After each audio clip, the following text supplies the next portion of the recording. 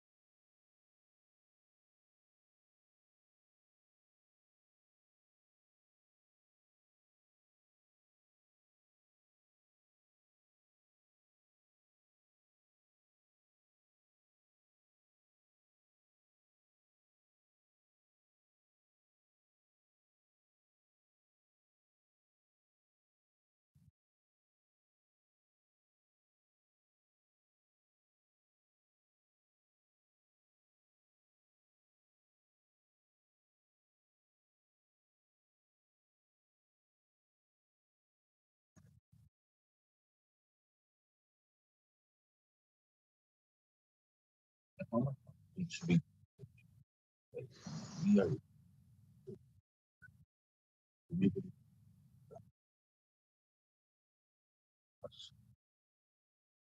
and find we will find tuning of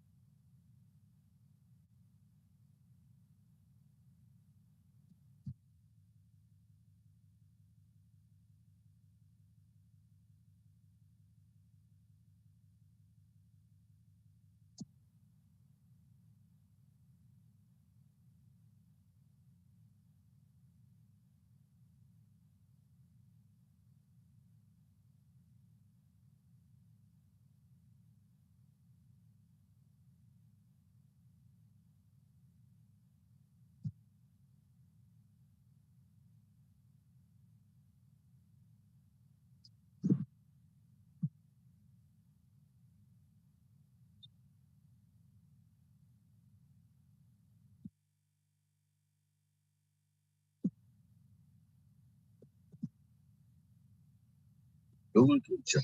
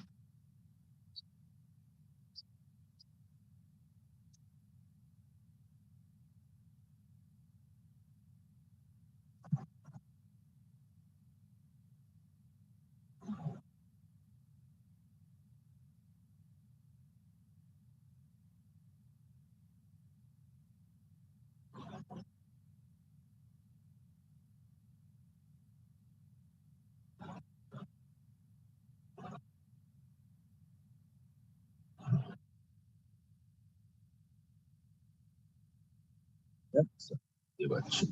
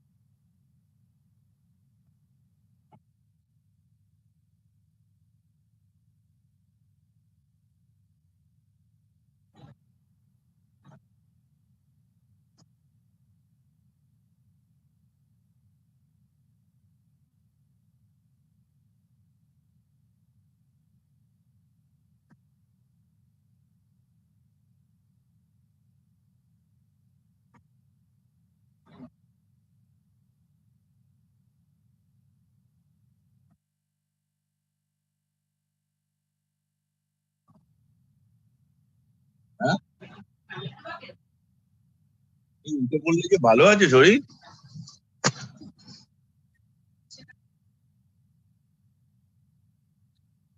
এই যে কমে যাবে, আরেকটা অ্যাকোয়াজাইড খেয়ে নেবে। আরেকটা অ্যাকোয়াজাইড খেয়ে নাও, ভালো হবে। ছোট অ্যাকোয়াজাইড আরেকটা খেয়ে নাও, ব্যাস।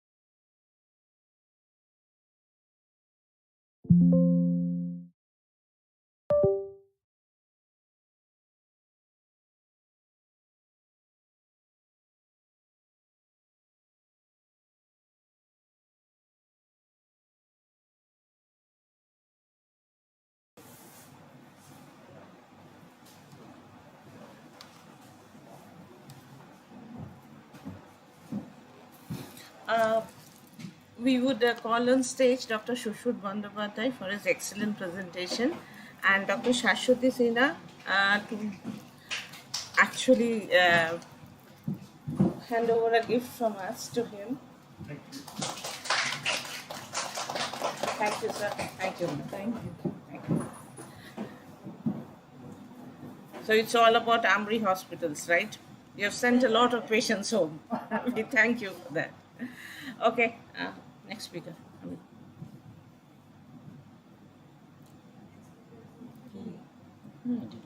I'm going to respond. Okay, fortunately or unfortunately, I'm the next speaker. So, I am here in the critical care department as a senior consultant critical care and anesthesia. I have passed my MBBS from NRS Medical College. Shall I introduce you? Yes, sir. Please.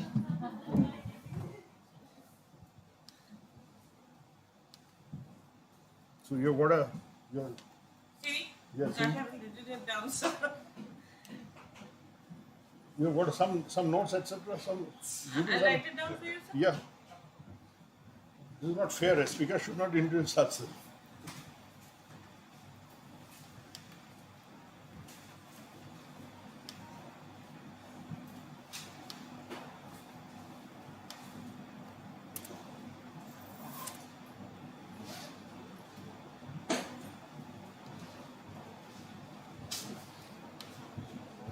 Thank you, Paramita.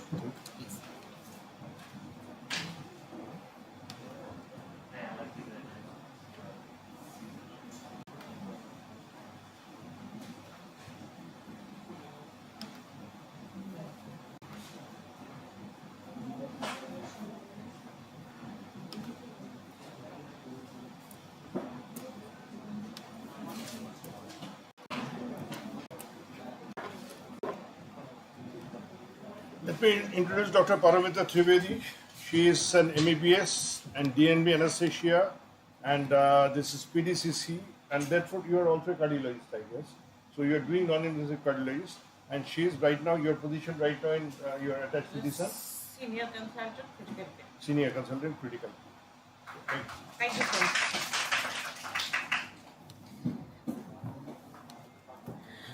My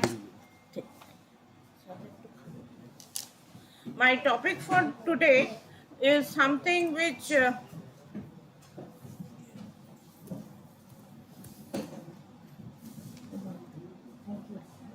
এটা এখনো করিস না কাট কাট তোমাকে বললে করে দেয়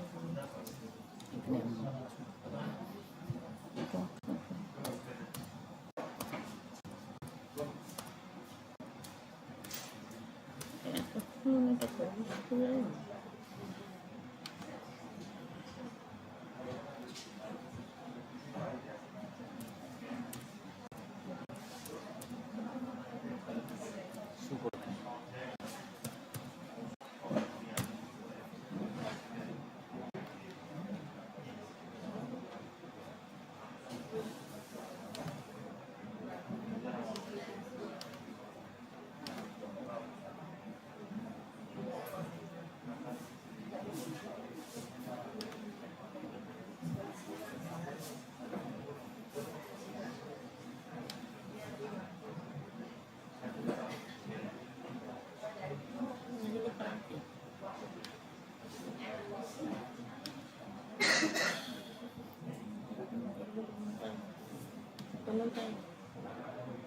presentation কোথায় রেখে এটা না ল্যাপটপে যেটা দিয়েছিল বাজে বকিস না প্রেজেন্টেশন বলে লেখা আছে এই মেলে কি ওই মিলে গেছে আমি জানি না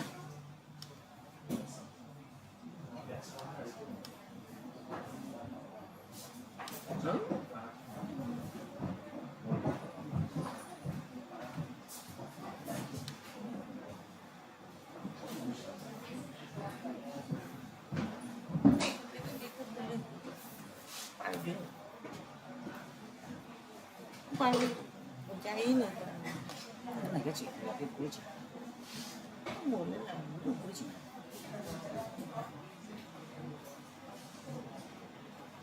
কি করেছিস তার কোনো কথা বলে না এই মেলে আর এটাই তো আছে না এটাই 70 70 70 70 70 কো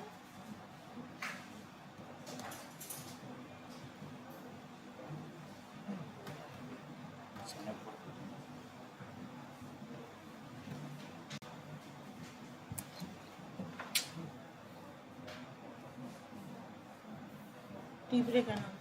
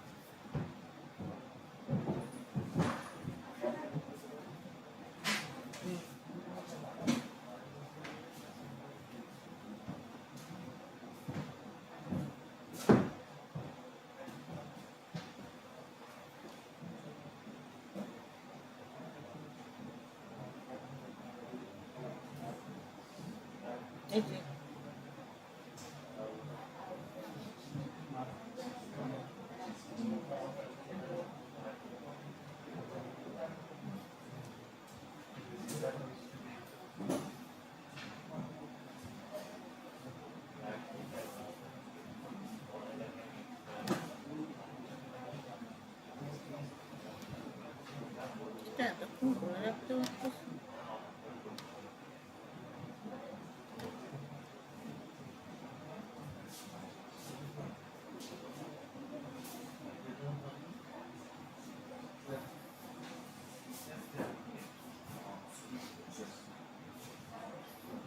এটাই প্রেজেন্টেশন এই গেছে খুলছে না না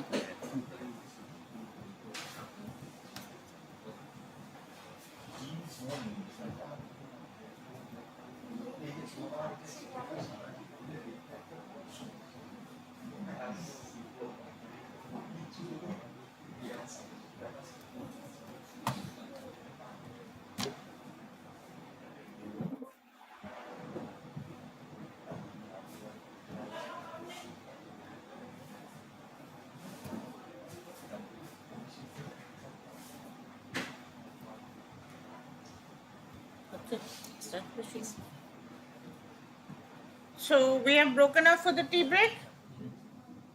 You can carry your food inside.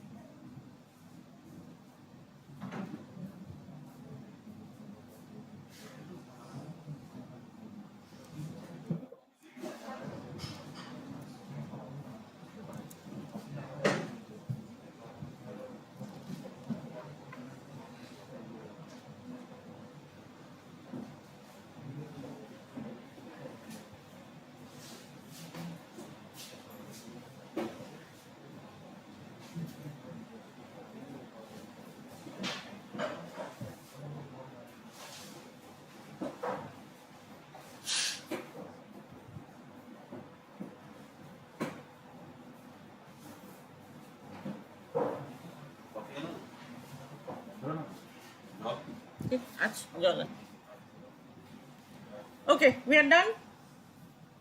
All right. Tea break over. We are done. And probably we had a little bit of lactic acid in our blood, so we wanted it over. Too much of knowledge of bombardment and too little time, right? Okay. Next topic is SVO2 and serum lactate in critically ill patients. Okay. So this is your ABD. The nurse comes to you, madam, এই পেশেন্টটা খুব খারাপ আছে, এই এবিজিটা এসেছে. What do? You have a pH of 6.7, you have a lactate of 13.6. You're alarmed, right?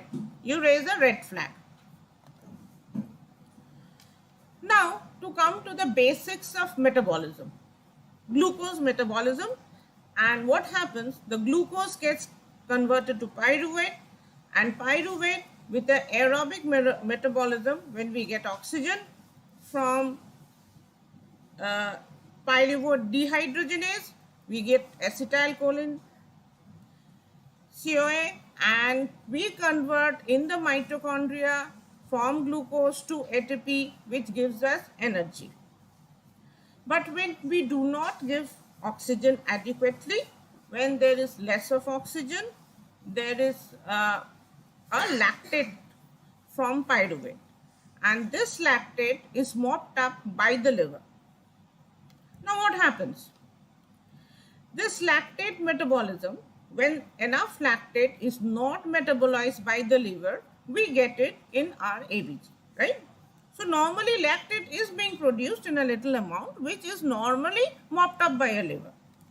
So when the liver is in dysfunction, we would automatically get a lactic acidosis. So lactic acidosis, the red flag that we actually, get in our critical care, are baba sepsis hoyeche, chalo fluid resuscitation, or say the first thing which comes to our mind, sugar ta dekho, diabetic ketoacidosis, right? What happens? Up to 2, fine. We still deal with it.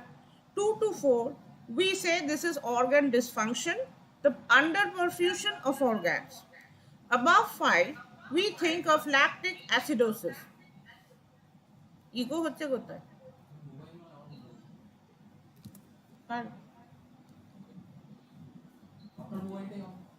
Off kore debo.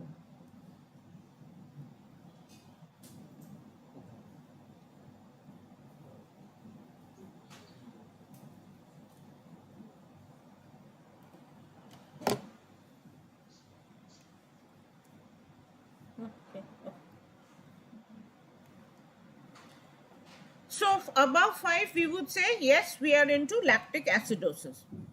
Now what happens? We discussed that the liver is not functioning well. Say you have a cancer or the liver has a dysfunction, and this mopping up of the lactate has not occurred. So it is always not sepsis. It is always not diabetic ketoacidosis. It may be a host of other things.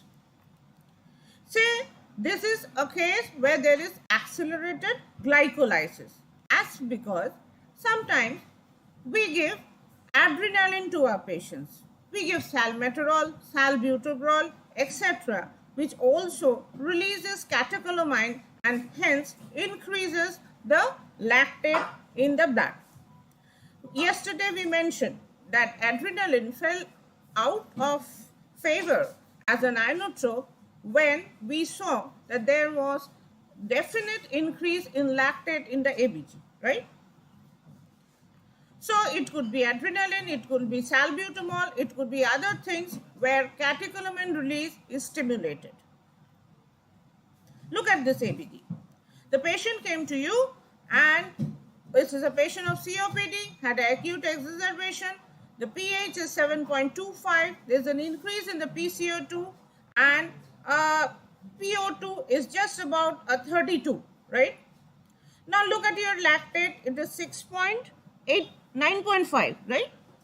So what we do is, with a lactate of 4 and the glucose, you see, is pretty high. Now we corrected the potassium. This is a VBG. I'm sorry, this is not an ABG. And what happened to my lactate? The patient was in pain as well. The patient was in pain, had a thoracic surgery, had an acute pain for which we gave fluid as well as pain relief. So what happened? With 2 liters of fluid, this patient lactate has come down now to 5.5. Did it come down? Right, it went up. So we merely gave fluids, but we could not resuscitate this patient. So how much of lactate, if they say I have a raised lactate, I decide to give fluid, and how would you quantify whether you are justified in actually, how would you quantify that after 2 hours, how much of lactate would decrease? You would say this is a goal point. This is where I want to reach. What is the target? 10% decrease of my lactate level after 2 hours of fluid resuscitation is where I want to go. Okay, so here I haven't actually gone to where I want to go. Now see, this patient has a decreased pH, PCO2 is increased, the lactate is 4, and now I have given fluid, but I haven't given any pain relief. So there is a catecholamine secretion still going on, right? So what happens here is I also need to give adequate analgesia. We often receive patients from the OT where probably a little bit of less fluid has been given. We could see our IVC, we could have an IVC assessment, you could have a CVP measurement, you could have other assessments which would give you the fluid resuscitation. But yes, the post-operative pain management also plays a role in the lactate of the patient. Often patients come from the OT, we do the first ABG and see a raised lactate. So pain management is also one of the roles. Fluid, yes. But along with it, others are there. If in a child you see the lactate is high, right, you could actually question whether there is any congenital disorder of the ATPs of the mitochondria. Because children do have mitochondrial aspects of congenital disease. Here we are dealing with the adult ICU. We often get patients who are chronic alcoholic, right? And when they come, we do the ABG, we forget to ask them whether whether alcohol was taken recently, whether he does take thiamine supplements, etc., etc. Because at that point of time, the patient may be sick enough not to give you a history. Think about it, whether there is a thiamine deficiency and that causes the PDH not to function well, and hence the pyruvate goes into lactate metabolism. So thiamine could also be a cause. So thiamine deficiency, keep in your mind. What about anaerobic metabolism? All of us knows when the oxygen is not adequate for tissue perfusion, then this goes into anaerobic metabolism, right? Can you tell me one of the most common drugs that causes lactic acidosis? It's very common. It happens with me as well. Metformin, right? So there we deal with many diabetic patients who do take metformin. Metformin is the first line of drug for any diabetic patient who walks into outdoor, and you may have a lactic acidosis. You could have toxins like carbon monoxide poisoning, where your mitochondria is actually debilitated, right? So different types of toxin, drug effects, etc. could also lead to high lactate. It's always not about sepsis, and sepsis. Yes, so a patient came to you, there was an abdominal pain, he's breathing in pain, and see what happens to his pH, 7.49. What happens to his PCO2? It is less, 28. and the bicarb 21, base excess minus 1.6. The sodium is 140, fine, potassium 3.7, but the lactate is 5.2. So what do we have? We have a hyperventilating patient. The PCO2 is less, the pH is alchemic, right? This alkalosis in this patient, but the lactate is high. You will have many patients where there is alkalosis with a high lactate. The question is, when we resuscitated this patient with an abdominal pain, the surgeon walked in, said that, okay, পেটে নিশ্চয়ই ischaemic গাট, এত lactate বাড়ছে কেন, আরও investigate করো, city NGO করো. So what we did, we resuscitated this patient. We gave ample fluid and we gave a pain relief. And look at what happened. From 5.2, it came down to 1.3.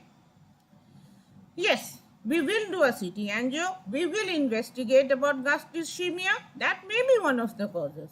But the others are also a cause which we need to keep in mind. Why does lactic acidosis, whenever it occurs, what happens? Why does alkalemia, why does alkalosis cause lactic to cause outside the cell wall? Whenever the pH goes up, the lactic acid is outside the cell wall. So these are always together. They walk hand in hand. Sepsis. There are 4 mechanisms by which the sepsis causes the lactate to go up. The mitochondrial dysfunction, the PDH dysfunction, it causes the adrenaline upsurge, the catecholamine upsurge, and it also oxygen less, where it causes the pyruvate to lactate conversion. So remembering again, glucose to pyruvate, you have an option where you have drugs which accelerate glycolysis. Okay? You have congenital disorders in children like mitochondrial dysfunction. You may have thiamine deficiency working on PDH. You can also have the anaerobic metabolism, which is the most common cause, and we all know. You can have the toxics and the drug effects, or the alkalosis, which makes the lactate extracellular, right? So sepsis is the most important point. We all know sepsis. Lactate বাড়ছে, sepsis হচ্ছে, red flag on. But other causes আছে কি না, we need to see. So this is where I actually have just recirculated it. I have kept all the causes outside. Now see, we get a pneumonic. We have the liver disease, the accelerated glycolysis, the congenital, thiamine, and see what are the first letters. The first letter is lactates, Lactates. So the pneumonic is also lactates, right? All right. So from here we move on. Now what happens to SVO2, right? So what happens when there is a venous saturation? We also see venous saturation as a marker for hypoperfusion. So what happens when there is a VBG? Why do you take a VBG? You can take a VBG from the central vein, which is in the SVC or the RA, and you can also take it from the pulmonary artery. So you have a SCVO2 or a SVO2, right? So these are the venous blood gases. Now why would you do a venous blood gas?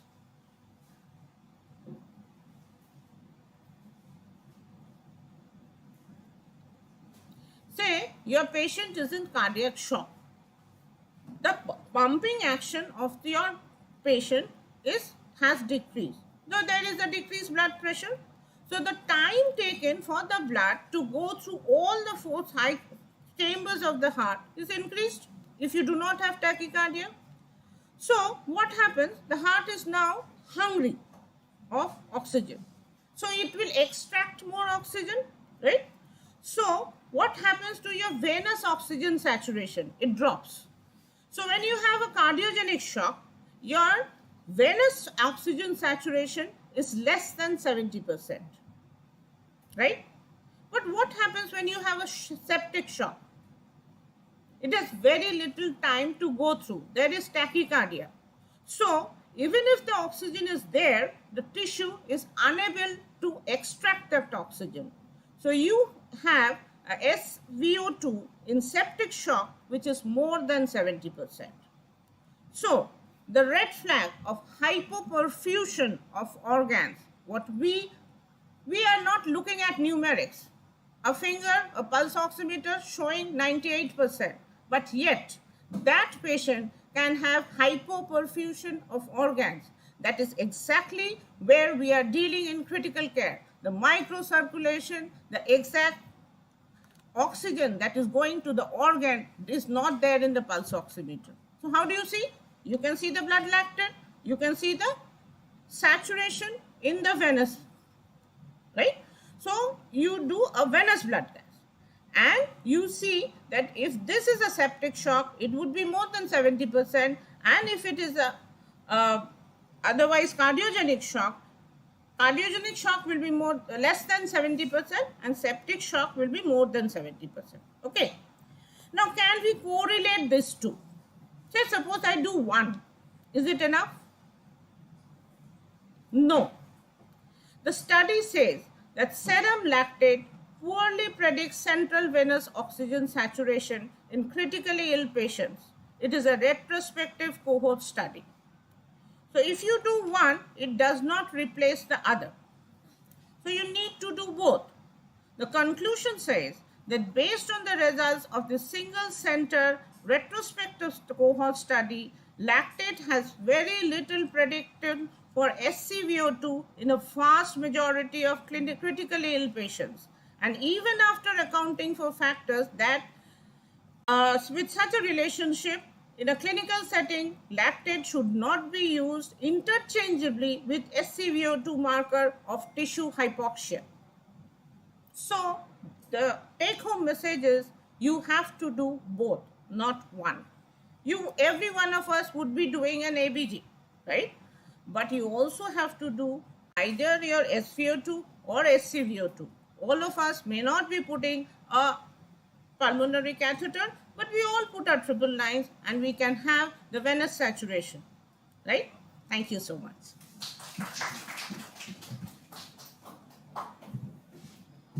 Thank you, ma'am, for such a wonderful presentation.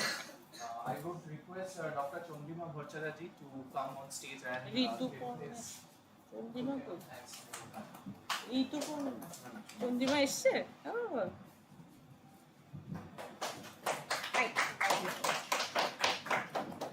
I would take this opportunity to thank Desun Hospital for organizing this hemodynamic workshop, especially Dr. Mohit Kharbanda.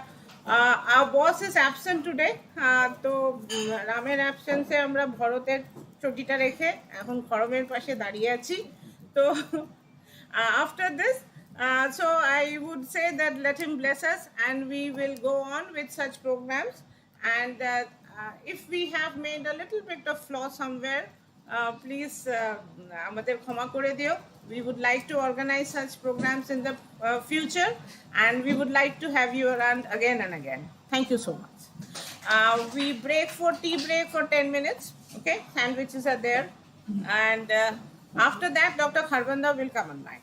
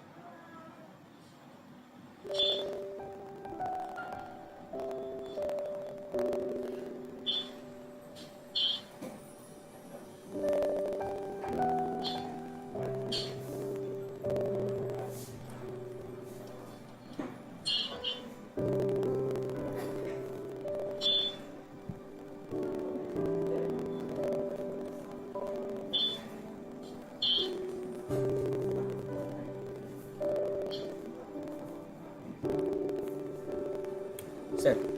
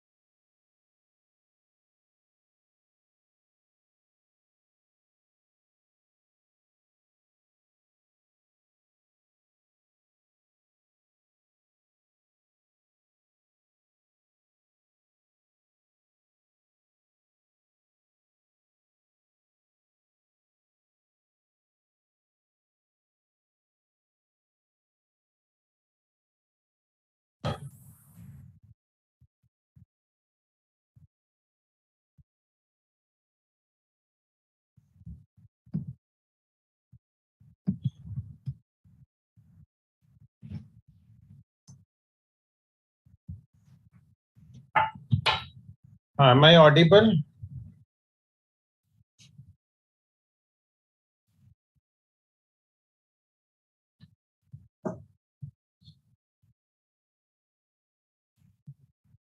Thank you.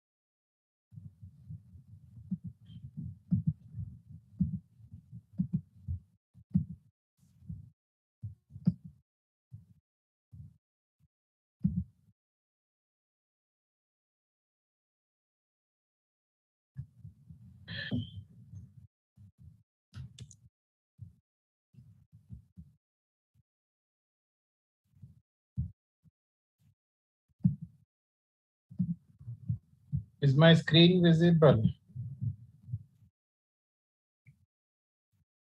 Okay. Good morning, everyone. So the topic for me today is shock, and I'm sorry I'm not able to join you there physically, as you probably know that I am unwell, and hopefully I should be able to complete this talk. If not to the, I don't know whether it will be up to the standard or not, but I'll try in the current situation. So let's start with this fictitious case. A 54-year-old male with polytrauma is brought to the emergency. On examination, the patient's airway is clear. Respiratory rate is 30 per minute. Heart rate is 120 per minute. BP is 120 by 80.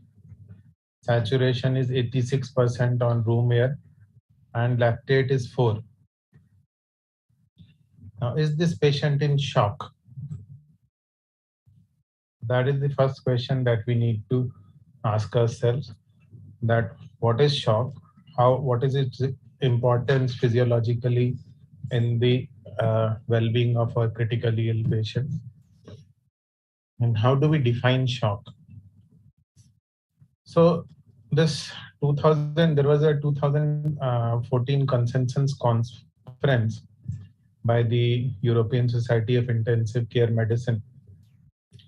And they defined shock as a life-threatening generalized form of acute circulatory failure associated with inadequate oxygen utilization by the cells.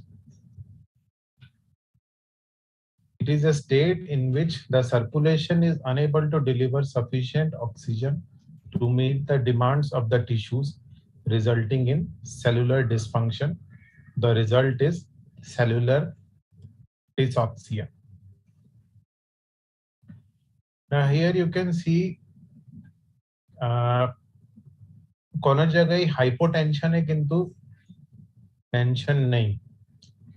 There is no mention of BP anywhere in this whole definition. कतो BP থাকতে হবে, কত থেকে বেশি, কত থেকে কম থাকতে হবে, সেই সব কোন জায়গায় definition. Low BP may be a sign of acute circulatory failure. 2 is inadequate oxygen utilization by the cells. Now this inadequate oxygen utilization may be because of poor delivery by the circulation, poor oxygen delivery, or it may be poor utilization, inability of the peripheral tissues to utilize this oxygen. And ultimately, the fact is it should result in cellular dysfunction. It results in cellular dysfunction, then it is called as shock. So, what is oxygen delivery, and how do we find out whether how much oxygen is being delivered? So, the formula for oxygen delivery is cardiac output multiplied by the arterial oxygen content. Okay, and the formula for oxygen content, arterial oxygen content, is, as you can see, hemoglobin into SaO2 into 1.34. Why this 1.34? Because this is the amount of oxygen attached to each hemoglobin, gram of hemoglobin, plus PaO2 into 0.003.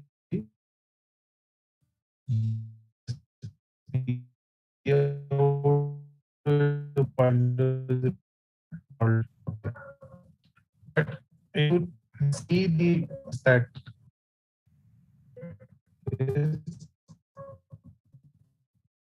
oxygen delivery is dependent on basically 3 things. The cardiac output can be neglected. Dissolved oxygen is not much, so that part can be neglected. But oxygen delivery basically can be seen to be unsaturation. And if you want to increase oxygen delivery at some point, these are the 3 things you need to focus on. Then comes your oxygen consumption. Oxygen consumption, VO2 is in cardiac output into arterial oxygen content minus venous oxygen content. And venous oxygen content, of course, similar to the arterial oxygen content, is hemoglobin into venous saturation plus the dissolved oxygen in the venous blood. The third important thing would be the oxygen extraction, that how much oxygen is being extracted by the peripheral tissues. So oxygen extraction is Again, cardiac output into hemoglobin, same, but the difference between the arterial saturation minus the venous saturation.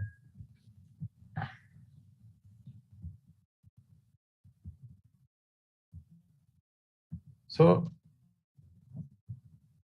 depending on that, we can find out the oxygen extraction rate also. Oxygen extraction rate is this difference between the arterial and the venous saturation. And oxygen extraction rate is generally higher in patients with distributive shock, where it extract the oxygen from the peripheral blood.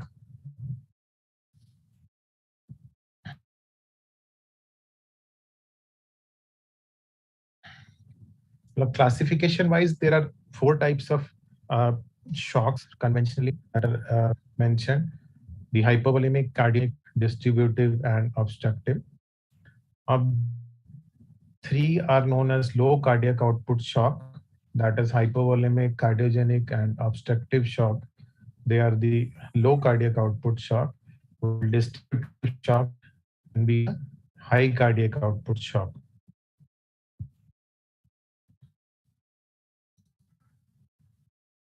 Now, this is very interesting diagram which has been recently made by a germ group trying to further classify the shock into various types. And if you focus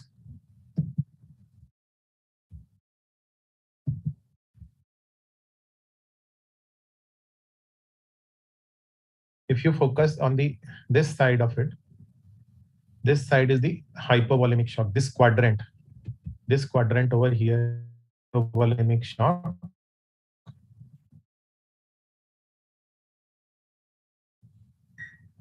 And they have further divided the hypovolemic shock into four types. One is the pure hemorrhagic shock. One is the pure hemorrhagic shock, and the hypovolemic shock into four types because the physiology for these four types differs by some extent.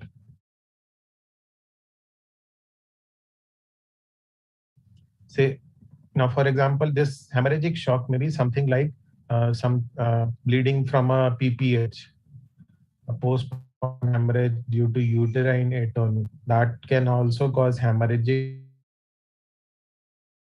shock, but there is no trauma involved. There is no other thing involved. It's a pure, simple hemorrhagic shock due to the bleeding itself.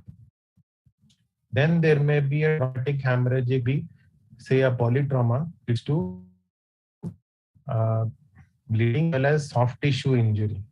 Now, when there will be a soft tissue injury, there will be a lot of other cytokines, etc., involved. The third type of volemic shock, that is in the narrower gastroenteritis, etc. The fourth type would be traumatic hypovolemic shock, which can happen with something like burns. Extensive burns can cause a lot of third spacing and can lead to this traumatic hypovolemic shock.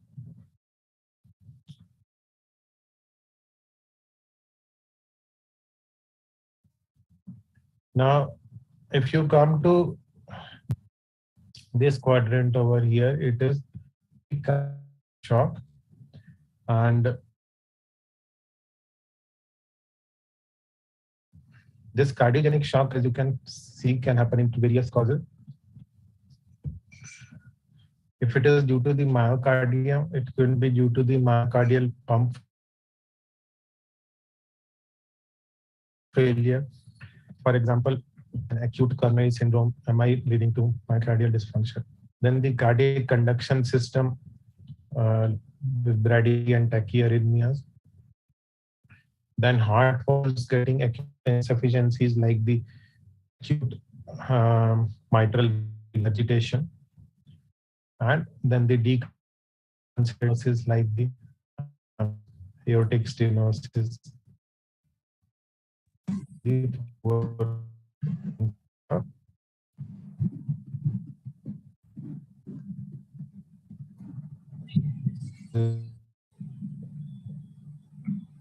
connection.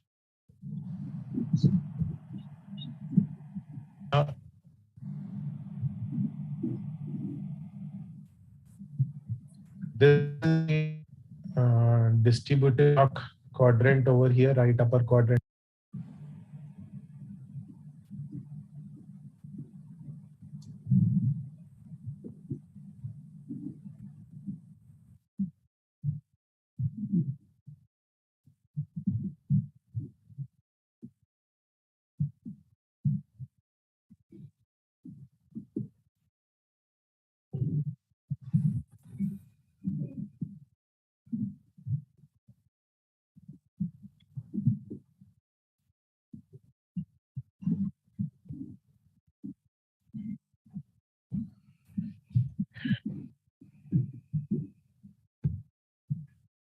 I'm sorry, it got disconnected.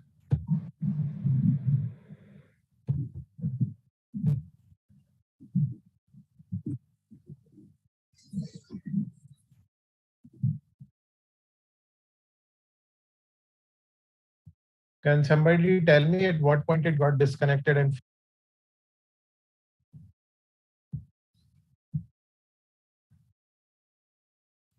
can you hear me? So this It's a very poor transmission. okay, I'll try to change the network. Just hold on.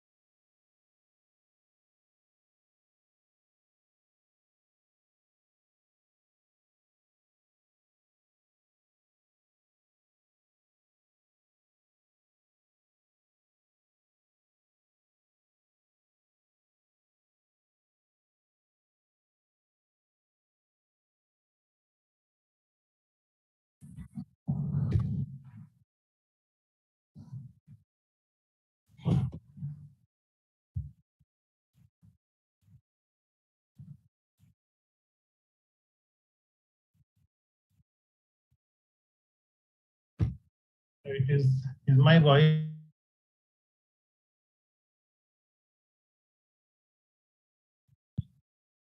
Can you hear me? কোন আওয়াজ মানে আগে থেকে কিছু clear আছে কি?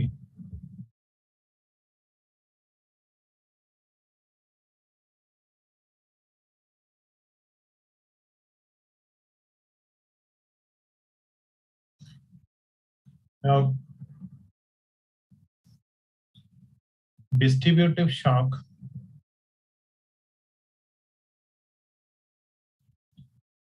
Distributive shock as such can be of three types. This right upper quadrant distributive shock, the main problem is two. One is the regulation of the tone, there is vasodilatation, and second is increased permeability. And distributive shock again can be of three causes, predominantly septic, of course, then anaphylactic and anaphylactoid, and the neurogenic. These can be the three types of distributive shocks.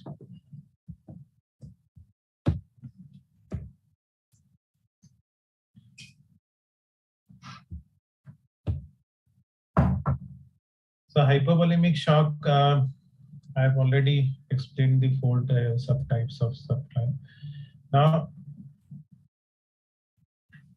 the physiology in hypovolemic shock is generally a result is a drop in cardiac preload to a critical level and reduced macro and micro circulation with negative consequences for tissue metabolism and the triggering of an inflammatory reaction. So this thing that we need to remember that whenever there is any type of shock, in fact, after a certain time, it becomes self-perpetuating because of the cytokine release. It's not that simple कि BP कम हुआ, हमने fluid दे दिया या हमने NORAD चला दिया and the BP has come up and now the patient is okay. It doesn't happen like that. So that is why it is very important that the shock is treated as a life-threatening emergency and whatever action needs to be taken has to be taken immediately. Because after some amount of damage is done, after a cytokine storm happens due to the cellular dysoxia, then it may be very difficult to reverse the shock.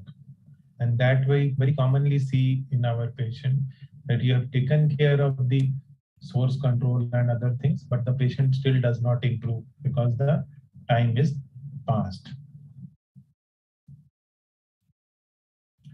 Also remember that in most of the shocks, hypotension is a late finding. BP जो कम होता है वो बहुत देर से होता है, patient उससे पहले बॉडी के जो compensatory mechanisms होते हैं, they try to keep the BP up. They will increase the heart rate, cardiac output will increase, SVR will increase, and this increase in SVR, this systemic vascular resistance, is useful to maintain a minimal level of cardiac and cerebral perfusion. But ये इसका होने से भी what happens is that you can maintain cardiac and cerebral perfusion, but other organ perfusions में blood flow कम हो जाता है and there is increasing oxygen depth in the other organs leading to organ failure. Now, if you have a patient with hypovolemic shock, you can judge the amount of blood that has been lost or fluid that has been lost by seeing the parameters as per this ATLS table. And if you look at this table and you look at the blood pressure column over here, blood pressure class 1 normal, class 2 normal, class 3 the BP starts decreasing. Okay, so what is class 3? What is the blood loss in class 3? Is 1500 to 2000 ml. So till this time 1.5 litre blood loss হওয়ার অবধি হয়তো বিপিটা কমবে না, ততক্ষণ হয়তো body compensate করে নেবে। যদি ইয়াং হেলদি পারসন হয় তাহলে 1.5 লিটার ব্লাড লসটা হয়তো বডি কম্পেনসেট করে নেবে, হার্ট রেট বাড়িয়ে, vascular resistance বাড়িয়ে body will compensate. But after this the hypotension will happen, and after this the decompensation that has happened, that happens very rapidly and it is very difficult to manage it. So keep this in mind.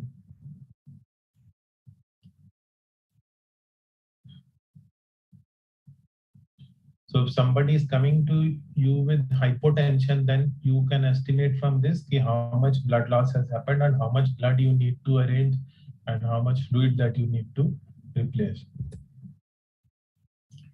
Now coming to the various parameters, if you try to measure the parameters, cardiac output is usually low because of the decreased preload.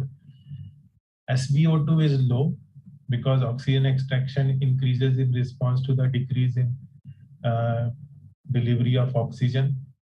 Delivery of oxygen is low, so extraction will be higher. CVP is also low. SVR is high in an attempt to keep the mean map at normal level. Echocardiography যদি করে দেখি, then there will be small volumes of the cardiac chambers and normal or high contractility. Management is immediate intravascular replacement, that is fluid resuscitation with balanced crystalloids. So nowadays there is no role of colloids in resuscitation of hypovolemic shock. So all those starches and gelatins that were used earlier, that have been shown to have nephrotoxicity and other effects. So there is no role of them. The only thing you have to use is the balanced crystalloid using wide bore peripheral venous access. So what happens if a patient comes in shock? The first reaction from the junior medical officer is to rush to get a central line. Don't waste your time in getting a central line. Get wide bore peripheral venous access. What is wide bore? Preferably a 16 gauge peripheral channel. If not, then at least an 18 gauge peripheral to wide bore peripheral channels access should be there so that you can increase the flow. Also here I would remind you is that longer the length of the venous access, slower will be the flow rate.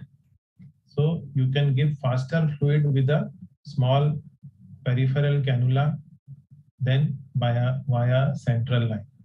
So your flow rate would be slower with the central line as compared to a peripheral cannula. And whenever a patient in shock is there, again I would like to remind you is it is an emergency, and don't start some fluid and walk away, that you have started some fluid at 80 ml per hour and then you walk away and go and have your tea. That should not happen. We need to stand by the bedside, and the amount of fluid that has been lost has to be replaced as fast as possible, and the circulation has to be maintained as quickly as possible. If you need to give some amount of NORAD, that is also okay, but the circulation needs to be maintained, because once the inflammatory reaction sets in, the organ failure sets in, then it will be irreversible.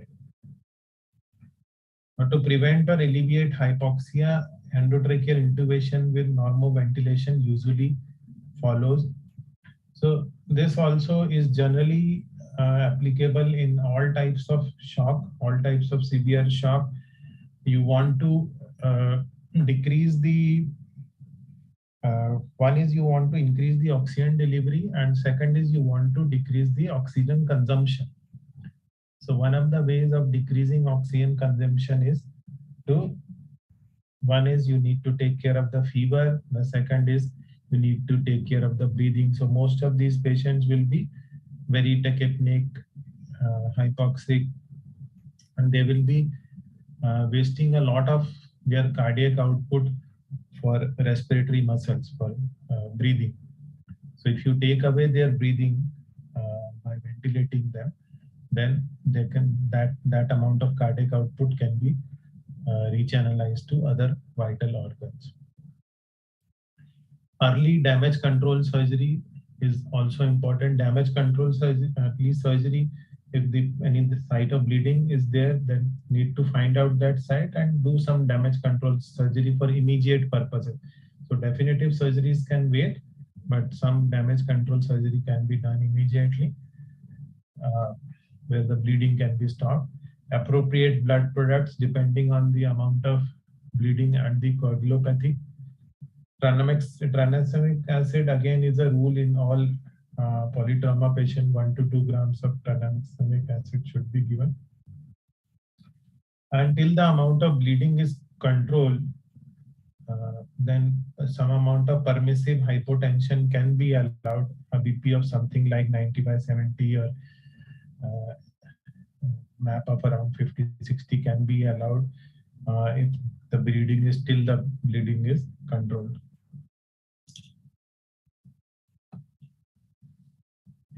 Coming to cardiogenic shock, it's defined as a state of ineffective cardiac output caused by a primary cardiac disorder with both clinical and biochemical manifestations of inadequate tissue perfusion. Now, generally, there are three characteristics of cardiogenic shock which are present in most patients. One is a sustained BP of less than 90 mm of Hg for at least 30 minutes, or the need for vasopressors or IABP to maintain a systolic BP of more than 90, a cardiac index of less than 2.2, which is not related to hypovolemia or not related to arrhythmias, hypoxemia, acidosis, or AV block, and is evidence of tissue hypoperfusion. So cardiac output generally in these patients will be low because contractility is impaired, SpO2 is low, oxygen extraction ratio is increased. CVP is generally high because of the increased end diastolic volume, which is caused by both the inability of the failing heart to empty cardiac chambers at the end of the systole and to a certain degree diastolic impairment related to the loss of ATP production causing an increase in end diastolic pressure. SVR is usually high and echo generally presents signs of dilated ventricles and poor contractility. If you look at the PA catheter parameters, then you can have a left ventricular shock or right ventricular shock. Left ventricular shock will have a high wedge pressure, a low cardiac output, and a high SVR. A right ventricular shock will have a high right atrial pressure. Right atrial is to wedge pressure ratio of greater than 0.8. There may be an exaggerated wire descent. There may be a RV square root sign. In case of presence of mitral regurgitation, the wedge wave may show a large V wave. In presence of VSD, there may be a large V wave, and there may be an oxygen saturation step up. What is a oxygen saturation step up is when say if you have a left to right shunt, then oxygenated blood is going. If you have a VSD and you have a left to right shunt, the oxygenated blood is going from the left ventricle to the right ventricle. And so when you check the saturation in the right atrium and then you proceed to the right ventricle, you find that the saturation in the right ventricle is higher by more than 5%. So this is called as saturation step up.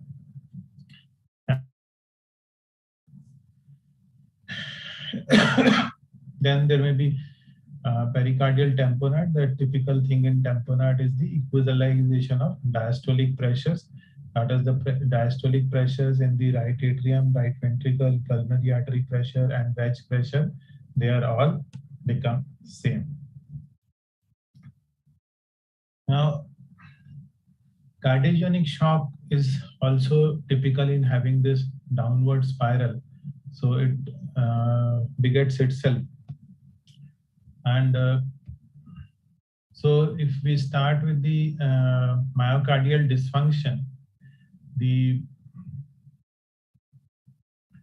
what is happening is when there is myocardial dysfunction, there is low stroke volume, low cardiac output, leads to hypotension, leads to tachycardia. Now this tachycardia and leads to again lower coronary perfusion because the diastolic time is reduced. There is lower coronary perfusion. Also, there is increased left ventricular and diastolic pressure, leading to pulmonary congestion, leading to hypoxemia. This hypoxemia further leads to coronary ischemia. To come to the systolic side, there is decreased cardiac output, decreased stroke volume, leading to hypotension, decreased coronary perfusion, leading to again coronary ischemia. This decreased cardiac output and decreased stroke volume leads to decreased systemic perfusion. And here again the peripheral tissues and the kidneys recognize that there is a hypovolemic. The kidneys think that the patient is hypovolemic because of poor circulation. And then they secrete things like renin and angiotensin, which causes peripheral vasoconstriction. It also causes retention of fluid and sodium, which again leads to further load on the heart and leads to progressive myocardial dysfunction, and this can lead to a death. So the management wise, the primary goal of the treatment is to remove the cardiac causes of the shock. So earliest possible reperfusion जैसे भी कर सकें. If it is ACS, then do a PCI or a surgery or put in a pacemaker or whatever needs to be done. Apart from that, the supportive drugs that can be given are given, things like dobutamine, NORAD, and other things are given, and other mechanical devices as required, for example IABP, ECMO, etc. may be needed to support these patients. And to obstructive shock, the causes we know all. It's probably the least common type of shock, obstructive shock. Pericardial tamponade, pulmonary embolism, or tension pneumothorax. These are the three main causes of obstructive shock. Cardiac output is generally low because preload is low, or because there is an obstruction to the ventricular outflow, which happens in pulmonary embolism. SpO2 is low as in other types of low cardiac output shocks because of the decrease in oxygen, because of the increase in oxygen extraction. CVP is typically high. There is increase in CVP can be high because of the increase in pleural pressure in case of tension pneumothorax, the rise of end diastolic volume in case of pulmonary embolism, and decreased diastolic compliance in case of pericardial tamponade. The SVR are usually high in order to keep adequate map. And echocardiography is one of the most useful mechanisms to differentiate between the causes of obstructive shock. So in tamponade, of course, all the typical pictures would be there of these things. Coming to distributive shocks, systemic vasodilatation due to either a release of inflammatory factors during sepsis or anaphylaxis, or a decrease in sympathetic tone in neurogenic shock. A cardiac output is typically high because of the hyperdynamic state caused by the decrease in SVR. So distributive shock, as I mentioned, there will be two problems. One is the vasodilatation, peripheral vasodilatation and low SVR. And second is there may be a capillary leak. So all that leads to a state of relative hypovolemia.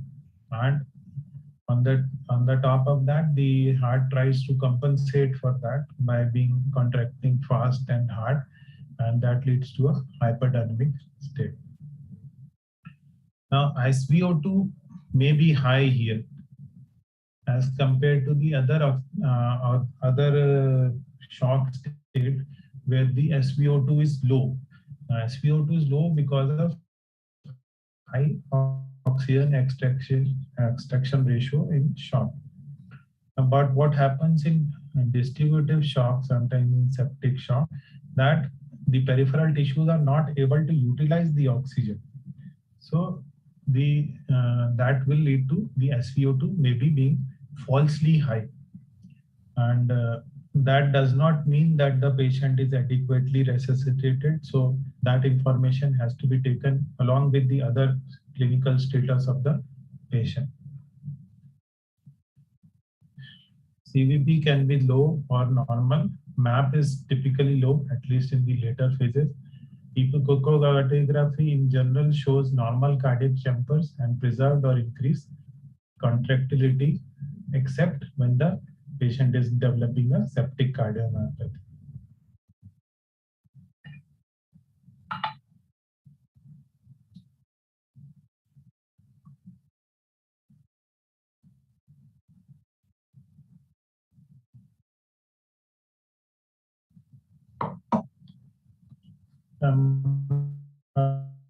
Already discussed coronation.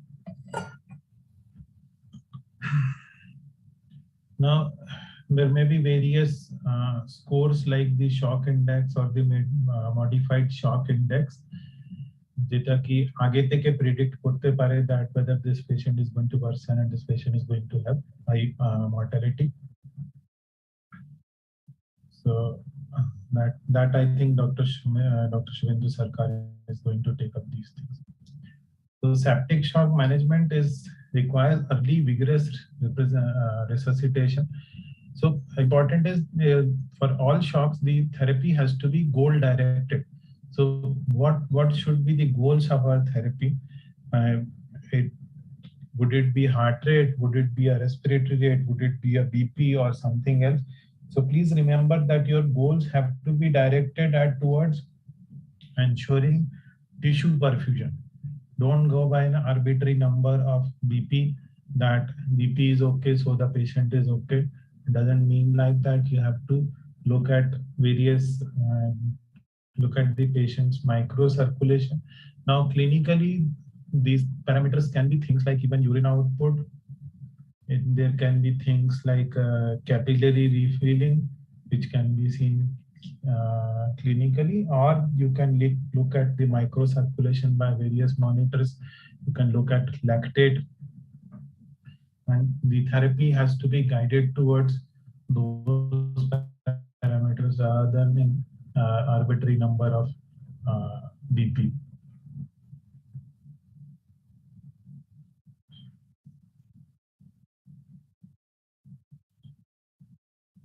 And also remember that in a lot of these patients, there may be loss of peripheral autoregulation. So in fact, even if the BP is, you're able to maintain a blood pressure, systemic blood pressure, the peripheral tissues might be still be having vasoconstriction, and they may not be able to utilize oxygen properly. So look at the peripheral circulation, and you may in fact require to give a patient in severe shock some amount of nitroglycerin also sometimes to maintain the peripheral perfusion. And the blood pressure again may have the things have to be individualized. There cannot not be a single measure of blood pressure which will be applicable in all patients. So these blood pressure has to be individualized depending on the perfusion of the patient. Some patients who are baseline hypertensive may require higher amount of blood pressure to maintain perfusion.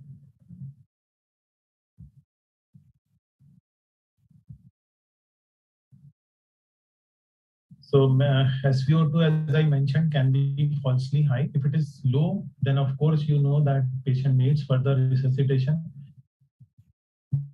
But if it is high, then take it with a pinch of salt and take it in collaboration with the other clinical findings. Microcirculation, I think Dr. Panja might have mentioned here the visualization of the sublingual circulation or sublingual capnometry may be useful to see these patients.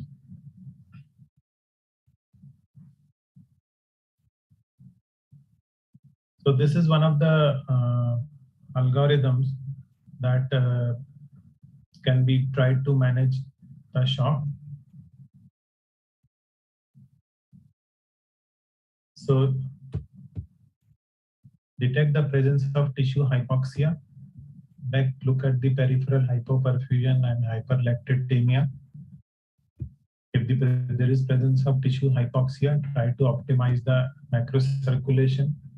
Check if MAP minus CVP is adequate. You remember Dr. Todi mentioned yesterday this MAP minus CVP, because this is what is called as the driving pressure. This is the driving pressure for the venous return. If it is adequate, yes. If no, then look what is the issue. Look at the diastolic arterial pressure. If the diastolic arterial pressure is low, that means there is depressed arterial tone and depressed cardiac output. Get that you need to give vasopressors. If diastolic arterial pressure is not low, then that means there is insufficient cardiac output. So you need to increase the cardiac output by giving either increasing preload or by giving inotropes. Also check if oxygen delivery is adequate to oxygen consumption by looking at the SCBO2. If the SCBO2 is low, look at the hemoglobin. If the hemoglobin is low, give blood. If the hemoglobin is not low, SCBO2 is low, that means there is insufficient cardiac output. Look at the cause of insufficient cardiac output. Is it impaired contractility or is it insufficient preload? If it is impaired contractility, might need to give inotropes. If there is insufficient preload, do look at the pulse pressure variation or a passive leg raising. See if you need to give fluids. If the SCBO2 is normal, you can look at the PCO2 gap. If it is more than 6, then that means there is insufficient cardiac output. And you can go into this algorithm. If the PCO2 gap is less than 6, or if the SCBO2 is high, then you can do nothing in the terms of microcirculation.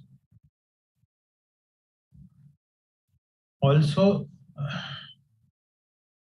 this algorithm was given by Jean-Louis Vincent, wherein they say there are 4 phases of shock, 4 phases in the management of shock, that is salvage, optimization, stabilization, and de-escalation. Salvage is the initial phase of shock when the patient presents to you, whether the patient is in a life-threatening situation. So you need to obtain a minimal acceptable blood pressure by giving fluids, vasopressors, whatnot, perform all the life-saving procedures. Optimization is provide adequate oxygen availability, optimize the cardiac output, SCBO2, and lactate. Stabilization is provide adequate organ support and minimize complications, prevent organ dysfunction. And de-escalation is always when you are weaning off from the vasoactive agent and try to achieve negative fluid balance. So the focus nowadays is to also to achieve a negative fluid balance as quickly as possible. That say day 1 the patient has come to you in a shock, tried to achieve all these 3 phases, but by day 2 or 3 you should be in a de-escalation phase, and you should be trying to achieve a negative fluid balance, because if the patient remains in a positive fluid balance for a prolonged period of time, that can ultimately lead to poorer outcome of the patient. So once the patient has been stabilized, we need to focus on the de-escalation and trying to take out all the excess fluid that we have given in the resuscitation phase. So that's it from me today.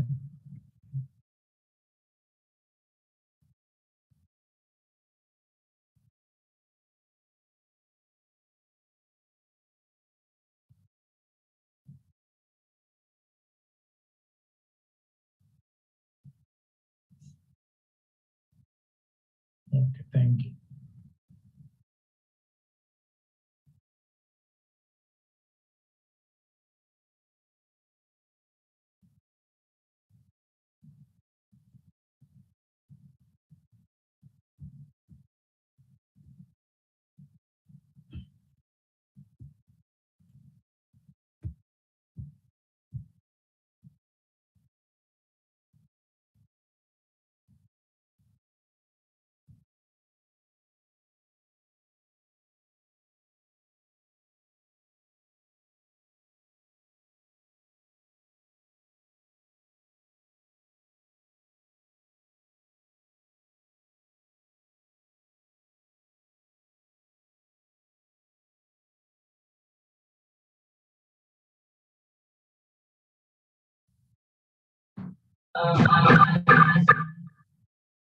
All right.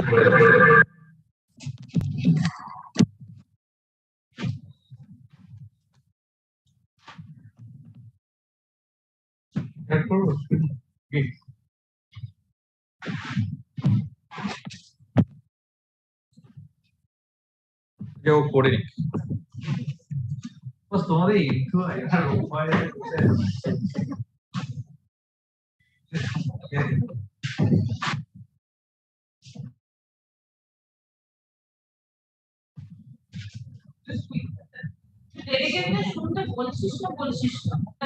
আমি একদম মানে কি বলবো বলো এদের এদের এই অসাধারণ ডেডিকেশন শুরুর আগে আমি একদিন আমার সার্টিফিকেট কাকা তুমি একটু সোজায় বসো জিজ্ঞেস করছে সার্টিফিকেট কখন পাওয়া যাবে আমি প্রথমেই নিই জানো তো এরা পেপার জায়গায় আসবে শেষ না হলে দেবে না কালকে আমরা যাবো একটু পরে পড়াশোনা শুরু শুনলে ভালো আছে কালকে যে পেশেন্টটা লাইভ টেলিকাস্ট দেখিয়েছিলাম সেই পেশেন্টটাকে আমি আউট অফ ভেন্টিলেশন করেছি and probably by this time Paramita has taken lecture and of different kinds of lecture. I hope you have a more or less acceptable explanation of the mixed venous oxygen saturation and what's its importance and other and what's the concept behind and other things. Any one of you আমি 4-5 minute নেব তারপরে will go to artificial excel আমি artificial জিনিস করবো একটু genuine জিনিস ঢুকবো মাথায় so anyone to explain the concept of mixed venous oxygen saturation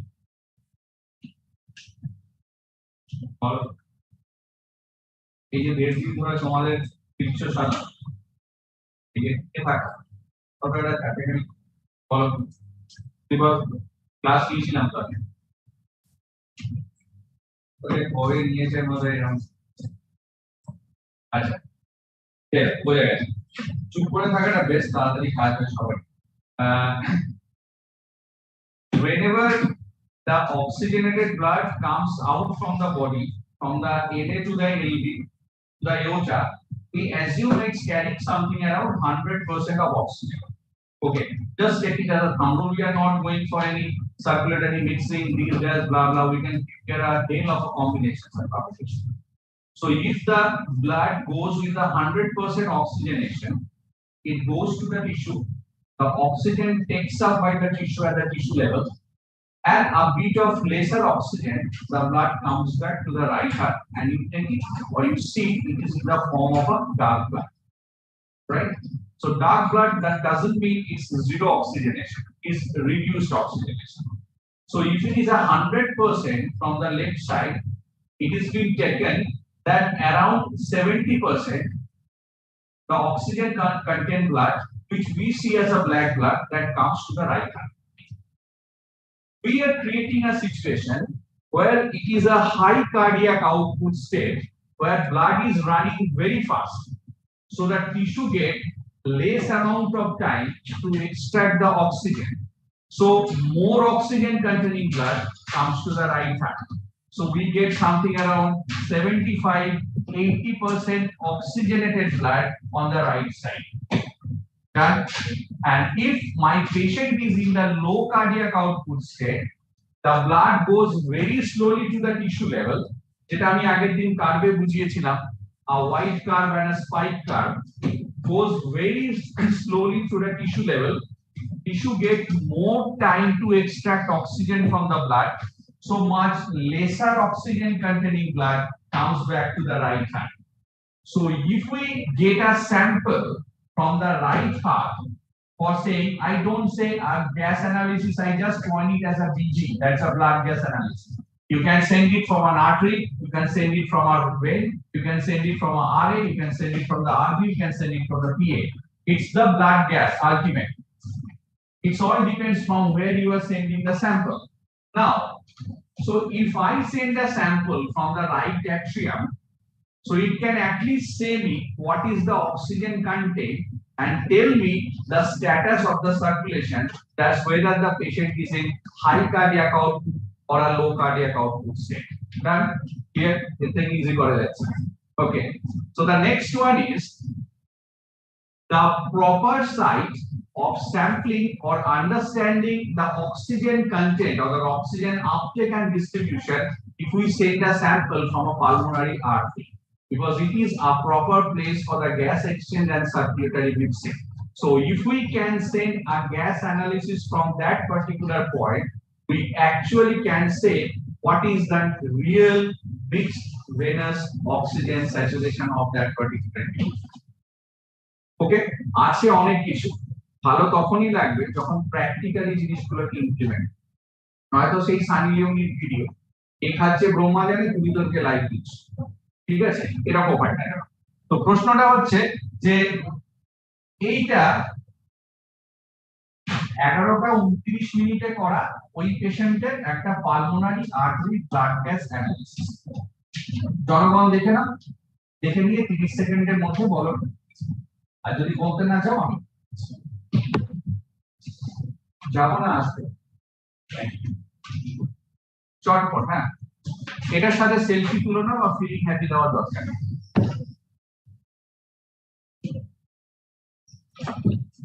আমরা তো সুলভ শৌচালয়ও বাদ রাখি না, ফিলিং হ্যাপি।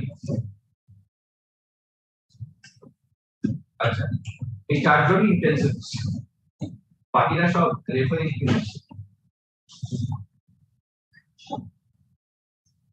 আর দেখো না, এটা দেখলে কিন্তু অক্সিজেন বাড়বে বা কমবে না। যেমন আমাদের অনেকে ওটি লিস্টের দিকে ভাবে তাকিয়ে থাকে, এতটা তাকাবে না, ওটা ছোট হবে, ওরা নিয়ে থাকে।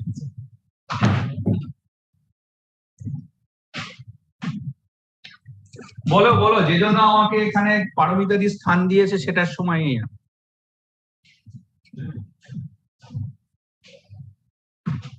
বলো চটপট, তোমার কাছে আস্তে আস্তে ভর পেশেন্ট খারাপ হয়ে যাবে।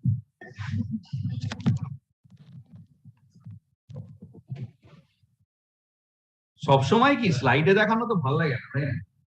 মাঝে মধ্যে রিয়েল স্টোরি শুনতে ভালো লাগে। পেশেন্ট এই সময় হলো উঠে বসে আছে 11:30। পালমোনারি গ্যাস অ্যানালিসিস করা হয় মনে হচ্ছে আগে দেখে বলো চল। ওই ওই স্টোরি কবি তোলা হয়ে গেছে 7 বলো বলো বলো বলো বলো ও কাজে তো স্টেটাস এক্সেলেন্ট এক্সেলেন্ট। এই তো হয়ে গেছে, দিদি সার্টিফিকেট দিও। So you can see that SO2 is something around কত আছে 56। তুমি যদি এখন পেশেন্টের কাছে যাও, পেশেন্টের ব্লাড প্রেসার হচ্ছে 134/78, we have PA pressure of 40/30।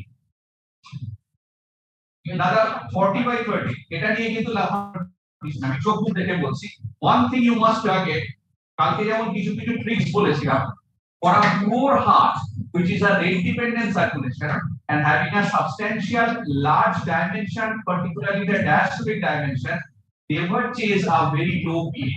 It will ultimately reduce the cardiac output. ভেতরে জিনিস দিতে হবে তো, তবে তো cardiac outputটা করবে। So always this type of patient should be moderately filled up. তোমার যদি moderate filling up নিয়ে কোনো কোয়েরি থাকে, ওয়েজ করে দেখে নেবে অ্যাপিলারি ওয়েজ কত আছে। So be a little practical, না তো এগুলো শুনে পড়ে কোনো লাভ নেই। ফালতু এই আছে তুমিও জানলে জানি আমিও জানি, সেটা একটা প্র্যাকটিক্যালি। তাহলে it's a low cardiac output state and the patient is having the hemodynamics of this with an oxygen saturation around 98 to 100% with 6 liters of oxygen in the face mask. Patient is comfortable, patient is going for a spirometry. So whether we are going to take the inotrope off or not, this is one short question as an intensivist. ঠিক আছে, লেকচারের থেকে জিনিসটাকে practically দাঁড় করানোটা বেশি important. যে আমি দাঁড়িয়ে আছি, this is my pulmonary artery gas analysis, this is the hemodynamics of the patient, this is the cardiac condition of the patient. Now as an intensivist, whether I should chase of reducing the inotrope or not. The patient is on dobutamine and noradrenaline in a very minimal support of only 3 ml 3 ml each. And the noradrenaline is 2/50 concentration. তোমরা তো 16-32 এর নিচে দেখোনি, funnel দিয়ে যেটা ঢালো। তো যাই হোক, তো ব্যাপারটা হচ্ছে যে 2/50 কনসেন্ট্রেশন, যেটা অনেক সময় তো মনে হতে পারে আমাকে দিলেও ঠিক আছে, বাড়ি চলে যাবো বলে। নট লাইক দ্যাট, যাই হোক, কিন্তু ওর জন্য ওটাই দরকার, তাই দেওয়া হয়েছে। So now as an intensivist you come to this. আমি আজকে ভাবছিলাম কিভাবে আমার গল্পটা শুরু করব তোমাদের নিয়ে, কারণ তোমরা তো সেই কালকে থেকে অত্যাচারিত আরো হবে। তো আমারটাতে যাতে বেশি বোর না হোক, এটাকে একটু টপ আপ করে দিচ্ছি আর্টিফিশিয়াল ইন্টেলিজেন্স। বস ইউরিন আউটপুট তো বলে যাবে, ওটা নিয়ে তো কোনো ভাবছি না। তুমি যদি এখন ইউরিন আউটপুটের জন্য অপেক্ষা করো, ইটস আ ভ্যালিড পয়েন্ট, তাহলে এই ইনভেস্টিগেশনস গুলোর কোনো মানে হয় না, right? Okay, so now a few words about that artificial intelligence. So the first slide is a model slide that these books are there for an essential structural purpose. They are actually not for science. Okay, madam ke ye nahi oh acha fresh hote gechi eto chap bolte anyway, to hemodynamic analysis ta কিছুটা এরকম যে তুমি কোনটাকে structural support ভাববে আর কোনটাকে বেঁচে দেবে, সেটা কিন্তু তোমার অ্যাকিউমেনের উপর পুরো ডিপেন্ড করছে। and obviously it has to be evidence based by justified. Okay, so the next one is এই স্লাইডটা কালকে দেখানো হয়েছিল, এটাকে আবার আলাদা করে আলোচনা করার কোনো দরকার আছে বলে আমার মনে হয়। So ultimate whatever the monitors, goal of the monitor comes, চারটে পয়েন্ট খুব মন দিয়ে শোনো, এটাকে লেখা বা ছবি তোলার কোনো দরকার নেই, just practical. To assure the adequacy of the perfusion. Number 2, early detection of the inadequacy of the perfusion. That's why we need this PAH. So whether this patient is going to the phase of the inadequacy of perfusion or not from the beginning. Number 3, titrate the therapy of specific hemodynamic endpoints. And lastly, differentiate among various organ system dysfunction. Moita definitely বলেছে তোমাদের নিশ্চয়ই যে একটা terminal stage of শক আমাদের ultimately it goes to the multi organ. So we need to take care, we need to treat the patient from the very beginning. This is number one. Okay, so it's all individual patient should be physiologically based and goal oriented. This is our ultimate goal. এবং সেই গোলটাই কিন্তু আমরা chess করেছি এই PABG K, to see the mixed venous oxygen saturation. So it's very well diagnosed. Is the patient is still in the low cardiac output, it's better. ওখানে দাঁড়িয়ে বলবো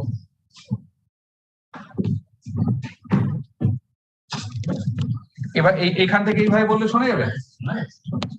কে শুনছে ও বলো তো? সবাই শুনছে না? না না, বসতে বসতে দিতে হবে, বসা ট্রলি অত করতে হবে। ঠিক, আমি এভাবে বলবো কি? আমাকে বলো বস, তোমাদের মনিটর এক জায়গায়, স্পিকার এক জায়গায়, এরকম ভাবে আমার পরীক্ষা নিও না বস। অগ্নি পরীক্ষা রোববারের বাজার, লাঞ্চ হয়নি।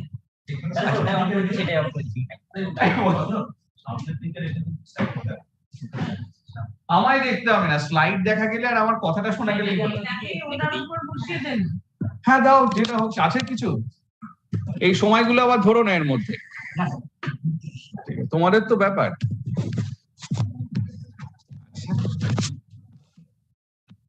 তুমি এটার একটা ছবি তোলো, এই কম্বিনেশনটা কিন্তু টাফ। তোমাকে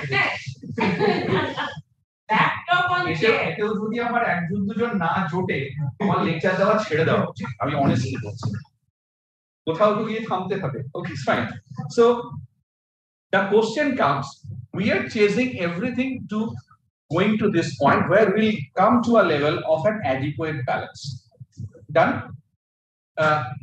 এইটাতে ঠিক আছে তো? এই ডিটেলসের মোট শুনতে পাবে তো? বাস ঠিক আছে। Okay. So now we already discussed the existence of our invasive monitor, minimal invasive monitor. We discussed about the non-invasive টা আমাদের আলোচনা হয়নি। যদি পাওয়া যায় টেবিলে তখন একটু বলে দেবো কোন, আদারওয়াইজ বাদ দাও। ঠিক আছে। And the next one is the impregnation of the artificial intelligence. এটার সাথে সম্পর্কটা হয়তো কিছুক্ষণ বাদে পাবে, কানেক্ট করতে পারবে। সো অসুবিধা হচ্ছে জানো তো, মানে একটু এইখানে রেখে বলছি, বুঝলে তো অসুবিধা কিছু। আমি এইখানে দাঁড়িয়ে বলি তাহলে তো হয়ে যাবে।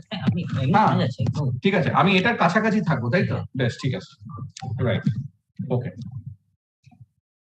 So in general, in surgical patient more than 65 years of age, hypotension was very common, almost 83%. And the next one is lasted over 20 minutes in 28% of the patients. The second point is every 5 millimeter of mercury below the threshold of 65 millimeter mercury increases the odds adverse event. More time below the threshold further increases the adverse event. Even 1 minute can produce a detrimental effect. কথাটা কিছু নাই, very simple. The concept of artificial intelligence comes. Artificial intelligence আমি দুবার use করেছি, খুব যে মানে আমার এখনো ভার্চুয়াল ল্যাব ট্রেনিং চলছে, ফলে এটা it's in the process. Probably it will take good amount of time. Now they have started with a minimal invasive one. Probably they will integrate another 3 to 5 years লাগবে, তখন invasive মনিটরের সঙ্গেও artificial intelligence চলে আসবে। Alright, তার আগে validity, cost effectiveness সবগুলো তো রয়েছে। Okay, so the important thing is the first one, whenever we are producing some studies, we are producing some informations in the form of a hypothesis. The first one, we need to select the definition. The definition of hypotension is the mean arterial pressure is less than 65 millimeter mercury and it is lasting more than 1 minute. This is a standard definition of hypotension. এটা কিন্তু সবসময় মাথায় রাখতে হবে, মানে এটা থেকে বেরোলে চলবে না, কোথাও একটা বিল্ডিং ব্লক তৈরি করতে হবে যার উপরে জিনিসটা দাঁড়াবে। Right, this is number one. And whenever, obviously, we know we have a different comorbid situations, we get almost majority of the patients having an unoptimized glycemic status, renal compromised status. Actually, diabetes, renal, and hypertension, we're actually sitting in the pivot of this. Our world height registry. The important thing is we have a high chance, if we allow this hypotension, we can land up to some form of the organ damage. Here the artificial intelligence enter in the form, can we predict, can we detect this patient is going to crash after something? Right, this is the basic concept. কারণ বেশি unnecessary টেকনোলজিতে গেলাম, সেগুলো তোমাদের লাগবেও না। আমি আবার বলেছি কালকে লেকচারের মতো, the most important thing is you should have an idea what are the things exist, right? So if we can chase, if we are seeing this patient is 120 by 80, this patient is going to crash after some time or not, so that we can take care. And simultaneously, we have another cross evidence with a mixed venous oxygen saturation. This patient is not in a phase to reduce the organ drop. The patient is hemodynamically stable, but still your hands are tied up. because in an evidence-based way, you are in a situation where you just cannot take the supports off from the 30. Right? Okay. Usually, the Acumen should usually consist of number one, Acumen hypotension prediction software. This is number one. Number two is an Acumen IQ sensor, intelligent quotient sensor, and lastly, it has some analytical software. These are the three main components of the Acumen. Acumen is a brand. ঠিক আছে, artificial intelligence যেটা Edward লাইনস্টাইন নিয়ে এসেছে। এখন definitely আস্তে আস্তে অন্যরাও, কালকে যেমন তোমরা যেটা দেখলে সেটা হচ্ছে মাইন্ডরে এখন পিকো নিয়ে এসেছে, আগে ম্যাটে মাঝে এনেছিল, পায়োনিয়ার প্রথমে এডওয়ার্ডস এসেছিল। তো এরকম আস্তে আস্তে তো সবাই আনবে ধীরে ধীরে, প্রোভাইডেড এটা জাস্টিফাই করছে। সো হোয়াট আর দ্য কি points? Number one, HPI is hypotension prediction index. So the changes in HPI are seen before changes in any other hemodynamic variable during hemorrhage. Points গুলো খুব মন দিয়ে শুনে যাও, effect থেকে যাবে। Number two, HPI is an early indicator of hemodynamic instability. Number three, stroke volume and cardiac output are preserved in spite of significant blood loss in order to maintain the flow. This is actually the crux of the discussion. As because the stroke volume যেগুলো নিয়ে আমরা গতকাল আলোচনা করেছিলাম, for a substantial period of time, even in the crisis phase, it actually stays stable. We want to get it in this latent phase, whether in future this patient is going to crash or not. The next one, the unstressed volume is mobilized, the central U volume is maintained, but the total circulating volume is depleted. Hypotension occurs when the system can no longer compensate. It is exactly like ধরো pulse oximeter A you are having some fluctuations, গল্প কিন্তু অনেক আগে শুরু হয়েছে। আর একটা কথা তো এতদিনে নিশ্চয়ই অ্যাকসেপ্ট করবে তোমরা, যে লেভেলেই যেখানেই কাজ করো না কেন, কোনোদিন কোনো পেশেন্ট সাডেনলি খারাপ হয় না, এই ভালো ছিল এই খারাপ হয়েছে। এই ভালো আর খারাপের মধ্যে যে গ্যাপটা, এই গ্যাপের মধ্যেই কিন্তু অ্যাকিউমেনের এন্ট্রি। যেটাকে তুমি ভালো দেখছো, অবভিয়াসলি তোমার আইকিউ তো ডিপেন্ড করছে যে তুমি যেটাকে ভালো বুঝছো সেটা আদতে ভালো কি, সেটা তো ফার্স্ট পয়েন্ট। কিন্তু যদি সেটা সত্যি ভালো হয়, তাহলে সে ভালো থাকবে কিনা আর্টিফিশিয়াল ইন্টেলিজেন্স এভিডেন্স বেসড ওয়েতে তোমাকে সেই দিকেই চালাবে। যে এটাকে নিয়ে এত আনন্দিত হওয়ার কিছু নেই, ভলিউম স্টোরেজ আস্তে আস্তে হচ্ছে, সেন্ট্রাল ভলিউম আস্তে আস্তে ডিপ্লিশন হচ্ছে, তুমি যেটা দেখছো দ্যাটস আ পেরিফেরাল ডিস্ট্রিবিউশন, যার জন্য তোমার pulse pressure and the stroke volume variations আর the central parameter, that's why we call this the dynamic indices. Okay, so this are getting compensated one after another, but ultimately this patient is going to crash once it is built. তার জন্যই এত মারপিট করতে হয় crash. একবারও কিন্তু বলছি না এটা সেই লক্ষণের শক্তিশালী মতো, এটা লাগালে মানে পৃথিবীর সব পেশেন্ট ঠিক হয়ে যাবে, একদমই নয়, সেটা কোনোদিন মেডিকেল সায়েন্সে সম্ভব। But the thing is, somewhere we are getting an age where at least we can predict about the good or the bad patients, what is going to happen in coming months. Okay. So Acumen software পুরোটা পড়ার কোনো দরকার নেই। If you follow the 1, 2, 3, you can follow the third point, the hypotension predictor index algorithm. When activated and when it using that Acumen IQ sensor, it is connected to a radial arterial. This is also under a study whether on radial or the femoral which gives a better prediction. Still now all the virtual labs training are in the femoral artery. মানুষের কিন্তু না, they are still in the pig trial. কিছু human trial হয়েছে, কিন্তু এখনো regarding the finest of the thing, it's all going on the pig trial.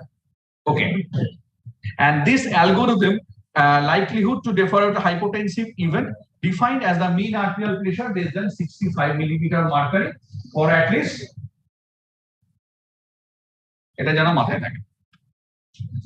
So usually it comes the HPI parameters, alert and HPI secondary screen. Screen টা এভাবেই আসে, it's all the alert screen, nothing, তোমাকে কিছু করতে হবে না, ওটা automatically alert আসতে থাকবে। ওকে, এইটা তুমি দেখছো, this is called HPI parameter. দেখো তো আমি পয়েন্টারটা দিতে দেখতে পাচ্ছো পয়েন্টারটা যাচ্ছে স্ক্রিনের উপরে, right? So this is the HPI parameters. HPI parameters এ দেখো পেশেন্টের ব্লাড প্রেশার হচ্ছে 123/48/72, তো খুব খারাপ তো নয়, দেখে যে একেবারে বিশাল কিছু ঝাঁপিয়ে পড়তে হবে তা নয়। প্রেডিকশন বলছে 83% চান্স পেশেন্টটার আলটিমেটলি কিছুক্ষণ বাদে একটা হাইপোটেনসিভ ক্রাইসিস হবে। ইয়েস, বাট কেন বলছে কি বলছে বলতে গেলে সারা দিন বলে যেতে হয় আমাকে। তো যাক, সেটাকে সব ছোট করে ছাড়লো। যেই সেটা থাকলো, আলটিমেটলি যখন একটা পার্টিকুলার, তুমি ধরো জিনিসটা কি হয়, ইউজুয়ালি আমাদের এখন লেভেলে আমরা ঠিক করে নিয়েছি যে whenever it crosses 55 you start thinking about that one. So don't talk about the 80, 85 or something. So when you are having an 55 plus scoring, to start raising your alarm, this patient might crash. This is number one. And whenever you are fixing, suppose you are fixing depending upon a particular individual, je eke ami kono bhabe 75 ki 80 upore jete debo na. So you can fix up the alert. So once it crosses at 80, the pop-up alert will come. And this pop-up alert will come in the form of HPI pop-up alert. And once the pop-up alert comes, you will simultaneously see the HPI secondary screen. The secondary screen is a third part of artificial intelligence. দেখো, এটা বুঝিয়ে পড়ানো সত্যি difficult, কারণ topic গুলো কিন্তু খুব একটা ইন্টারেস্টিং নয়। আমি চেষ্টা করছি যতটা ইজি করে দেওয়া যায় তোমার জন্য, একটু বেশি ডেপথে যাব না, right? Okay, so alert, pop-up screen, everything is done. So the secondary screen. Why the importance of this secondary screen? This secondary screen is actually gives us two most refined added data on the basis of which the artificial intelligence starts working. The number one is the DT by DG, that is the contractility ratio, and next is EA dyne, that is an elastance arterial dynamics. So these are the two parameters, are the new added concept in artificial intelligence.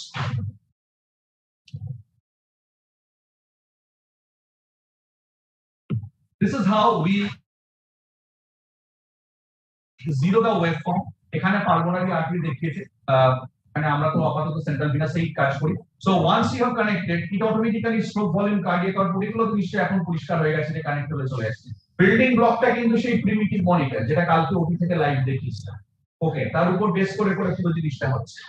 So now the screen parameter has changed. You can see the patient is having the cardiac intake, CVP, mean arterial pressure, cardiac output, যেগুলো আমরা চিরকাল পেয়ে এসেছি, সেই সমস্ত parameters গুলো রয়েছে।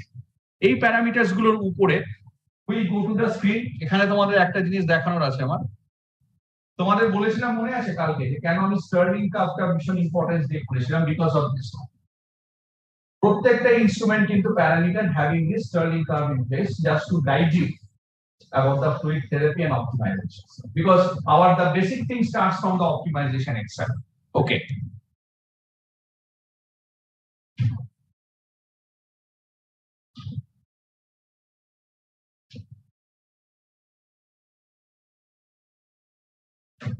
so you can see, আচ্ছা তোমাদের একটা জিনিস আমি বলে দিই,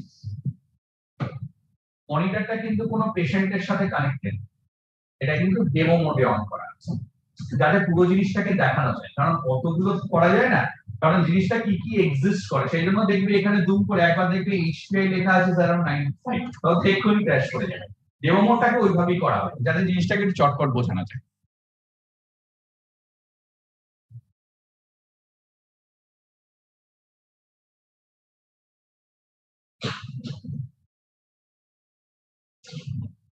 We can attach the NILS also, কোনো অসুবিধা নেই সাথে। You can see it's a 96 result prediction score. Okay, আমরা যদি স্কেলটাকে চেঞ্জ করে দিই, you can see the two value comes, this is the DPDT and EA dyne, আমরা এটাতে চলে আসছি এবার। This machine also can do the fluid responsive test. Fluid responsive test probably you have done by passive leg raising test and other particulars যাচ্ছি না। You can also do this. This machine also have entire configuration for that you need to select how much amount of fluid you want to give. Machine will tell you according to the body weight and body surface area কতটা challenge করবে। ওই সব দিন চলে গেছে, কিন্তু 1 litre দিয়ে দেবো ভাই কি হচ্ছে, তুই একটু ঘুরে ঘুরে এলেন সমস্ত কিছু, হ্যাঁ স্যার একটু বেড়েছে স্যার, 90 ছিল 93 হয়েছে, এরকম ওই দিন চলে গেছে। ঠিক আছে, এখানে কিন্তু প্রত্যেকটা জিনিস, এখানে কিন্তু all the parameters and time has been fixed. তুমি কতটা ফ্লুইড দেবে, কতক্ষণ ধরে দেবে, সমস্ত কিছু এখানে করা আছে, তোমাকে সেভাবেই চলতে হবে। So everything is bin guided, right? Okay, and this is another one, and directly once you see it, you can easily see that all the cardiac output parameters and everything, whether it is increasing or not, jodi increase kore ki na kore, it will give you in a standard deviations whether actually this fluid challenge is really necessary for this patient or not. Unnecessary, don't give fluid to the patient. Okay, and this is actually, we can keep an entire our CPT recording, we can everything je kotota crystalloid colloid dewa hoyeche somosto kichu. So the next new two parameters that comes is an DPDD and EADI. That's the last portion of my presentation. Last time সব সময় বলি একটু breathe করানোর জন্য, আর আইবার ছাড়বে। আচ্ছা, okay, so the Acumen HPI algorithm will directly come to the EADI. I told you yesterday, whenever I was discussing the AFCO algorithm, that the compliance acceptance was not there in the initial machine, and then it was internally compensated, and the next generation of the machine, the compliance they have taken care of.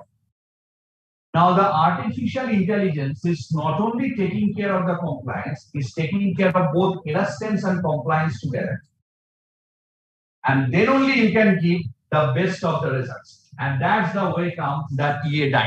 EADI দেখতে পাচ্ছ এখানে, it's all the nothing, pulse pressure variation by the stroke volume. That's what I'm telling you, nothing new. কোনো কিছু Galaxy নয় যে দুম করে একটা এসে কিছু বলে দেয়, সবগুলো পড়ে এসেছে, সবগুলো জানা। It's only just the permutation combination that's going on. So if we go, what EADI tells us, শুধু পড়ে যাও, কিছু লেখা বা ছবি তোলার দরকার নেই। It is the interaction of the large vessel elastance with the ventricular contractility. This is the most communicating parameters between the central and peripheral circulation. Number two, it suggests whether if the patient who is fluid responsive will increase their arterial pressure to the fluid administration. You are getting a hypotension prediction index. Does it mean that the only fluid is the therapy?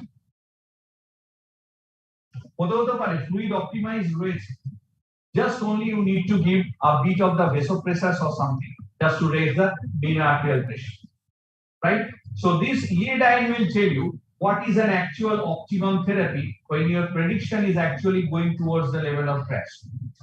The last one, the optimal cutoff value in the gray zone. Gray zone টা শুধু মাথায় রাখো, পরে gray zone টা দেখিয়ে দিচ্ছি, and may also be used for titrating the vasopressor therapy. This is the gray zone. You can see that the high EADI is 1.67, a low is 0.67.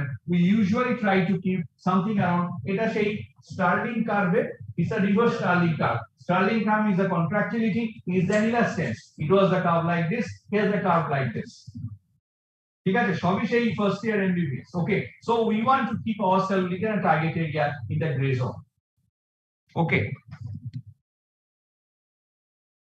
and it's the dynamic elastance. So the key points is inform us whether a fluid bolus will increase the patient's blood pressure or not, number one.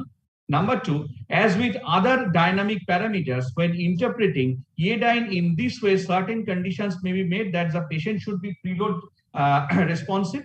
Number two, patient is hypotensive or trending towards hypotension. নহলে কিন্তু EADI এর কোনো রোধ নাই, normal normal HPA প্রেডিকশনে তুমি গিয়ে কিন্তু কিছু পাবে না। And the last one, the optimal EADI cutoff in the gray zone, সব সময় মাথায় রাখবে compliance, elastance and ventricular contractility triangle, সেটা কোনদিন systemic vascular resistance হয়। Okay, so never forget that EADI is not an SDR. And the last one is the contractility parameters. There's a DPDT, only the curve says regarding the ventricular contractile status for selecting the inotrophs. See, now probably at the end of the day, you will rationalize your mind whether I want to give a fluid to a patient, we want to give an chronotrophs, we want to give an inotrophs, we want to give an inodilator, we want to give a vasopressor. এমনি লাইফের বোতলে সব একসাথে করে পাঁচ তা নয়, ঠিক আছে? ধরো 14 ml নরএড্রিনালিন, হ্যানোতানা সব দিয়ে মোটামুটি বাক্স বানিয়ে তা নয় ব্যাপার। Now the time has come, it has to be rationalized. This is number one. Number two, your prediction should start regarding the stability is concerned, how you are starting thinking about the patient. That starts from the very beginning. ওই সময় দেখে তার history, proper evaluation. Then you have to think about the monitoring. What are the monitoring things you need? And lastly, how you start getting interpreted. And then the effect comes. So this is that encompasses your as a cardiac critical care, how you should fix yourself in front of him. Right. Lastly, দাম বেশি কম, that is not the question of academic discussion. সেটা তো পরবর্তী phase, যে কতটা cost effective, কতটা viability হচ্ছে তার জন্য। আর একটা কথা সবসময় জানবে, যে কোনো জিনিস অ্যাকসেপ্টেবল তখনই হয় তার দুটো থাকে, একটা হচ্ছে তার হাইপোথেটিক্যাল, 1 মিনিট শেষ করছি তোমার আসতে হবে না, hypothetical, and number 2, until and unless the process is reproducible by others, it has no value. যেগুলো কালকে আমি করেছি অতীত থেকে, সেগুলো যদি তোমরা করতেই না পারতে, ম্যাডাম পড়ে যাবে, একটু যে করতেই না পারে, ঠিক আছে, তাহলে কিন্তু সেটার কোনো ভ্যালু নেই। ওই আমি একবার দেখি কি একটা হয়ে গেল, কারণ সেকেন্ড আমি হয়তো সবসময় এই জিনিসগুলো মাথায় রাখা, right? So apart from severe aortic stenosis, vasoplasia and underfilled states, DPDT works in everything. These are the different curve components. And the last one, the final twist of artificial intelligence before I sign off. The artificial intelligence finds out for every individual, there are only 260,000 combinations. এবার তুমি বসে 2,60,000 combination তার হবে কি হবে না, and it has been computed at the level of 20. এইটুকুই জানা, এইটুকু, বাকিটুকু আমার জন্য থাকে, right? Okay, so the lab summary is an HPI can be an early predictor or indicator of the hemodynamic stability, predicts the likelihood of trending towards a hypotensive event. DPDT is the contractility, and HPI is an additional parameters provided an Acumen HCI software and have a potential to change and rationalize the management of hypotension. Okay, so to summarize, hypotension isn't harmful, is prevalent. The lower the MAP, the longer the duration, it can produce the organ damage. Is the machine learning the algorithm that predicts the likelihood of the patient hypotension, and additional like iodine and DPDT assist is making informed the treatment choices. আচ্ছা, এটা তো অন্য কারোর জন্য ছিল।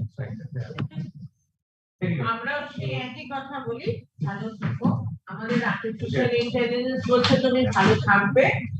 আমি doctor Rituparna দাসকে একটু মঞ্চে আহ্বান করবো। আচ্ছা, আমার আর কি কোটা আছে, ইন্টারোটিক বেলুন পাম্প, তাই তো? আমি মানুষকে খেতে দাও, আচ্ছা, তুমি এরকম বলে আমার ডেলিকেটটা ভালো থাকবে না, ভালো থাকার প্রেডিক্টেবিলিটিটা দাও। হ্যাঁ, আজকে রবিবার, মাটন খেতে হবে, হলুদ ভাত ইত্যাদি গোবিন্দভোগ চালে খেতে হবে, এইগুলো থেকে বঞ্চিত করো না। Rituparna please come on stage. Doctor Subhendu সরকারকে একটা উপহার দিয়ে আমাদের দিশান হসপিটাল থেকে।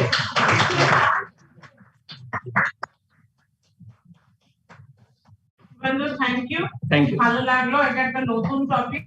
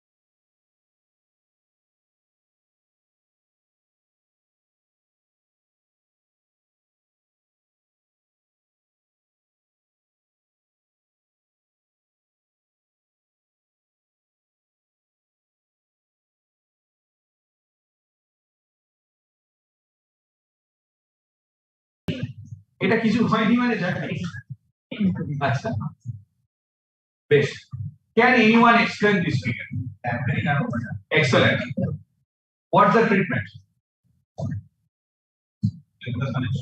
কোনো কঠিন কিছু নেই জাস্ট একটা রিফ্রেশ করে নাও তারপরে আমি আমারটা বলে ব্যাস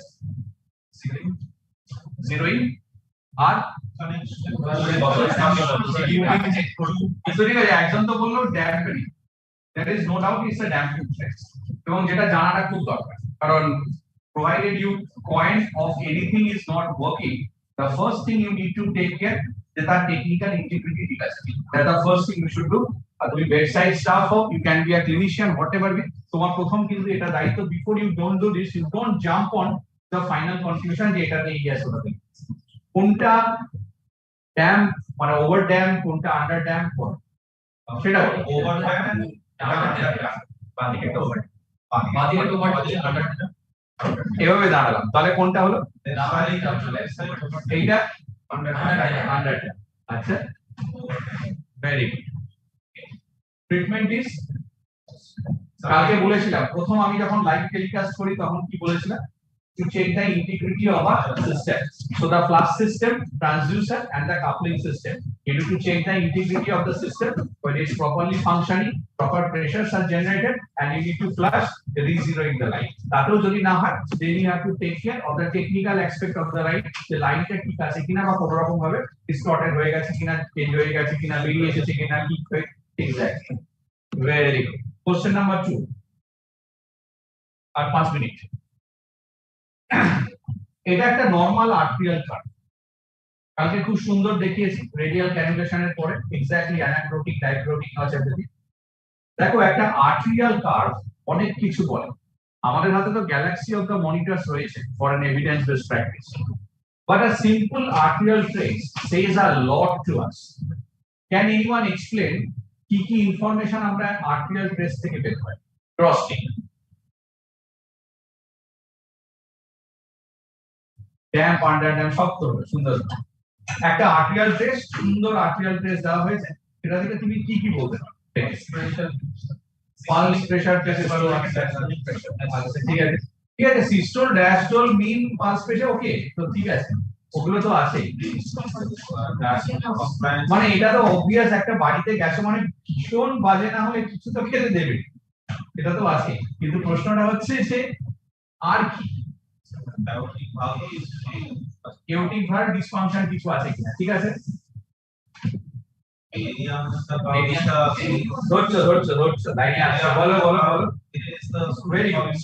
একটু অগমেন্ট করে দেখো কথাগুলো মেলে কি slope of the upstroke shows the contractility artificial intelligence I show you the dpdt it's come from this all the basic barbar একটা কথাই বলছি AUC is the area under the curve that's the stroke volume the concept of stroke volume variations everything position of the dicrotic notch if it is low it's the lowest here it's a high it's a high after slope of the descent steep that's the lowest here so this amount of information you can get by simply observing an arterial trace forget about the values and acha আর 3 minute তিনটে question 14টা question আছে তিনটে দিয়েছি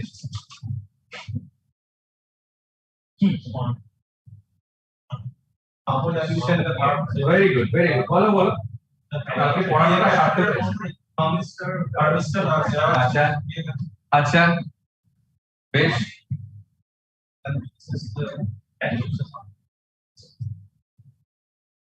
বলো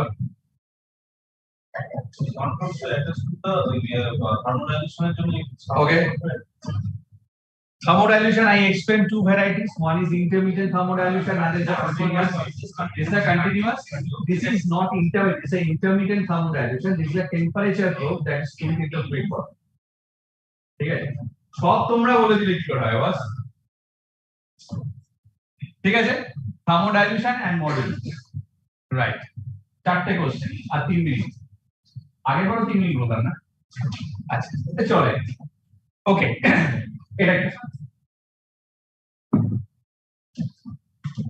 মনিদা এটা কি thermodilution এর টেম্পারেচার করে বার করতে প্রেসার আগে তো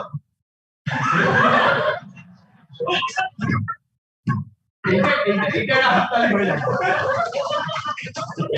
এটা হাততালি হয়ে যায়। চলো ঠিক আছে, ওকে ওকে ওকে। আমার কাজ ছিল, আমার একটা লেকচার হয়েছে, পরের লেকচার আগে ছবি তো করে নেওয়া করে নিয়েছিল। চলো বছর বলতে শুরু করেছে। আচ্ছা হলো না কাকা, অন্য নাম বলতে হবে, বলে এটা এটা কি কেউ না মুখস্থ রাখতে বলছে না, দেখে তো একটা বোঝা যায়।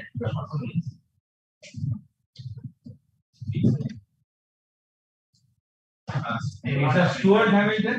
The library has nicely pointed out it's an equation that is being used for the thermal dilution calculation, but the name of the equation is a Stuart Hamilton equation. Right. So the last question of that. Now the big sheet. পরে অনেক faculty রয়েছেন, তারা সবাই বলবে। শুধু আমার এই যে মেথডটা খুব সিম্পল কোশ্চেন, এটা একটা সিম্পল আর্টিফিশিয়াল ক্যারেক্টার, এটা নিয়ে তো করার কিছু নেই। এই মেথডটা কি নাম? Modified sell limit. আর কি কি মেথড আছে? কালকে এটা দেখেছো? কালকে আরো একটা দেখিয়েছি, রেডিয়াল ক্যানুলেশন যখন করি তখন কিভাবে করেছিলাম। পিকো ক্যানুলেশন এভাবেই করেছিলাম মডিফাইড সেল লিমিট। বলো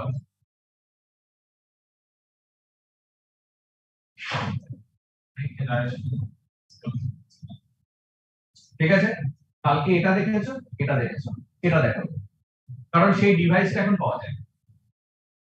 ওকে, ক্লাস বলতে হাফ ডজন হয়ে গেল। থিওরিটিক্যাল কোশ্চেন, এটাতে যাবো না। খাওয়ার পরে এই প্রশ্নটা ভীষণ বাজে যে কোন ওয়েভের কি মানে, কিন্তু ইন্টেনসিভ কেয়ারের অবশ্যই মনে রাখবে, এটা পরীক্ষাতেও আসে। Last, this is the last question of the day. 14টার মধ্যে 7টা শেষ। এই তিনটে জায়গা দিয়ে we can put pulmonary artery. কত ডিসটেন্সে ওটা পিএতে পৌঁছায়?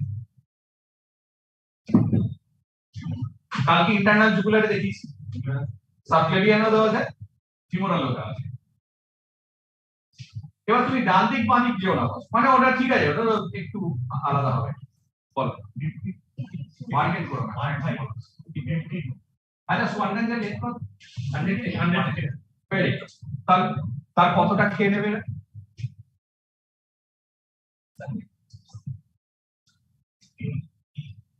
যা মোটামুটি দেখছি 7টা লজেন্সে গোটা 3 আমি পেলাম, বাকিগুলো তোমরা নিয়েছো। বলো সবসময় মনে রাখবে, ট্রিক্স অবশ্যই আছে যে ট্রান্সিসোফেজিয়াল ইকোতেও যখন আমরা করি তখন তার একটা ডেফিনিট ডেপথ সমস্ত কিছু আছে। আমাদের ট্রেনিংটা থাকছে where you are getting the best to that process. কালকে কিন্তু অনেক আগে আমি পেয়ে গেছি। কালকে তোমরা দেখেছো আমি আরবি থেকে যখন পালমোনারি আর্টারিতে ঢুকলাম তখন জাস্ট কিছুক্ষণ পরেই ওয়েজিং হয়ে গেছে। It's all depends in general. আর বলছি না, ঠিক আছে, ব্যাপারটা আমার ভালো লাগছে কিন্তু আর ইয়ে না। এবার আমি আমার জায়গায় চলে আসি।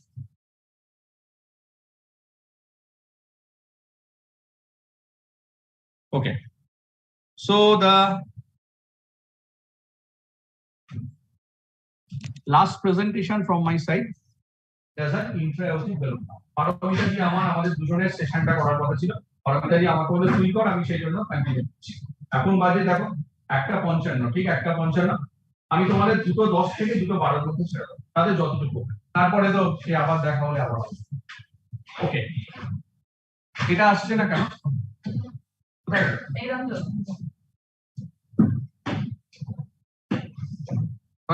এইটা আসছে না, এইটা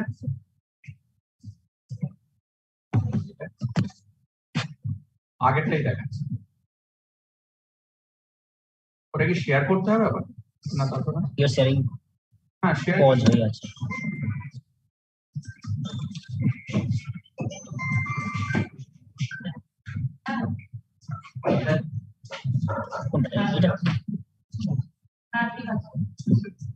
পারমিতাজি আসলে আমাকে ইনস্টিটিউট দিতে বলেছিল, আর সত্যিকারের সময়ের জন্য করে উঠতে পারিনি।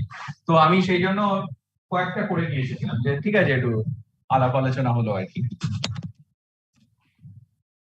Okay, so this slide I find extremely important, that the right decision taken at a wrong time will lead to the wrong result only as because the timing is extremely important. So even After the IBP, you have the eco session. Eco session. You have this extracorporeal session, eco, and other. So ultimately, what I personally found is in these years of the clinical practice, regarding the balloon pump is concerned, one of the very important thing is that taking a decision of putting an IBP in a particular time when we want to put, and ultimately what's the situation whether we can put the balloon pump or not, and simultaneously what we are going to get out of it. Right. So I prepared my presentations in very lucid way as much 12-13 minute মতো প্রেজেন্টেশনে রাখছি, তাতে যতটুকু হয় বাকি পোরশনটা এখানে মেশিনটা একটু demonstrate করে দেবো, তাতে ঠিক আছে। Right. Okay.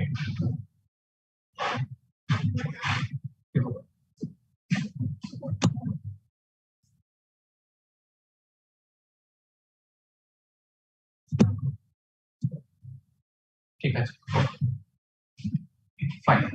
So what is an IB? Intra-aortic balloon counter pulsation. That a system is a volume displacement device. What volume? It's a blood volume. And a device that used to reduce the left ventricular systolic work. Because we are more concerned about the systolic dysfunction of the heart. Obviously, we have the more diastolic as well as the systolic dysfunction.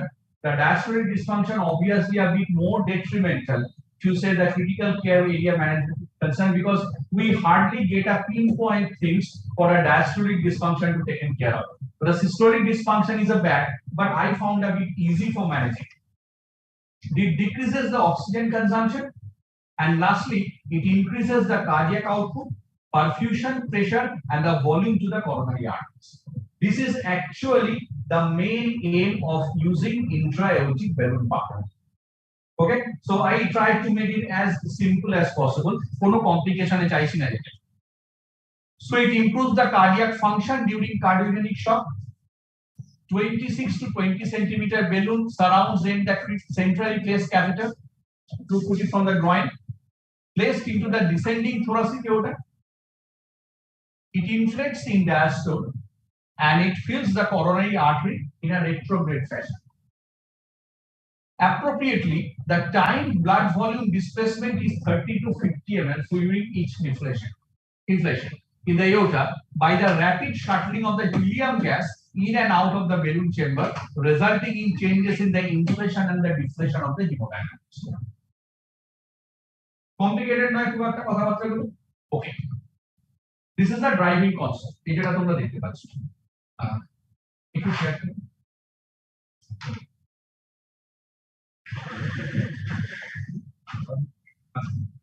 এটা হচ্ছে আমাদের ইতে যে nursing staff কি আছে মৌসুমী, ওকে একটু ডেকে নিতে হবে। আমি যাচ্ছি।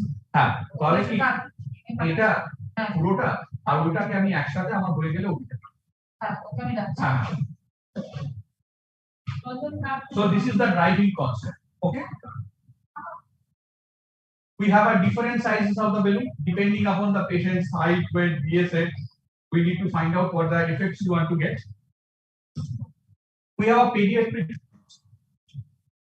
আমি দেখিনি, আমার অতটা আইডিয়া। আচ্ছা।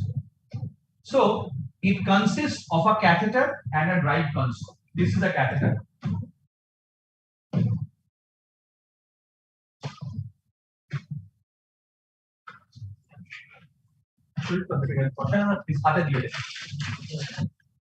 ফিল্টার গুলো না, এটা নাও, নিয়ে নাও, এটা দেখো।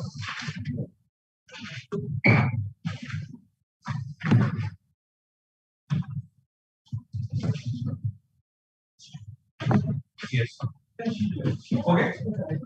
So, as a clinician, you have to remember these 4 important lines. Number 1, it consists of a catheter and a drive console. Catheter তোমাদের হাতে, and obviously আগে যেমন 1960s এ যখন শুরু হয়েছিল কাট ডাউন করতে হতো, এখন ওই সমস্ত চলে গেছে। পারকিউটেনিয়াসলি আরামসে এবং একজন কার্ডিয়াক ক্রিটিক্যাল কেয়ার বা কার্ডিয়াক ইন্টেনসিভিস্ট যথেষ্ট রকমের প্রফেশনাল, যে কোনো প্রেসারে একটা ভালো মতো আর্টেরিয়াল অ্যাক্সেস করে দেওয়া যায় এবং যথেষ্ট সুন্দরভাবে হয়। সেখান থেকে ক্যাথেটার গাইড ওয়্যার দিয়ে দেওয়া হলো, তারপর যেরকম সেন্ট্রিফিউগাল টেকনিকে আমাদের আস্তে আস্তে বেলুনটাকে ইনফ্লেট করে দেওয়া হলো, পাঠিয়ে দেওয়া হলো। So it should, the catheter has a long balloon mounted at the end. পরে একটা খুব সুন্দর ভিডিও, এটা আমি বছর দুয়েক আগে তুলেছিলাম ডেমনস্ট্রেশনের জন্য, মানে খুব ফেভারিট ভিডিও, দেখো তবে খুব ভালো লাগে, তোমাদের কনসেপ্টটা ক্লিয়ার হয়ে যাবে। It should be positioned so that the tip is approximately 1 to 2 centimeters below the origin of the step subclavian artery. It's at least I personally favor very much যদি ভীষণ contraindication কিছু না থাকে হাতে, তাহলে better to put a left radial arterial line when the patient is on intra-aortic balloon, so that you can detect the occlusion of the subclavian artery যে তুমি বেশি migrate করে নিয়েছো। কারণ position of the catheter is extremely important to get a proper outcome. Number 3, on chest X-ray, the tip should be visible on the second or the third intercostal space. তুমি যদি একটু ভালো করে টিওই করো, যদি উইন্ডো ভালো পাও, সেক্ষেত্রে টিওইতেও কিন্তু ক্যাথেটারের এক্সিস্টেন্স দেখা যায়। But obviously, these 4 are extremely important for any people who are working in an intensive care unit. Okay. Right. So to accomplish the goals of the inflation, the balloon must be inflated at the onset of diastole. The result of properly timed inflation is a pressure rise, that is the PDP by the DA, as a peak diastolic pressure or the diastolic augmentation. This is the pressure generated in the aorta as a result of the inflation. Now the next portion, আর আমাদের হাতে 7 minute মতো আছে, basic principle and physiologic effect. এই চারটাকে একটু মাথায় রাখতে হবে। See, the balloon inflation in diastole, right? So if the balloon inflated in diastole, there is blood displacement proximally, increases the coronary perfusion pressure, it improves the myocardial performance. Simultaneously, if there is a diastolic inflation, blood displaced distally because you are inflating, you are blocking, so there is an increased systemic perfusion. Balloon deflation in systole, it once there is a systemic perfusion, and simultaneously on the opposite side, when there is a balloon deflation in the systole, there is a reduction of the afterload and it increases the systemic perfusion once again. So both of inflation and the deflation simultaneously gives the more systemic perfusion and simultaneously increasing the coronary perfusion and increase myocardial performance. এর থেকে বেশি আমার মনে হয় IBP নিয়ে extra কিছু মনে রাখার খুব একটা দরকার আছে। ছবিতে খুব পরিষ্কার বোঝা যাচ্ছে ডায়াস্টোল এবং সিস্টোল কিভাবে কাজ করে এবং কিভাবে ব্লকটা হয়। ওকে, এটা জাস্ট একটা অ্যানিমেশন, সেরকম খুব একটা কিছু ইয়ে করা নয়। নাও if we see the trace in an IBP, so A is the filling pressure of the baseline, B is an IBP inflation, C is the pressure artifact, D is the plateau, IBP deflation and vacuum artifact or the negative emission. সুতরাং আমাদের এইটাকে কিন্তু ignore করতে হবে। যদি এর বেসলাইনটা প্রচন্ড বেড়ে যায়, অবশ্যই আমাদের জিরোইং এর দরকার আছে বা গ্যাস ঠিক মতো আছে কিনা সেটা দেখতে হবে। মৌসুমী একটু বসো, আমার 10-15 মিনিট লাগবে শেষ হতে, তারপর এগুলো নিয়ে আমরা উঠে চলে যাব। তুই বসতে পারো, এখানে বসো ঢোকে। Okay, so the balloon inflation occurs at the start of diastole that displaces the blood proximally and increases coronary blood flow by increasing aortic root diastolic pressure. The result of forcible filling of the coronary artery. This is in contrast to the coronary artery filling in normal circumstances, that is an auto-regulated passive process. Blood is a descending aorta is also displaced distally, যেটা আমরা এতক্ষণ চার্টে পুরোটাকে বুঝিয়ে বলি, সেটাই এখানে কথায় লেখা আছে। ওকে, এগুলোতে আমি আর যাচ্ছি না কারণ অতটা আমাদের সময় নেই। For the IABP to pump effectively, the two waveform need to be set. এরপরে যেটা আসছে that is called triggering. ও কি দেখে করবে, ওকে তো কিছু একটা করতে হবে। তুই শরীরের মধ্যে ঢুকিয়ে দিলে ঠিক আছে, আইদার প্রেসার ট্রিগার হোক অথবা ইসিজি ট্রিগার হোক, কিছু তো ওকে একটা ট্রিগার করতে হবে। ও কখন ইনফ্লেট করবে, কখন ডিফ্লেট করবে, you understand that? So for an IBP to pump effectively, two waveforms need to be set. The first one, the ECG signal to trigger the balloon, and an arterial pressure signal to time the counter pulsation. You actually need both these two. এবার যদি বলো দুটোর মধ্যে কোনটা, অবশ্যই আমার আর্টেরিয়ালের ইম্পর্টেন্সটা বেশি, because arterial triggerটা give the time of the counter pulsation. But it's very obvious যেখানে তুমি একটা আর্টেরিয়াল লাইন দিচ্ছ সেখানে একটা ইসিজি তো থাকবে, তা না হলে এখানে আছে এর ফার্স্ট ইসিজি কেবলটা দিয়েছে, right? So the arterial waveform are less reliable trigger uses the systolic upstroke. The trigger allows pump to identify the start of the cardiac cycle. The pump looks for the R wave for regarding the timing arterial one, but for triggering ECG is much more favorable. The pump looks for the R wave to signal the onset of the systole. If an ECG is unreliable, the arterial pressure waveform can be used as a trigger. এবারে সেটা দেখে নিতে হবে যে তুমি এখানে পাচ্ছ না ওখানে পাচ্ছ না, গেইন ঠিকমতো আসছে না, অনেক সময় পাম্প ইন্টারফারেন্স থাকে, অনেক সময় আর্থিং ঠিকমতো হয় না। There are all different factors that is there to get a proper ECG trigger. Okay, so the IVP therapy is commonly used for a cardiogenic shock. এই জায়গাগুলোতে আমি আর আসছি না, কারণ এই ভিডিওটা দেখো, এই ভিডিওটা তোমাদের ভালো লাগবে। এটাতে মোটামুটি মেশিনের কম্পোনেন্ট ডেমনস্ট্রেশন আছে, আর তার সাথে অ্যাকচুয়ালি বডির ভেতর ঢুকে বেলুনটা করে কি সেটা, রাইট?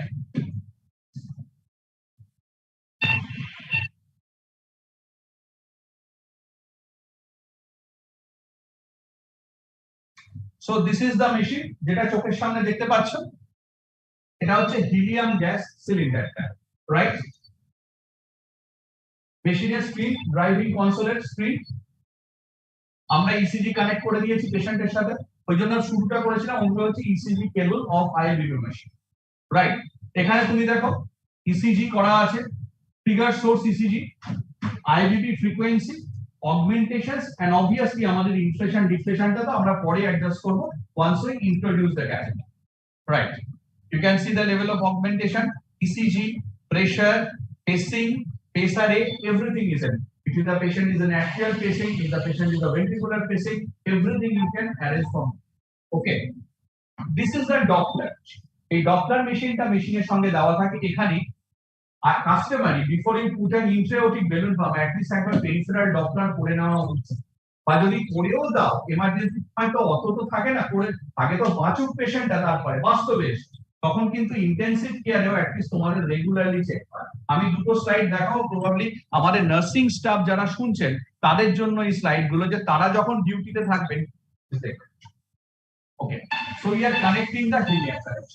ওকে, কারণ আমার মনে হয়েছে এটাকে পুরোপুরি দেখানোর থেকে ভিডিওটা better effect. So we are connecting the helium. This is a balloon. You can see the balloon sheet is there.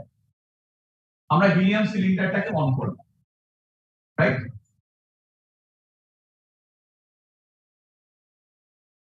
So I press start, right? এবারে দেখো হিলিয়ামটা আস্তে আস্তে মধ্যে দিয়ে আসে। This is the inflation and deflation that occurs inside the body whenever you place an intra-aortic balloon. পরবর্তীতে আমি শুরু করে দিলাম। হ্যাঁ, 2:10, আমি আর 5-7 মিনিটের মধ্যে ছেড়ে দিচ্ছি। তোমাকে ফোন করেছিলাম, তুমি ফোন ধরলে না। না 9 ফ্লোরে আছি ওই যে বলার জন্য। ওকে, তাহলে বোঝা গেল মোটামুটি জিনিসটা, রাইট? সো এবার কতগুলো থিওরিটিক্যাল কোশ্চেন, একদম সেই পরীক্ষার প্রশ্নের মতো, indication, contraindication, complication. So indications মোটামুটি কিছু না জানলেও লিখে দিতে পারবে মোটামুটি, যে cardiogenic shock, mechanical complication, refractory arrhythmia, refractory unstable angina, decompensated systolic heart failure, decompensated aortic stenosis. There are a hail of a thing. These are the absolute and relative contraindications. Absolute contraindication: significant aortic regurgitation and aortic dissection. The first one. Number 2, aortic stent. Number 3, end-stage cardiac disease with no viable treatment options.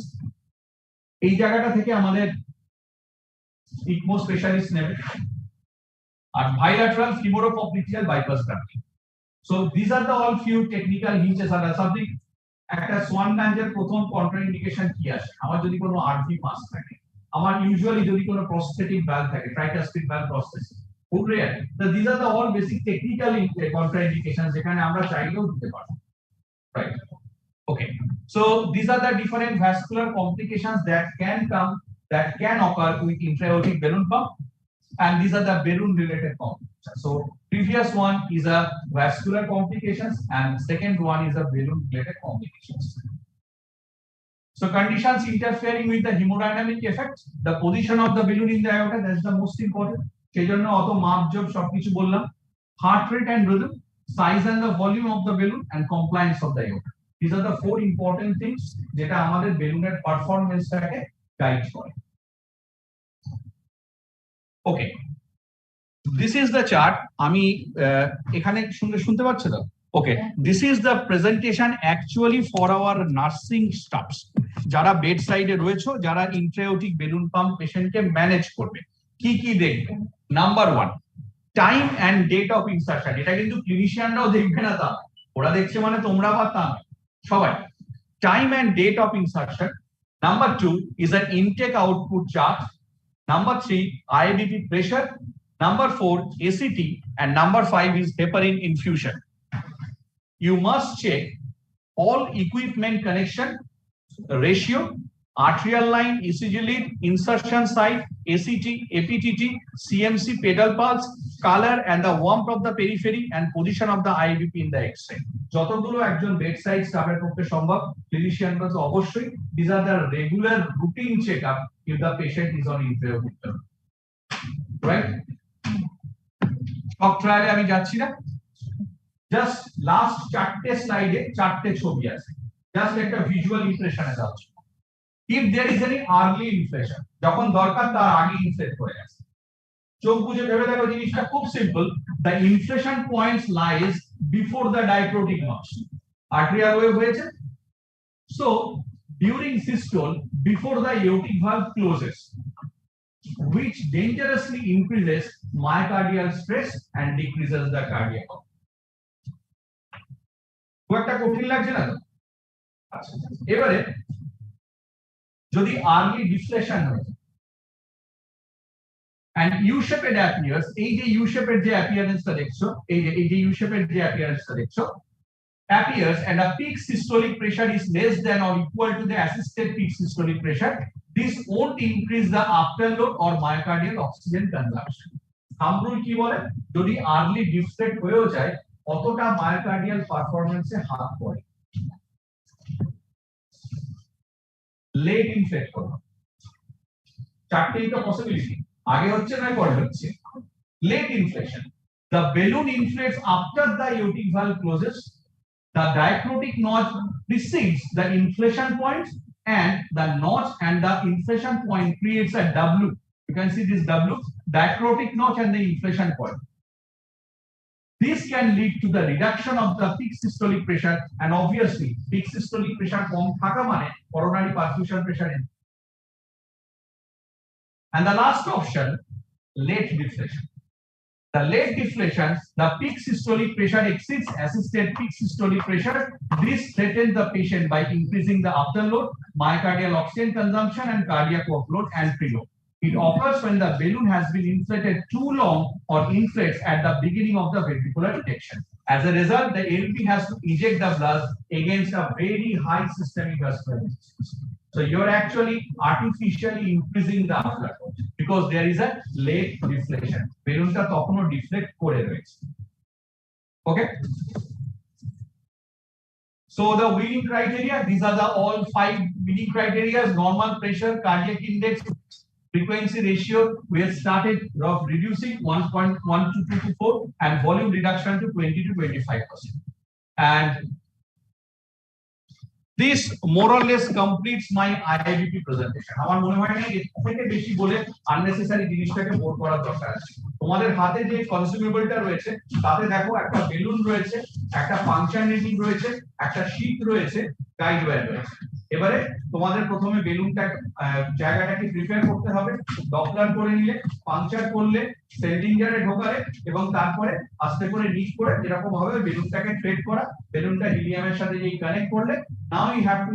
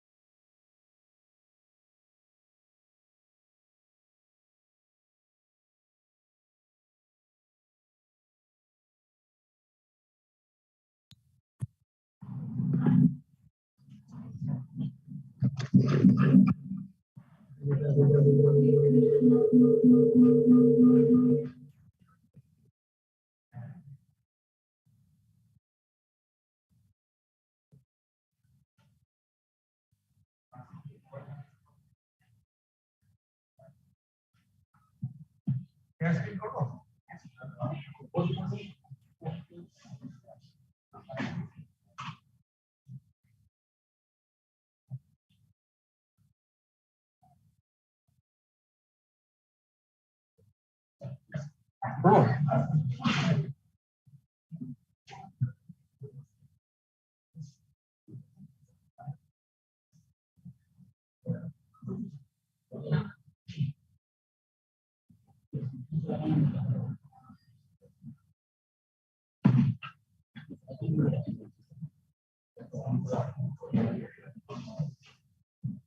Good.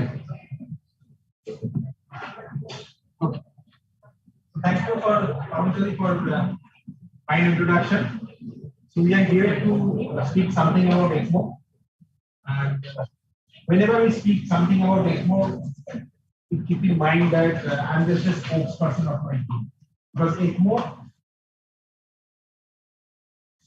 cannot be done without a team. I'm just a spokesperson. So always this thing is there, ECMO team and team. So next slide is regarding the full slide.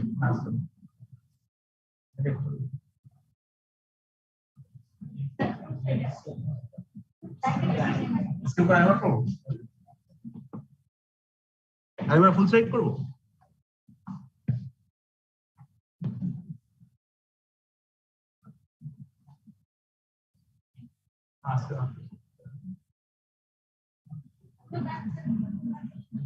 देखिए मोर्चे की ना चलছে কি না দেখি চলছে না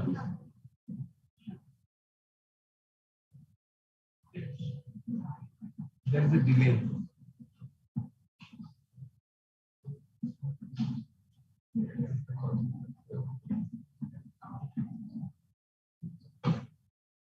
এখানে কিন্তু চলছে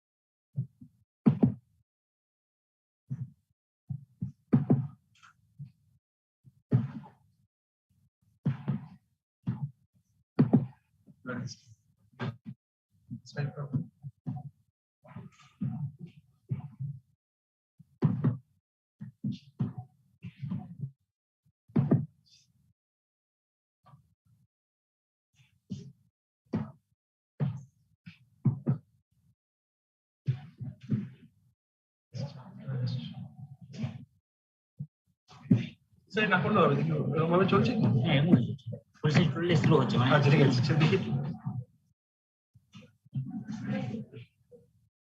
হ্যাঁ ঠিক আছে thank you so this is team okay without wasting time so what is an ECMO ECMO is nothing but the use of something which is outside the body to support the circulation and the exchange okay so all black and the red colors are important okay extracorporeal means outside the body okay to support gaseous exchange and the circulation third is it's a temporary life support the ECMO is not a permanent solution of something okay it's a support temporary life support and to whom it's a reversible pulmonary and cardiac so patient's condition has to be reversible patient has to be supported temporarily on it and you can support heart and the lung from outside the body. So something which is there outside the body known as ECMO. Now the question is, so what this definition means to us? It means few diseases which are reversible. You should know the horoscope of the disease. Like a 75-year-old COPD who has got admitted several times in your ICU, coming in a drowsy state, is not a candidate for ECMO. Okay, because his disease is not reversible. You don't know whether you can remove the ECMO from this patient or not. Okay, but a 40-year-old H1N1 pneumonia or a 30-year-old COVID, whatever his the amount of pathology is bad or he is so down and all this things, he is a candidate of ECMO because the chance of reversibility is there. Okay, so that is the gist of this slide. Now the next thing, keeping this mind, so what we do in ECMO is basically we put two cannulas. Okay, one is your British cannula and one is your return cannula. So after putting two cannulas, what we do, we take out the blue blood from the veins. Okay, it passes through a pump, which is the heart of the vein. We'll show the few things, and from that pump, the blood goes to the oxygen, and this is the lungs of the vein. So if you see, there is a drainage cannula which is coming out, taking out the blue blood from the body, which is going through the pump, which is the heart of the ECMO. It has a centrifugal pump, and pushing the blood through an oxygenator, which is the lungs of the ECMO, and after getting that blood oxygenated and decarboxylated, we are pushing the blood inside the body through a return cannula. So this completes the circuit. Okay, so this is the thing we are here. You can see the different parts of the ECMO after my lecture. Okay, next coming to the point. Now, if you are taking the patient blood from the venous part of, from the vein of the patient and pushing again to the vein, it is known as VVA. If you are taking the blood from vein and pushing into some kind of artery which bypasses the heart, it is known as veno-arterial. So for all practical purposes, for VV ECMO, we do in patients where you need to support the lungs. And for V ECMO, you do for the heart and lungs or both. Okay, so this is the main two different categories where we practice ECMO in day-to-day practice. Now, coming to the next one, what are the indications? Okay, so there are a hell lot of indications. You can see in the ITU, lot of indications for as for the lung concern or the heart concern. But most important is the red mark. That is the thing, the reversible. The condition has to be reversible. So, what are the reversible conditions of your respiratory ECMO? Obviously, the ARDS, any kind of ARDS which is acute in onset. It can be COVID, it can be H1N1, it can be drowning, it can be bacterial ARDS, it can be vaping ARDS, it can be toxic urination, whatever cause may be, ARDS, which is acute in onset, is a candidate for ECMO when they are not manageable by conventional ventilation and proning. Second, massive bilateral extensive pneumonia. Again, your ventilator is failing, you are not able to ventilate, your diving pressure is high, even with proning, you are not able to do this. So, again, drowning, few neonatal indications like aspiration, meconium aspiration syndrome. Aspiration pneumonia sometimes causes a lot of problem. Massive lung condition after chest trauma, smoke inhalation, intractable status asthma, pulmonary hypertension. These are all indications which are reversible. Okay. Similarly, on the veno-arterial side, for the heart conditions, obviously the previous speaker has told, the commonest indication is the cardiogenic shock, which is not manageable by your conventional anotropes and your intravenous balloon pump.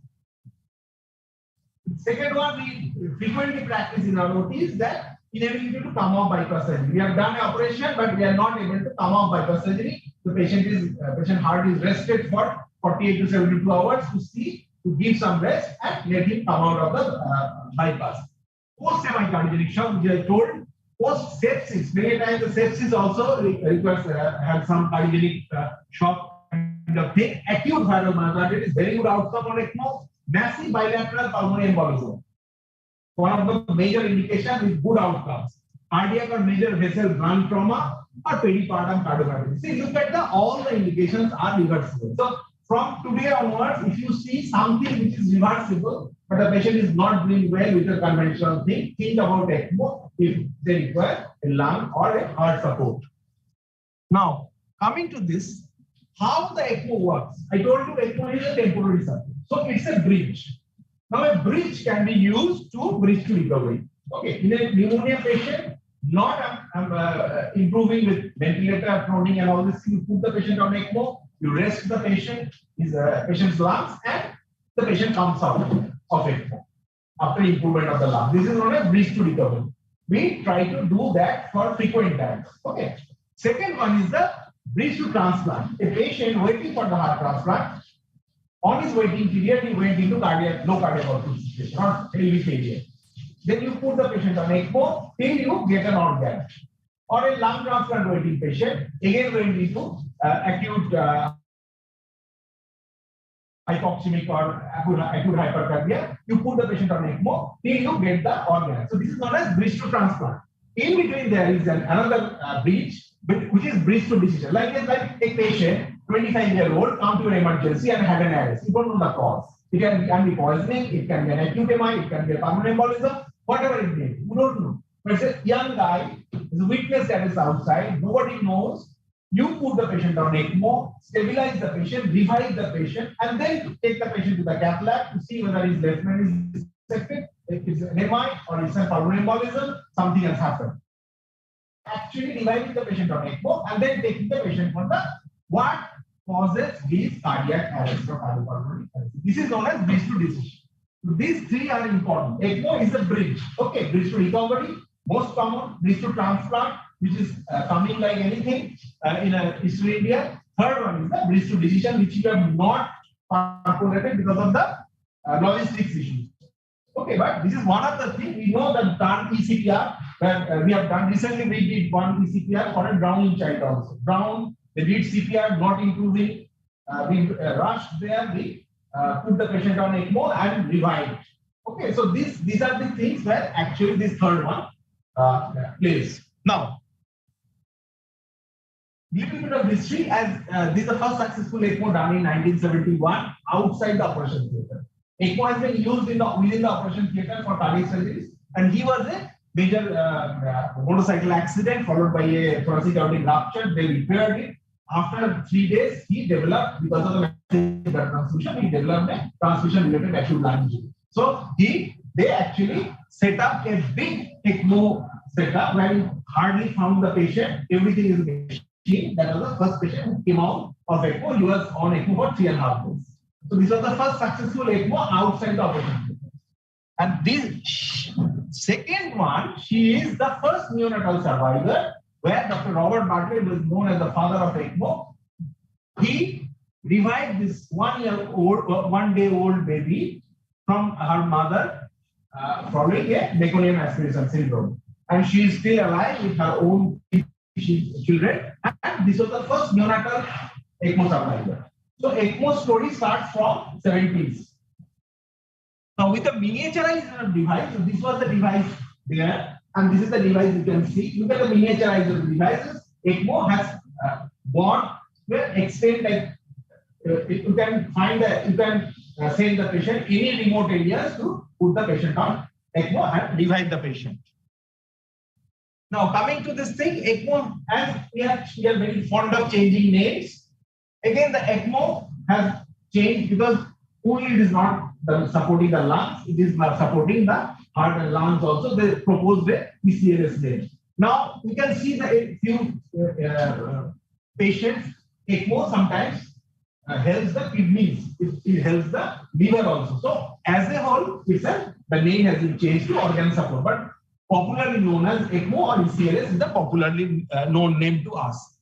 Now, you know, this is a very famous slide where in Desun 2012 has published this data where you can see as the ARDS is going severe, the role of ECMO is established with the extracorporeal CO2 removal.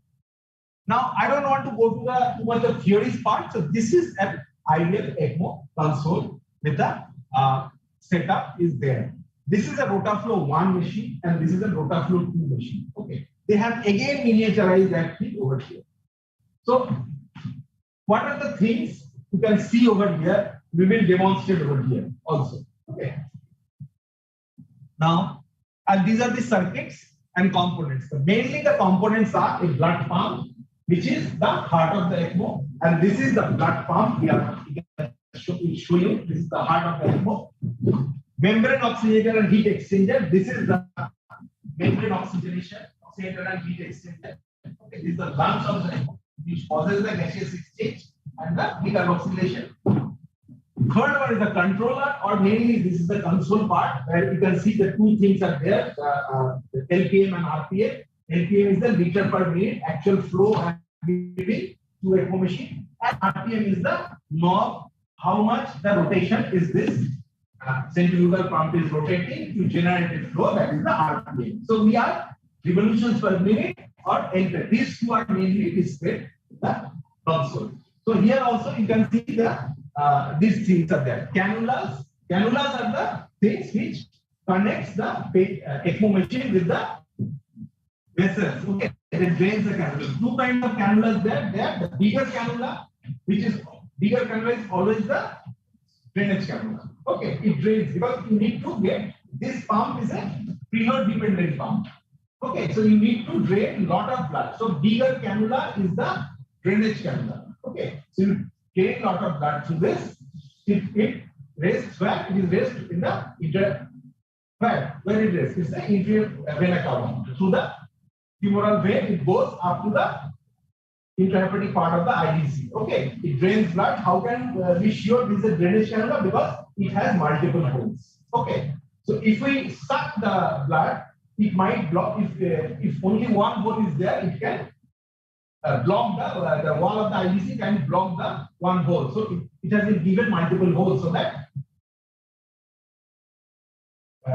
uninterrupted drainage can happen throughout the time. Okay, and this is your return cannula. The smallest one is the return cannula. It can be placed in the jugular part. So ideal thing is femorojugular venovenous ECMO. This is your drainage cannula, rest in the IDC. This is your return cannula, rest in the SVC RA junction. So this is the way we do. So this is the cannula from which the blood drains and connected to your machine. Okay. Now third one is the tubings. Tubings are what? Tubings are the connections with the cannula with the machine. These are the tubings.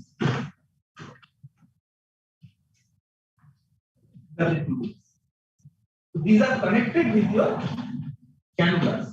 The blue and the red. What is blue? Blue is connected to the drainage one. Okay, and the red one is connected to the return one. Okay, so we'll show what are the components after stopping the lecture.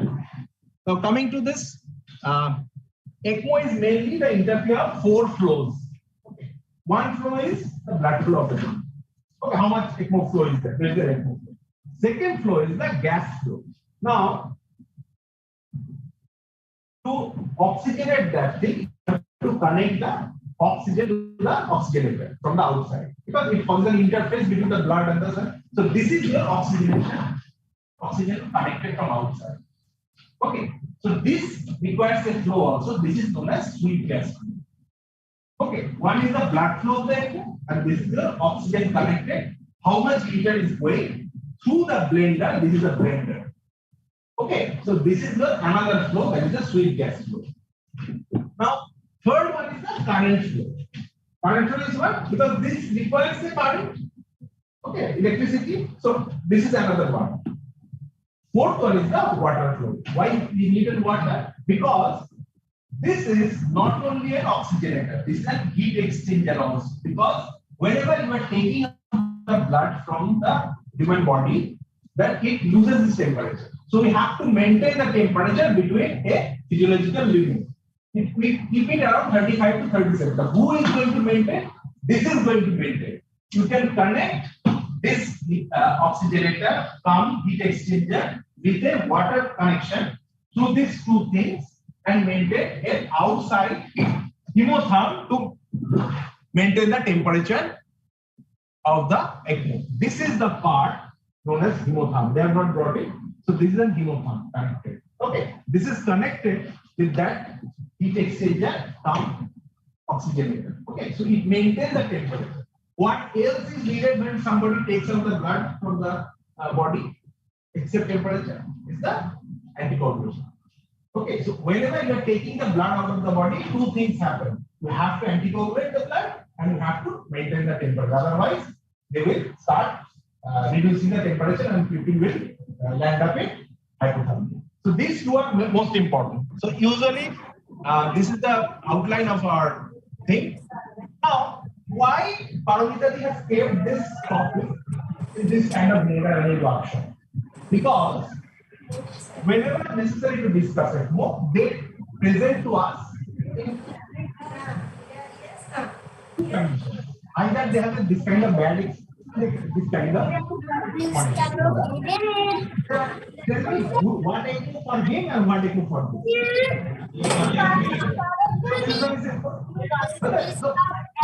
simplify things, it's a bad requiring of ECMO for the lung, and in the bad hemodynamics is required for the veno-arterial.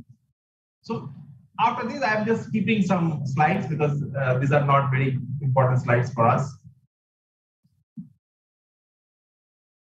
Now, when a patient is referred to you, what to do? This is you have to know. A patient for pneumonia referred to you, you want to put the patient on ECMO because he is not able to oxygenate with even the ventilator and the proning. So what we do, we measure a MRS score. Okay. What is MRS score? MRS score is the combination of 4 things. VO2 FiO2 ratio, a chest X-ray, how many quadrants are involved, you have a P, you have a compliance. Okay, how much is the compliance, how much will be your price? 4 things, you can calculate the MRS score. And if it is coming in between 2 to 3, you have a chance that patient is going to die before the next day sun rises of 50%. And if the score becomes more than 3 and it touching towards 4, the chance of death without any intervention is 80%. So this will tell you when to counsel the patient relatives from the ECMO. Calculate the MRS score. If it is touching 3, start speaking with the relatives. In between 3 to 3.5, we have some time. More than 3.5, you need to urgently put the patient on ECMO. So this is the thing you need for your counseling with the relatives. Now, action plan. Every team has an ECMO coordinator who knows how many machines, how many supply of oxygen is there. You have perfusionists who run the ECMO console and the circuitry. You have the people who are mainly the program leaders of ECMO. You counsel the relatives mainly from the clinical part and the finance part, and then you initiate that. This is the way we continue our ECMO program. Obviously, prior to initiation, a lot of points are there, but this is most important. Reversibility of the situation. Okay, this will make you understand that this patient is going to come out if we put the patient on ECMO. Now, coming to the things, as I've shown, arterial cannulas, return cannulas, are shorter cannulas. I've shown you, you can see taking in the hand. And these are the venous cannulas, larger cannulas, because they drain from the IVC with the multiple holes. Okay, you can see them. Okay, after putting the patient, you have to check the X-ray or the ultrasound. We can do the transvasovagal radiography to check the position of the thing. This is the way, this is the neck cannula, this position. Okay, bigger central line, just do with the serial dilators. Now, few conditions I want to highlight before this. This is the femoral venous cannula after putting. These are the serial dilators. You have seen that we use the shorter one, that is for the central line. Then coming to the dialysis catheter and different stillets of your stage cannulas. We use for the serial dilatation. Okay. Now, coming to the few, this is the way they look like. Femorojugular cannula. This is the draining cannula, which is coming. This is a blue one. Here is the console, and the red one is going to the. So this is the way actually the VV ECMO works. So a demonstration. So this is the oxygenator with the blood fitted in the holder, and this is the console of the Rotaflow one, which you will see here. You can see what is this? This is RPA. Revolutions per minute that is happening. You just think about the whirlpool effect. I will show you how it is happening, and this is what liter per minute. That is the flow of that, and this is your norm. Okay, how you increase the RPM. Here is the norm. Here are the two flows. So these are the main console things you have to see. Now, few unusual scenarios I have told you. These are all amniotic fluid embolism, amlodipine poisoning, any drug poisoning, surgery in the low regulation. So these are, look at all these are very much reversible, correctable conditions. You can consider the ECMO. I'm not going to the case thing because this is a workshop, and so different indications is I can show you the peri-op MI, massive pulmonary embolism, recurrent cardiac arrest, failed thrombolysis. We have taken on peripheral veno-arterial ECMO, and this is your peri-op MI, left main disease, unable to come off CPB. You put the patient on ECMO and take the patient off in the H1N1 ARDS. Again, the surge is happening. We get a lot of patients. Very good outcome with that. Many times the stuck mitral valve will suddenly shock. They come to your emergency in the stuck mitral. They find, unless you put the patient on ECMO, stabilize for 2 days, then you go for redo mitral changes, and the patient is doing fine. Babies also are very good candidates for ECMO, even in the post-cardiac surgery situations, or many times the baby, a 11-month-old baby with a septic myocarditis. So look at the conditions which are very much reversible in nature, and they give good outcome. If you can do the dialysis on ECMO, I'll show you from the circuit, and you have to transport few patients even on ECMO. Look at how it is miniaturized, and keeping this console within the 2 legs, you can mobilize the patient. We have transported many patients from outside Calcutta, from different places of the country. People have transported outside the country without any problem because it has been miniaturized away. You just take this and you can transport the patient on this machine. Now, within the ambulance, how they do that air transport during the COVID, lot of air transport things. Few things I want to before things to show. See, few survivors you have to keep in mind. They go through a lot of trauma, lot of stress, the stay around. When they come out, you have to support them for initial 6 months, 5-6 months. Many times they become jobless, or many times they become depressed because of their illness, because they're young. So you have to support them. Then they will be your big fan. And one thing you should keep in mind that in the ICU, what we do actually. So these are all survivors. The families, babies also. Just to the awareness, basic ECMO. There are a lot of survivors coming. Just, she is one of our neurosurgeon, was unfortunately put on ECMO during this COVID. She was there with us for 25 days on ECMO, and she came out and she's doing very good neurosurgery now, and she's a very critically active trial photographer. Okay. She's doing fine. So ECMO has a very good outcome when you are putting in a reversible process. Now, this is a simple slide I want to tell you. This guy, after coming out of ECMO, there's a big celebration going on outside this thing. We are going over there. This is somebody else's patient. So he asked me, sir, I have seen you after being awake in ITU. What do you actually do? I told him that I am a big time ICU specialist. Okay, that's fine. He asked me, what do you actually do? What is the job profile? This stupid guy doesn't know what I am doing. I'm the biggest, probably the world's most area of ECMO physician. He doesn't really get confused. He asked me, okay, that's fine, sir. What do you do actually? Then I told I could not make him understand. He is a survivor, very fond of me. But I found this guy in the first part of the COVID. He's with smiling faces. The outskirts of Delhi, this Zomato guy was selling, supplying the food the outskirts of Delhi during the lockdown period. Okay, and Zomato has advertised his face, like how much smiling face he is, without taking the risk as his. I got this answer from him. And we are nothing but an oxygen delivery boy. Okay, so we are the oxygen delivery boy when your lungs is not working. And who are our customers? Customers are heart, customers are liver, customers are kidney. So always keep in mind. He has asked me, I could not answer. Then I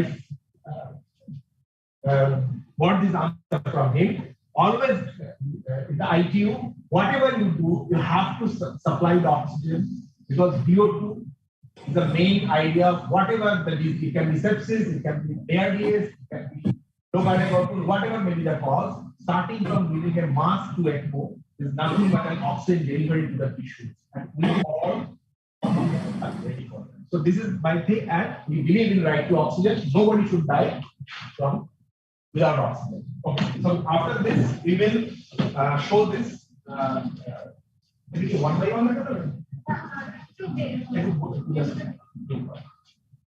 We have some time, 5 minutes.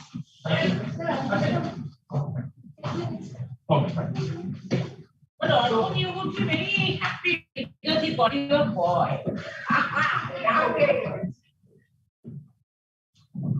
So, as I already explained very nicely, the main aim of ECMO is we deliver oxygen and maintain the microcircuit.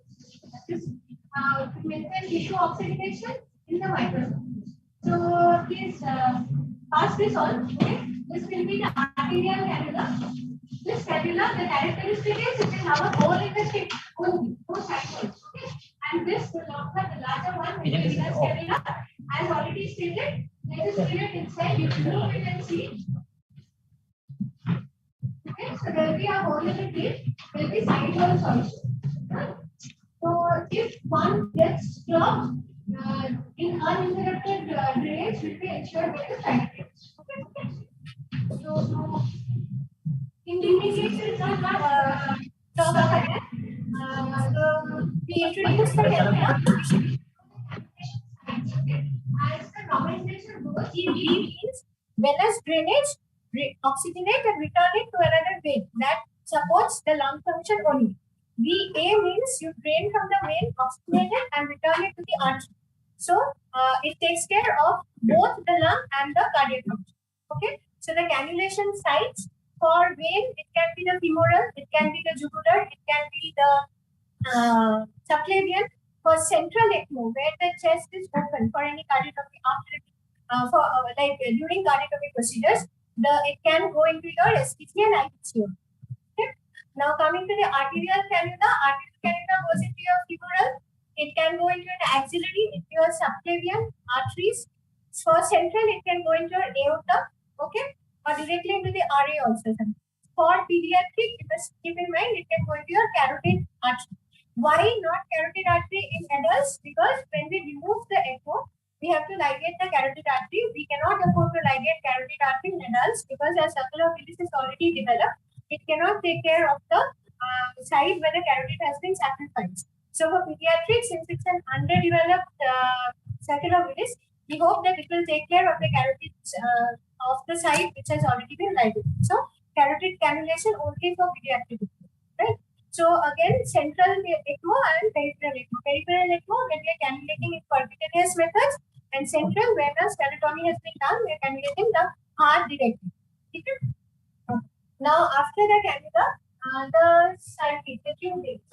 Okay, these cannulas get connected to the tubings. These tubings.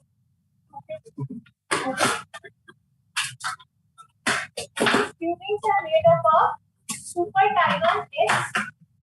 Okay, the circuit can be heparin coated, may not be heparin coated.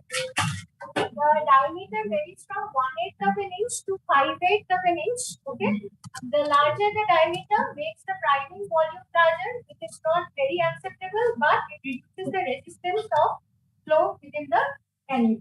Okay, and we'll have fans because we don't want air to enter. This will be a prime circuit. And like the perfusionists will be helping us in priming them before we can connect this to the cannula, right? And because we don't want entry of any air inadvertently into the circuit, we're using these cams whenever we are connected. Okay. So just like the way when our patients go on CPB during cardiac surgery. So now, and there are color coding. The color coding is important when we are connecting the patient. The blue marks will be the drainage or the venous side, and the red marks will be the return side. So say suppose this is my patient connected. Okay. So how does it get connected? This is my drainage cannula. Say suppose I have cannulated my femoral vein. So this gets connected to the femoral venous cannula, right? And this will come back and get connected to my return cannula. Right? This can be in the femoral, this can be in the jugular. Femoral jugular is the more appropriate one, so we are discussing that. Now, in between, what happens? It comes from the patient, the deoxygenated blood. It goes into the pump. Okay, this is the pump. We will show the pump here. Okay. So this is a centrifugal pump. How is it different from a CPV? These pumps will work on magnetic levitation theory. there will be magnetic particles within this. When we put it in the head and connect it to a part, magnetic field will be set up within this pump. And centrifugally, blood will be propelled because of the magnetic field that has been set up. Okay, how is it useful? Like how? Why is it different from a regular CPB? There we use. You can see. Okay, so this side has gone into the pump, right? The blue side has gone into the pump. It is propelled and it is pumped into the lungs of my ECMO, that is oxygen. So why a centrifugal pump? Because roller pumps, if used for long time, will cause damage to the blood cells. This ECMO is going to run for a longer duration than a conventional CPP and our OT. So this has been the technique. Okay. So this is about the pump. From the pump comes to the oxygenator. Now this oxygenator is membrane oxygenator. What happens? Non-microporous polymethyl pentene pipes are there which are hollow. Okay. There are perforations. Within the pipe, oxygen passes and blood passes surrounding that. So oxygen is going to diffuse from the region where it is higher concentration, that is within the pipes, to the blood circulating outside. My patient was devoid of oxygen, hypoxemic. So from according to the diffusion principle, oxygen is going to move from within the porous pipes into the blood. So gas exchange will happen. Okay. And the surface area of the membrane that has been used is a character that determines how good the oxygenation takes place and at what interval we may need to change the oxygenator if it gets damaged. Okay. Now, together with this, as sir has already explained, blood, if it stays outside the body, will tend to become hypothermic. So we need to maintain a temperature. So this is connected to a heat exchanger. Heat exchanger will be a box where there will be water circulating within a temperature of 34 to 40. We can control that temperature. Okay. Desired temperature will be 35 to 37, and the water that runs is at a low pressure, 3 to 4 psi, and blood runs in a pipeline within that temperature controlled water. Because why low pressure? Because if there is a damage in the blood pipeline, water will not enter into the blood. Okay, because water is running in a lower pressure. So that is about heat exchanger. Now once that is done, the oxygenated blood comes out from my oxygenator. Okay, and it gets returned to my body, to my patient's body. Okay. And in between, we'll be having number of ports to for aspiration of blood, taking samples. Okay, and we will be having various alarms.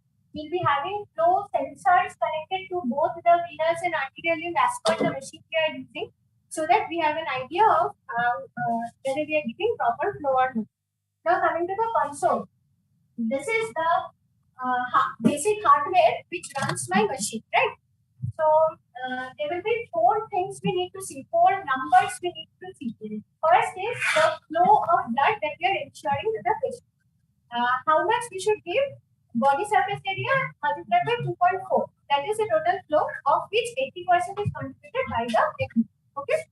So that will come in liters per minute. And how do we get that? We are going to rotate this pump so that the blood is propelled, right? So that we will set here. That is the rotations per minute. Okay. So RPM and LP.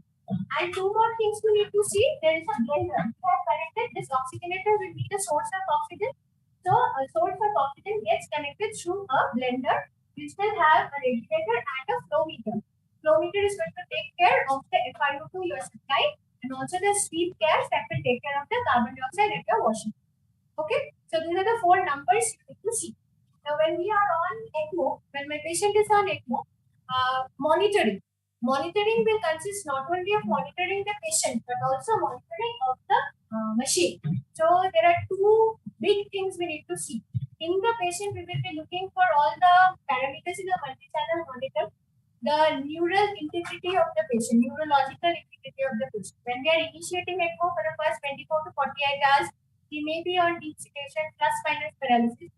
After that, we will always try to awaken our patient, give sedation, vacation, check for neurological integrity of the patient. If possible, we will try to maintain without paralysis or minimal sedation as long as we can, so that we can keep communicating with the patient. That gives also alleviates the anxiety of the family members who are seeing the patient. Okay. Neurological monitoring, we can use RSOP, NIRS, near infrared spectroscopy. So single number is not important. What we see is deviation from the baseline. Any value less than 50 will alarm us, and from the baseline, if a fall of more than 20% happens, that should alarm us that neurological integrity is not adequate enough.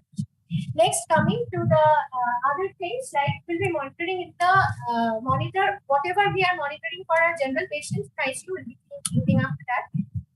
Hemodynamics in the form of urine output, any arrhythmias going on, blood pressure. Now, when we are on VA ECMO, one thing we need to know is it is a non-pulsatile mode, so we will not have a systolic diastolic difference, and we will probably have a pulse pressure less than 20. Okay, so two characteristics of ECMO circuit or ECMO flow will be, one is non-pulsatile, the other is dual circulation. Why non-pulsatile? Because systolic diastolic pressure difference is lost, pulse pressure is less. Why is this important? When my cardiac patient starts improving, my pulse pressure will act as a monitor of identifying whether the patient is improving or not. So pulse pressure, when it starts bettering more than 20, it indicates that the cardiac function, native cardiac function is improved. Okay. Second thing is dual circulation. There will be a heart, my patient's heart, that is the native circulation. The other will be the ECMO circulation. Okay. What else I'm waiting? Yes, sir. So overall, the idea of circuit is to understand it. One of them volunteer. One thing we missed about anticoagulation. Okay, whenever we are initiating ECMO, since blood will be in an extracorporeal circuit, we need to anticoagulate.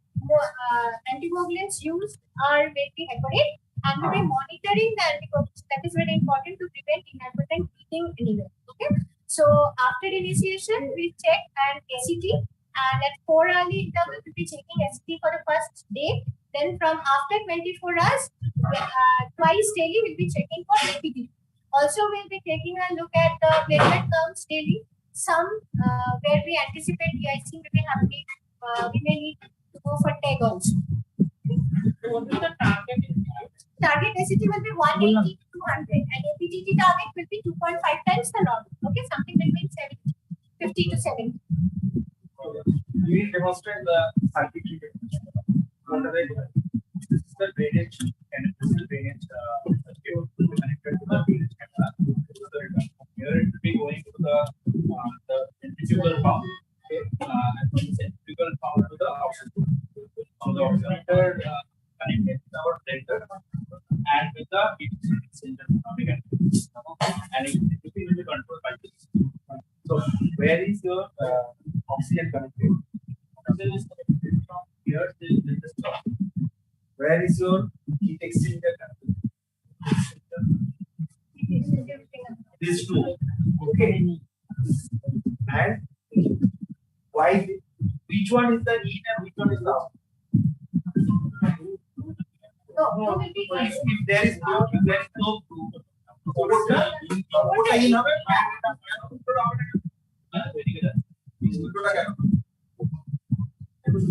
mistakenly connected.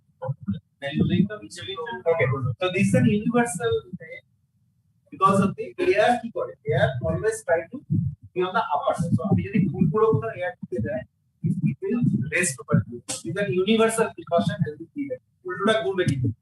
ওর তো কোনো বুদ্ধি নেই, ও এদিকে উঠতে পারে ওদিকে উঠতে পারে, ঠিক আছে, ওকে একটা প্রপার ডাইরেকশন দেওয়া হচ্ছে, then some many times air goes from the venous side দিয়ে এখানে এয়ারটা না এই জায়গাটা this is on upper side of the you have keep it all and where we connect the flow sensor, এখানে অনেকগুলো flow sensor লাগানো আছে, usually to connect the flow sensor after the pump. Okay, flow sensors আগে কিন্তু লাগানো হয়, flow sensors পরে লাগানো, ঠিক আছে। এই যে flow sensorsটা লাগিয়েছে এটা কোথায় লাগিয়েছে? রেড ওয়ান রিটার্ন, ঠিক আছে, এখানে flow sensor লাগানো। আর এইটা what is this? এটা ডেমনস্ট্রেট করে স্পিড না, এটা নাম this is known as length, ঠিক আছে। এখানে দুটো কম্পোনেন্ট আছে, এটা ডেমনস্ট্রেট করে। want to be Where is the flow meter? This is So FiO2 এখানে নবটা ধরালে এফআই চেঞ্জ হচ্ছে, ঠিক আছে, পয়েন্ট 100 থেকে 21 অবধি আছে, ঠিক আছে। হ্যাঁ, এখানে রয়েছে oxygen and air flow suit 5 litre. Suit is nothing but the minute ventilation of the এগমোর FiO2 কি বলে? আমরা ভেন্টিলেটরে অক্সিজেনটাকে কি বলি? FiO2 fractional inspired oxygen. Egmore FiO2 টাকে বলা হয় FDO, fractional dissolved oxygen. This is known as FDO2. 100 to 21, and this is the sweet gas flow. Sweet gas flow কি করবে? CO2 টাকে. Sweet gas flow is the minute ventilation of the air. Okay, so this is not say your circuit. Okay, console is দুটো. This is your circuit, and this is your thing. Okay, so you tell me which comes first, pump comes first or the oxygenator comes first? Why? আমি যদি অক্সিজেনের আগে রাখি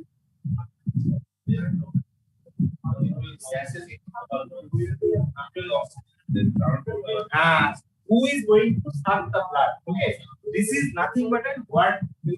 উপরে যে word level মানে দুটো জিনিসটা দেখতে word level, it actually means the word. এটা যদি না হয় ওই প্রেসারে অক্সিজেনটা পাস করবে, অক্সিজেনটা has a pressure. So these three leads has his own pressure. So what is the pressure of this lead which is connected to the your drainage cannula to pump venous pressure? So কি হবে, কি রকম value হতে পারে? It will be minus because it's a negative pressure. Okay, from there what will be this pressure? This is known as P1, pressure 1. Okay, এটা কি হবে? Positive pressure. This is known as P2. Okay, P2 is between these two. Okay, and P3 is from oxygenator to the patient.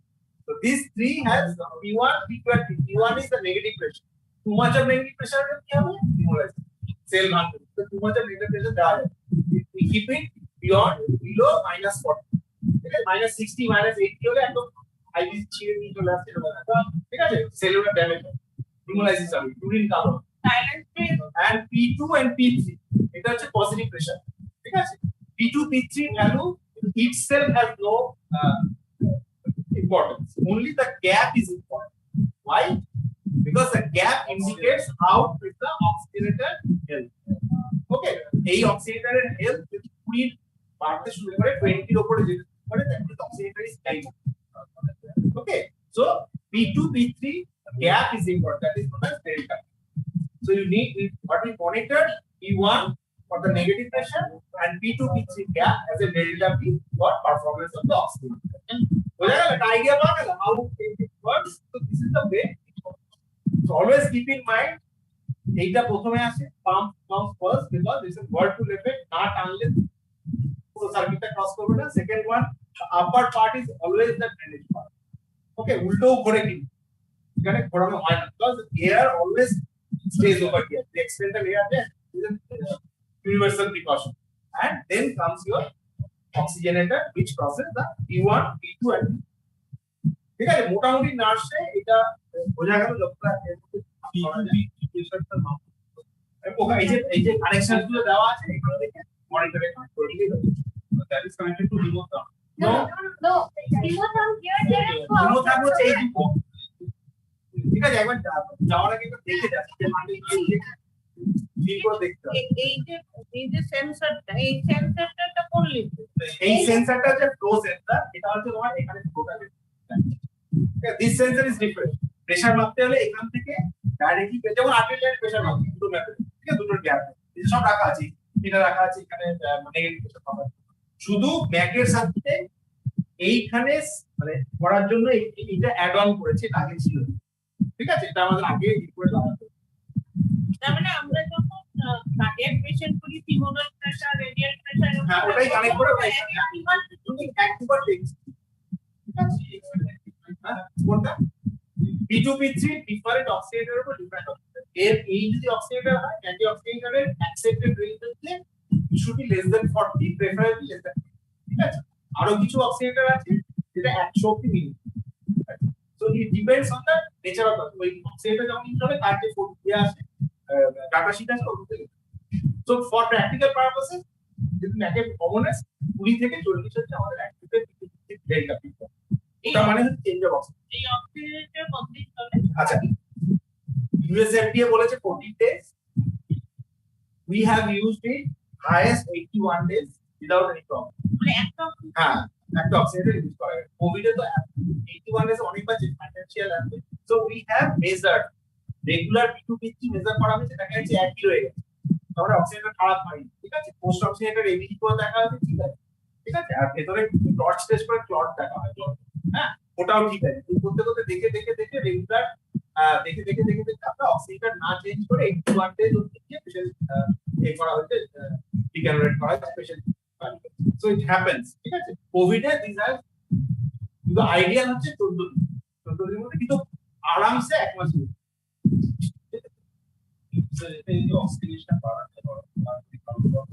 Okay, so what will increase the oxidation of the fractionated of the surface area? If I were to act as only one for it, no.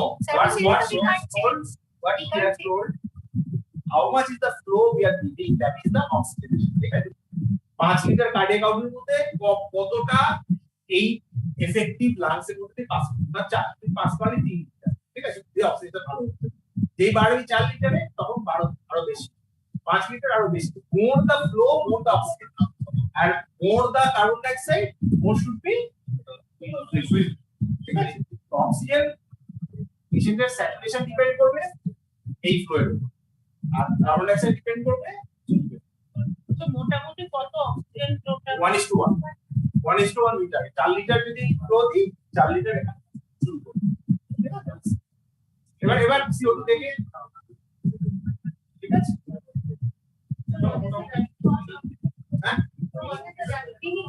Running cost. You tell me what is running cost. You tell me what is the running cost. Why? I am doing 1 lakh. You tell me what is the running. There is no running. What we monitor is the running.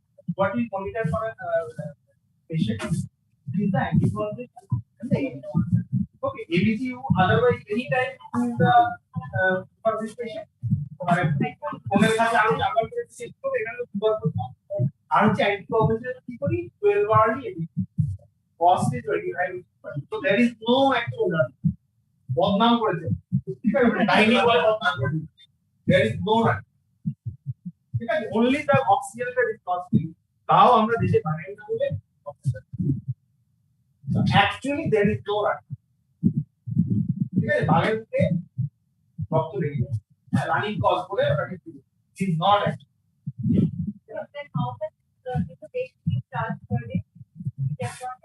Okay, so patient being no, these are not important. That there is a big difference of charging things for patients. মোটামুটি 2-3 কি আর antibiotic যদি add on করে দেওয়া হয় we keep around 10,000 over and above that. Okay, actually there is no cost which is going on. Manpower which about cleaning a first হচ্ছে organ that first slide এ দেখানো হয়েছিল likelihood of organ recovery. So the organ which was damaged for which we had given the echo that should have recovered. So that we have monitored. If it was a lung, then the chest X-ray has improved. The oxygenation has improved in the same setting. One more thing we missed: when we are on echo, we'll keep the ventilator settings in rest settings. Okay, FiO2 30 to 40%, tidal volume of 4 to 6 ml per kg, and low usual initially the PEEP of 10 to 15. এখন we have kept for 6 to 8. It is adequate. The plateau pressure should not exceed 20. The peak pressure should not exceed 30. That is important. Okay. So these are the rest ventilator settings. So 4 to 6 ml per kg. So in this setting, when the lung oxygenation status starts improving, this gives us an idea lung is improving. The cardiac function key echo rekha. Okay. In the echo, we look at the aortic valve VTI. That should be more than 12. Then the cardiac contractility definitely should be The heartbeat abscess should be more than 15.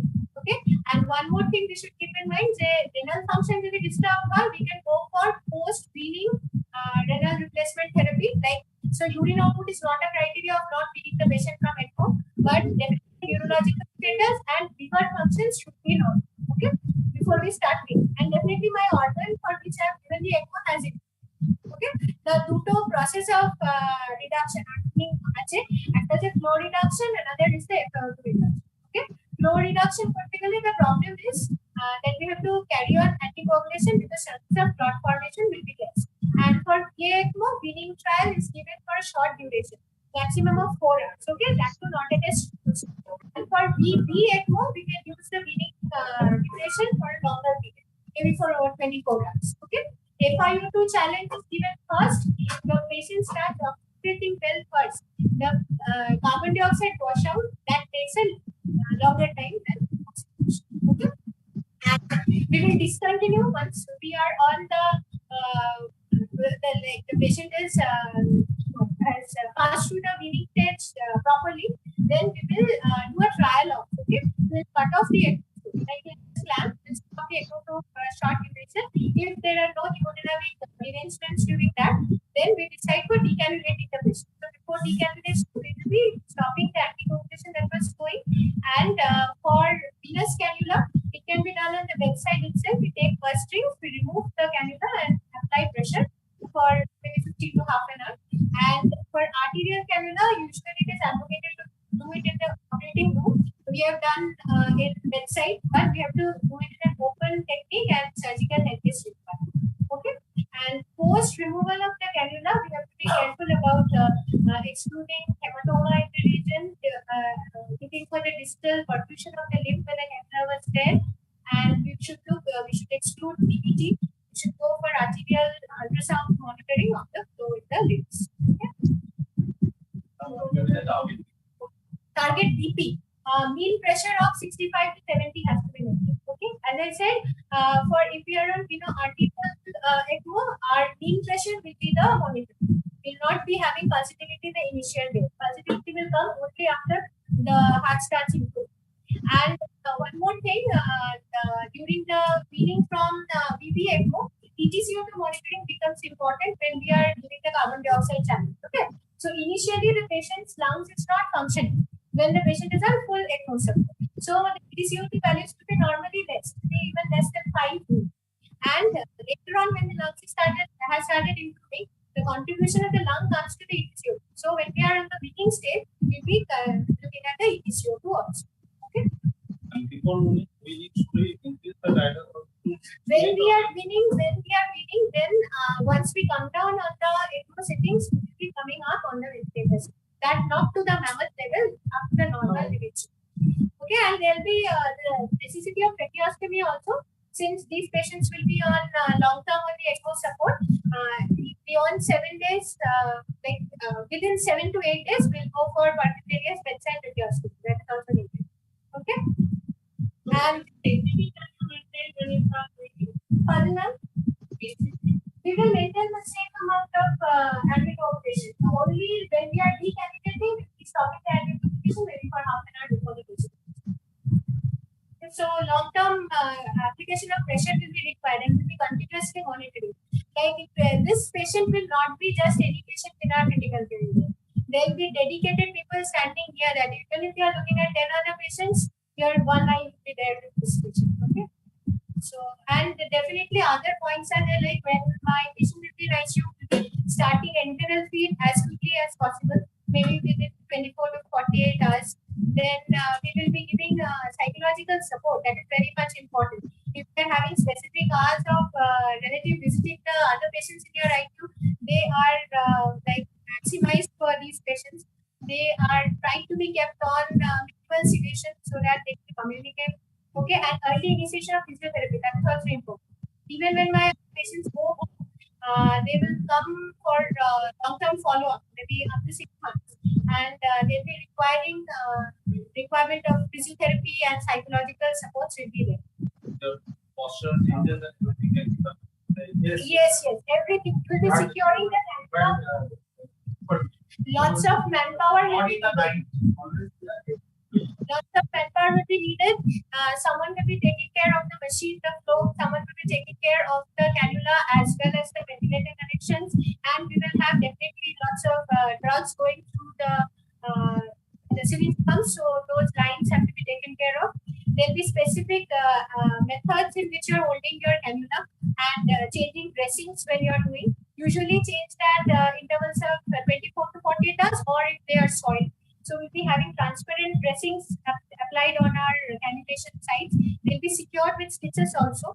Okay, and we'll be, whenever we are removing dressings, we'll be removing from distal to towards the cannulation site, so that you don't pull out the cannula when you are removing dressings. Like the way multiple fracture patients are handled, we'll be handling our patients also like that. At least 6 to 8 people will be required. During COVID season, we have also grown our patients. So you can imagine how many number of people have been required, how we have secured all the lines and pressure points. Yes. Suppose that there is a patient, COVID patient. I know we have a patient on ECMO.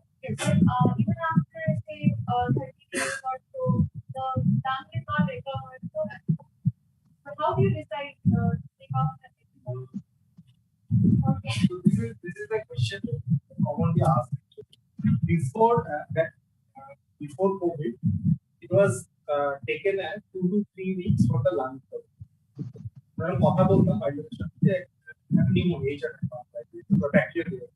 They used to ask how many times, how long.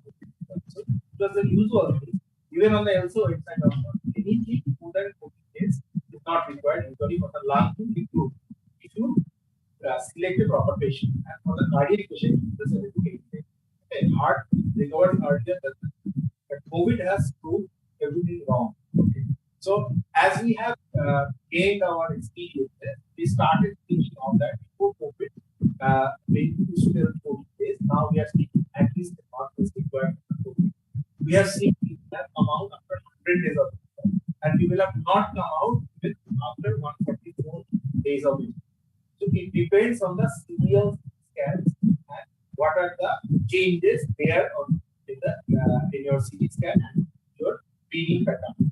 So might be patient might fail bleeding recurrently, or there are early honeycombing appear after 2 months and 3 months. That time they have to make plans for kind of reach to transfer. You have to start speaking your mind recurrent transfer. But most of the time, as we see in COVID, that longer interval has proved good because we have sent patients from after 100 days of it, we have sent patients after 81 days of it, we have sent patients after 62 days of it. So these were unheard of before COVID. Okay, so obviously not before 2 months you should render this patient as to die. Okay, if not your finance prediction, that's something else. So 2 months you have to give it jolly. 2 to 3 months you start speaking. The patient is probably going towards a transplant. If you are waiting for the serial scan, you see anything there. If you still see the GGOs are there, don't speak about the transplant because they are going. The transplant is going to be a bad thing because there will be too much surface. Transplant is not going to be effective. If you see the honeycombing, you see a lot of fracture rotations are already started, then you start to the transplant. This level of transplant is not before 2 months. You can the transport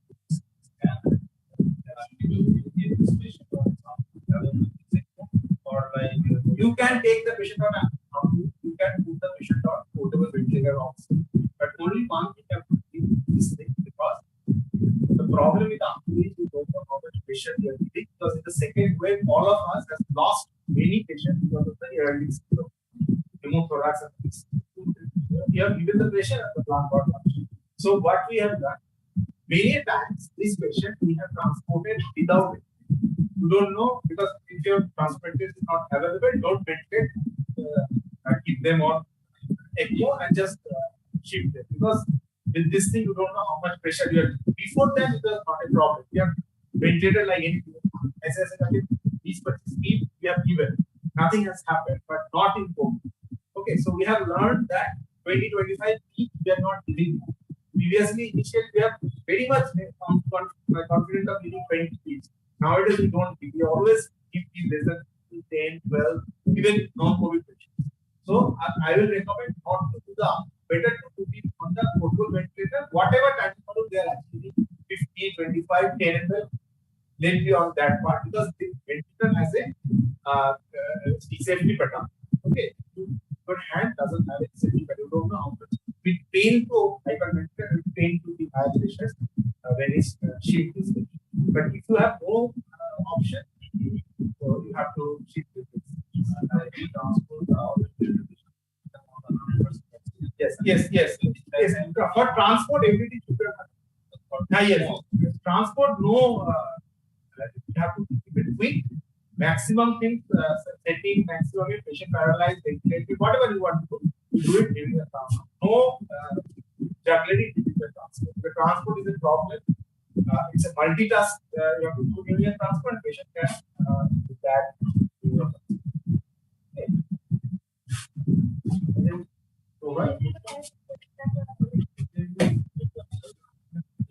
Madam. Cost, as you have asked the cost benefit, then Madam. There any target contact?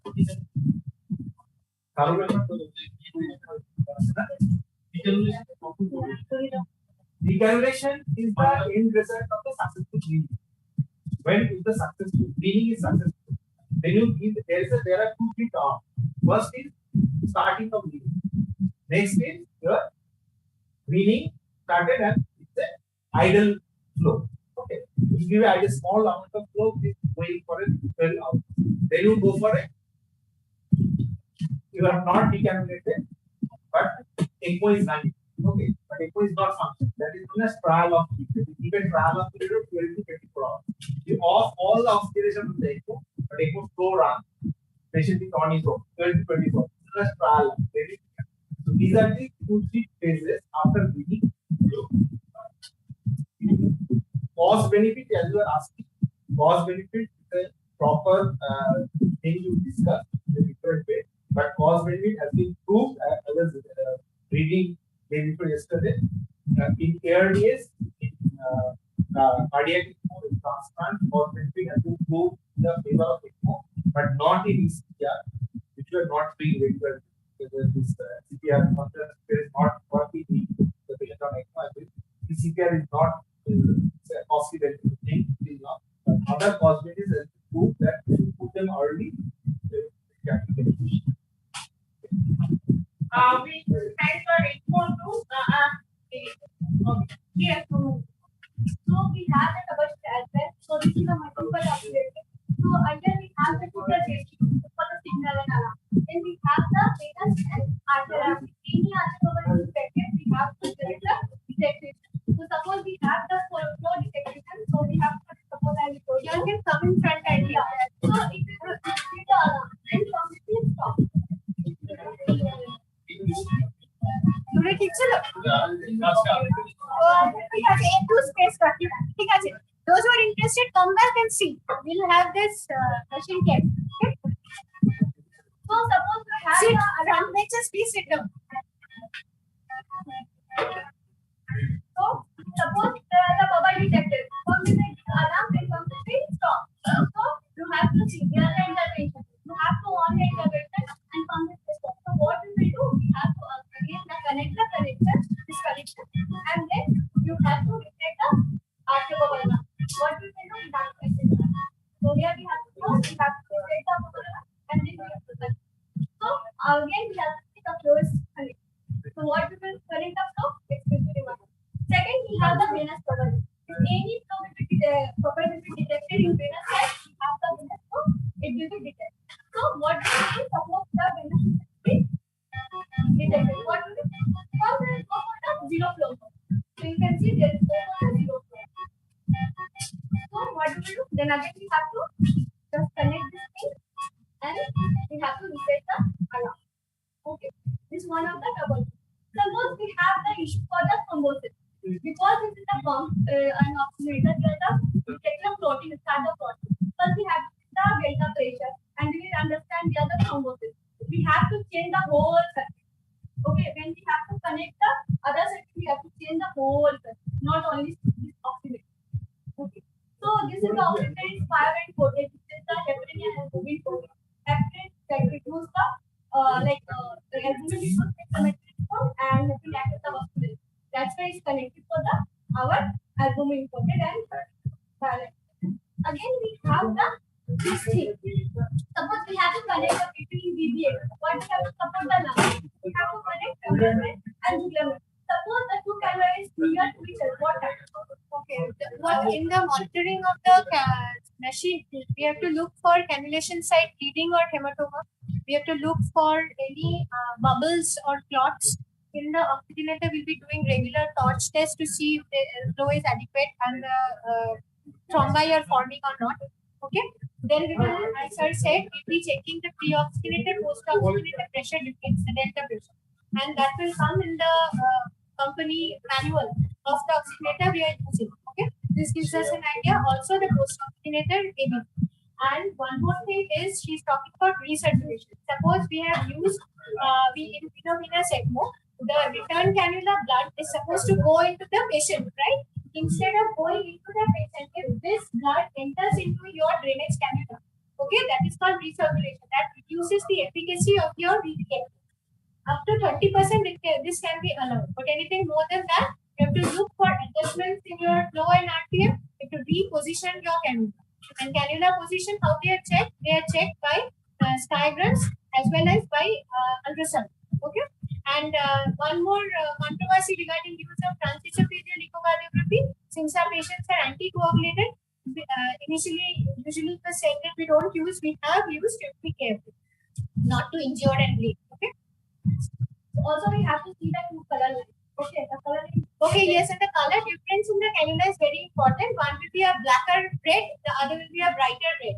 Difference of color when the color difference in the two cannula is absent, this indicates a few things. Recirculation is happening. Your patient might have arrested, so there is no effective circulation happening, or your gas connection may have got disconnected. So this gives us an idea. Okay. And also one more thing, in the lines we need to look for chattering. They may shake like this. Okay. Okay. This chattering indicates there may be a mismatch between the flow and the RPM that you have set. It may be because of your number setting difference, or it may be because of hypovolemic issues that maybe my patient is making too much of urine, maybe he's losing blood somewhere. So we have to be taking that into consideration. Okay. Suppose your pump is failure. What so many things to say? It's a very short. So if suppose your pump is failure, what will we do? We have the hand. Yes, if our power fails, we can't stop my patient. So when they hand crank, we'll rotate it, whoever is there. And we have had experience of transporting patients where power has failed and we have transported on. Okay. We have yes. You are giving the power that is coming from the electricity that can be on your phone. That time you want to you will be see no that will come. The rotation is no. The one rotation of your hand is equal to many rotations over there. It's not that you're rotating 2,000 times. That's not possible. That's not possible. Okay.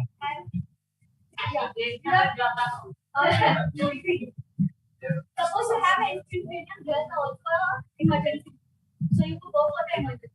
Suppose you are all okay, but your line is losing, your gas line is losing. So what do? You have to also see like gas line. As we all anesthesiologists see, we start from the power source, we check the connection to the patient, from the patient again back to your monitor. So the same thing over here. Okay. And one more thing she has mentioned, Sarah also said about the change of circuit, change of oxygenator for longer run. So that will be again a mammoth task. 4 or 5 people will be there. Both sides will be having blood in hand. Okay, we'll be having an already primed circuit with only the full circuit or with the oxygenator. Okay, and then the changeover takes place. And we are ready with emergency drugs. Someone in the central cannulation, line site where the drug port is there. If the patient arrests for short duration, we need to take care of that. We have to prevent the occurrence of such incidents. Okay, so we have to be swift. Dialyze two options are there. We can have dialysis cannula put in the patients already put in. And নতুন করে করি না কারণ anticoagulation চলে। আর এখান থেকে direct port দিয়ে করা যায়। So we have to line After oxygen. Yes. Now only pressure and problem because that will be a lower pressure system. Okay. Thank you, Nicole. It was wonderful. I will talk to you. Now, we want to say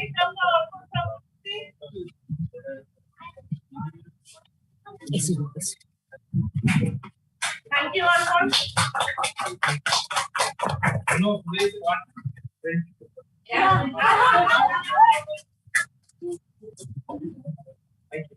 Dr. Ritu Pannadas.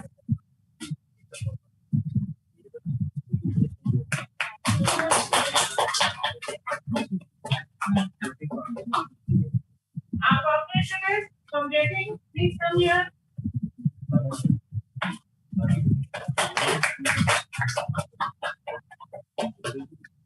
Thank you so much. Thank you. We move on to the next session. So this is ultrasound guided life. Please come over here. Dr. Sujita and Dr. Sunita will take over.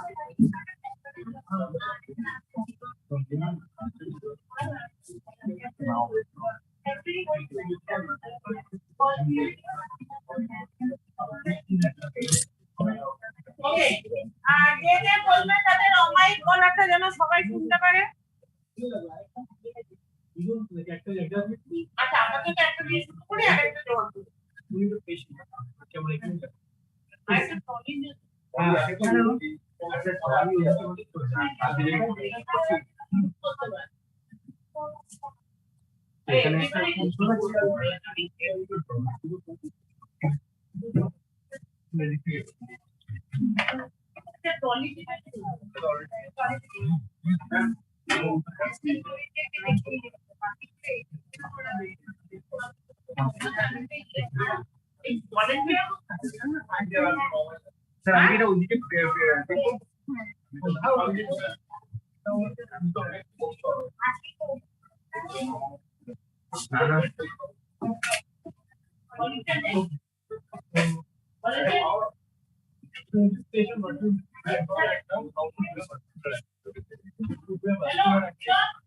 First always to identify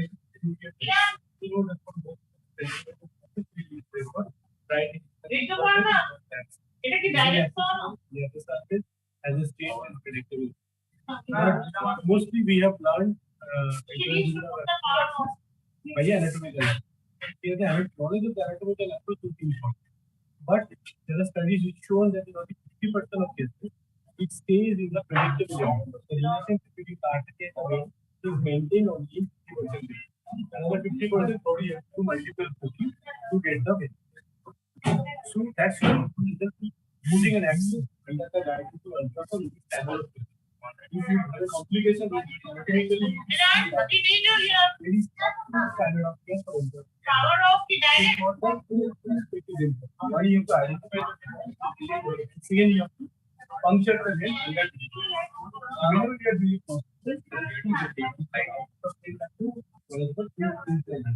and out of the 10 we show when the polyp we usually put the probe perpendicular to the point of view. Okay, so as that are going to do in the neck, you can see the vein and the artery. That's the advantage. So basically you will not cannulate the artery to this standard. The problem is that you will come to the side and you cannot see the vein. Because when the neck cross the artery, you can see as a shiny dot. That dot can be the tip, can be any point on the shaft. So it is not possible to see the vein. But the advantage is that you can see the vein and the artery together. So very unlikely to function from the heart. Or it is a artery cannulation by birth. Second advantage is that you are weak. So when you understand your function, then something is gradually usually less amount of sleep compared to doing the actual cell. But instead of this here, this is expected a whole range of results with delay the activity. So we have to keep the flow vertical point of view and this ligand have to go along this marker. Yes. You can see there is a midpoint. This one is the center. You have to go absolutely below this, and you have to maintain the plane of it.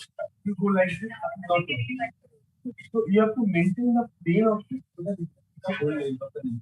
Obviously, because you don't the whole of it unless you are going to counter the posterior on the way.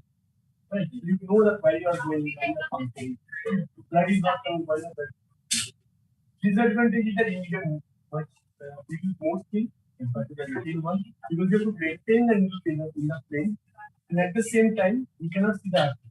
So by mistake, suppose your hand moves, now you are focusing on the artery, you see a cannulated artery. But if you understand the criteria of the artery and the artery will be equal to person time, it will not easily compressible compared to the vein. If you have clean one, easily compressible and non collapsing, then probably you don't have that. But we recommend start out of the plane approach 50 to 100 centimeters. Then you shift to start to implement. And try to treat your patient where the artery will be not very clean. Maybe the plate is 5.5. Volunteers. So what we do is that first in the quota.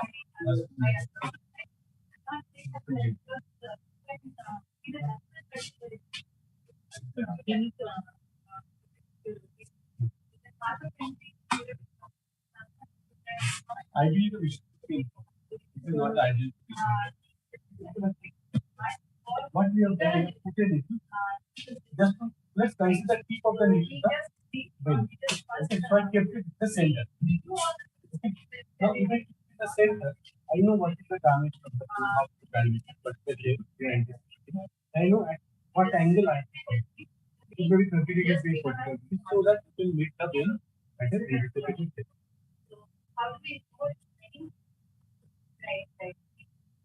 Okay, so for that, now I have to go to it at the same time. This is the tip you can use.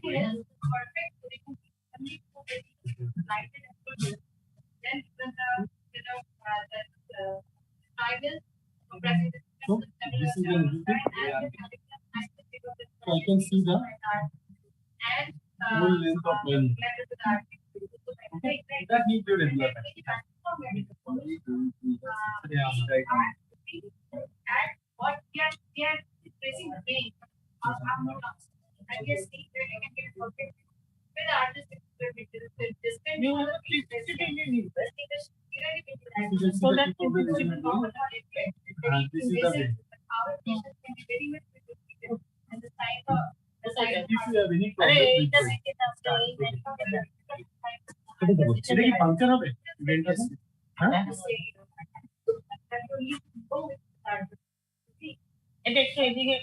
more like practical. The muscles will look like this one. It will not be seeing the complete shaft. It will look like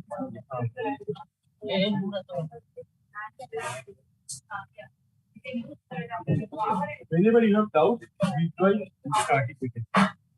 Keep it absolutely vertical and try to be within the same plane. If you're in the same plane, you can see the needle. And at the same time, if you keep on going deep, gradually the resolution will compromise. Suppose if it's 1 centimeter below, the tip of them will be very well visualized. But once you go 4 to 5 centimeters, that can happen sometimes for the subclavian, the tip may be a little dirty. You can see the tip is in the vein, but it is not. Blood is not. That's because it is go beyond the resolution of that. It is not exactly in the right position that is expected. Okay. So that's the purpose of this station. You have to put back here. And it is one day.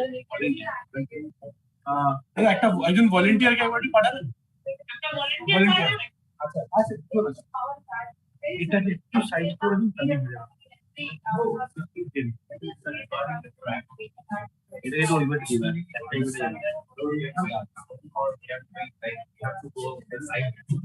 like that. No, you should not go sideways. Once I put my probe like that, I expect my area of interest to be exactly below that. I will not try to put a line like this. Usually I can see. I move my probe and keep it vertical. It actually fully so once I do that, now if I put absolutely at 90 degrees with the needle. Keep it vertical, then I will be able to see the needle. But suppose I put the probe like this, I can see the vein. Now getting this angle can be challenging. So I'm doing that. Maybe I know what angle I can puncture. Okay, but trust me, there are times when I will also find very difficult to get an absolute. So it is better if you put the probe vertical in the skin. And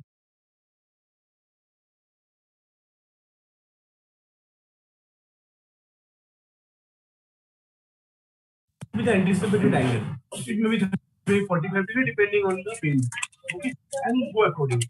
If you need to manipulate, you may find that you're already in the middle of the flow, but you have not reached the vein. Vein is otherwise. So we try increase the angle going.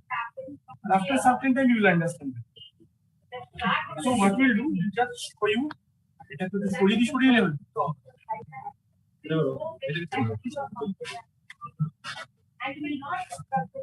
আপনারা practice করবেন needle আছে needle ঠিক আছে আপনি ওদিকে মাথা করে শুনুন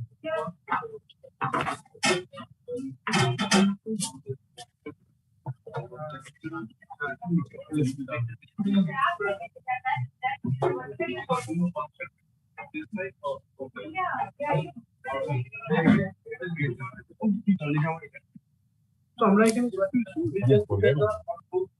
agent and sugar and something. Okay, nice.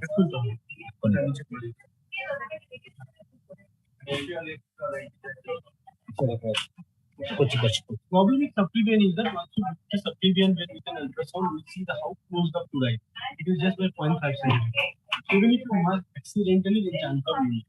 So what we do in practical is move pretty laterally, and you basically cannulate the axillary. Okay, just lateral to the pectoralis minor, so that even if you miss, there is no pleura. We show the transfer. So we know the anatomy, two head of sternocleidomastoid thread, and the trapeze is formed by the muscle. So anticipating the vein will be here. But the advantage of ultrasound is that again I will start from here, but I will find the position which is most suitable for my cannulation. It can be here. It depends, because suppose I can pain the vein here, there is another superficial vein very close nearby. Then you may puncture it, you may get stitched during the process. So rest of the process is same. Pointer will go with that. First I will assess in the transverse direction. Okay, transverse means the axis is horizontal, vertical is the patient body. We start it like that. Pointer is up. Yes. Pointer to the right side of right pointer. Okay. So this is the neck muscle, artery and vein. There is no doubt that this is artery and this is vein, because this is thick one, pulsatile and not easily compressed. How much pressure is enough? Once I start pressing, suppose the vein has a thrombus. Okay, so we are not sure that when the vein is not compressed. You keep on pressing, after a certain pressure, artery will also get dead. Obviously, it's not solid structure. So that means even with that pressure, the vein is not compressible. That means there is a thrombus. Sometimes in a new developing thrombus, you may not be able to identify that thrombus, but you just find the vein is not compressed. Okay, so here now, because if the vein is my point of interest, I will move my probe and keep it at the center. Okay, at the center. Now, because this vein is collapsing, keeping the needle within the lumen can be challenging. So in that situation, probably I will put the head and needle down, try to make the vein move inward, so I can keep my needle. Okay. Now I will what will do from head side, I will stand there. I will go exactly through the middle. Okay, there is a marker. Okay, I will go through that. Now look at the distance. It is around 1 centimeter. Okay, right. So what I will do, I will puncture away my 1 centimeter and maintain a 45 degree to meet the vein. Understood? Clear? Suppose it is in the 2 centimeter depth. So I will puncture it at 2 centimeter away from my probe and keep around 45 degree. Then I will meet the vein exactly below my head.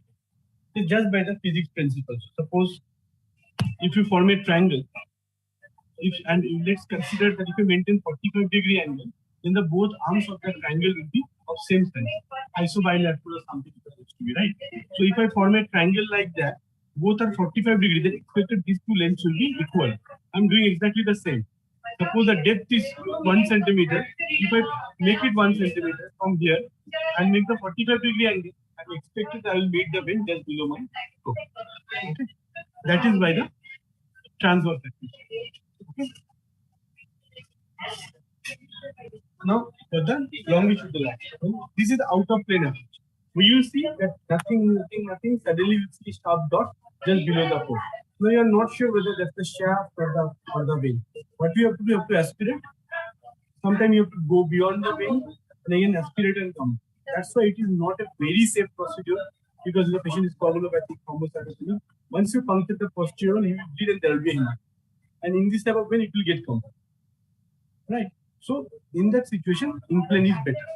So what we'll do, once you start with a short transverse axis, then rotate your toe and try to get the vein. Now this is the vein, because it's a thin one, easily collapsing. Okay, and you have to also remember the anatomical relation. Artery will be medial. So if I go medial, I will get the artery. This is the artery. Thick one, pulsating, not easily compressible. I come little lateral, I will get the vein. This is the vein. Okay. Easily compressible. Even if you doubt, you can put a Doppler.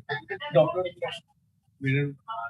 But sometimes the long axis can be spurious because you don't know artery will just lateral to it. And when you are passing the ultrasound, it probably passing quick also. In short axis, it is very big and very confusing. How you want to see it? I'm the winter with answer. Tighter more than yes.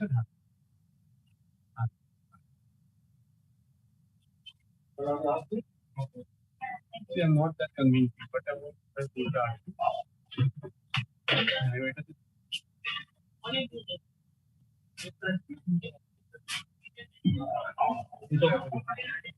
Compared to the previous one, this is very convenient. That is the artery. But if you keep on doing that, you will not get it down. Problem happens, your hands may move during the procedure, and that time you may also puncture the. So what I will do, I will keep the probe vertical once I get the vein. Okay. Then I will go exactly on the midline and maintain my needle within the ultrasound plane. So suppose if the probe is like that, the beam is going like that. So I will keep the whole needle below the ultrasound. And you will find that as it's 1 centimeter from the, if I puncture 1 centimeter away, I will again exactly meet at the middle with the vein. Okay. This is for the subclavian. So internal jugular. For subclavian, you cannot do it in the cortex. It has to be protective sensitive. It cannot be out of the plane. It has to be out of the plane. Very risky because it's very deep, 5 to 6 centimeters. But we'll start with the deltopectoral root. Okay. Now you will get the veins up. This is the.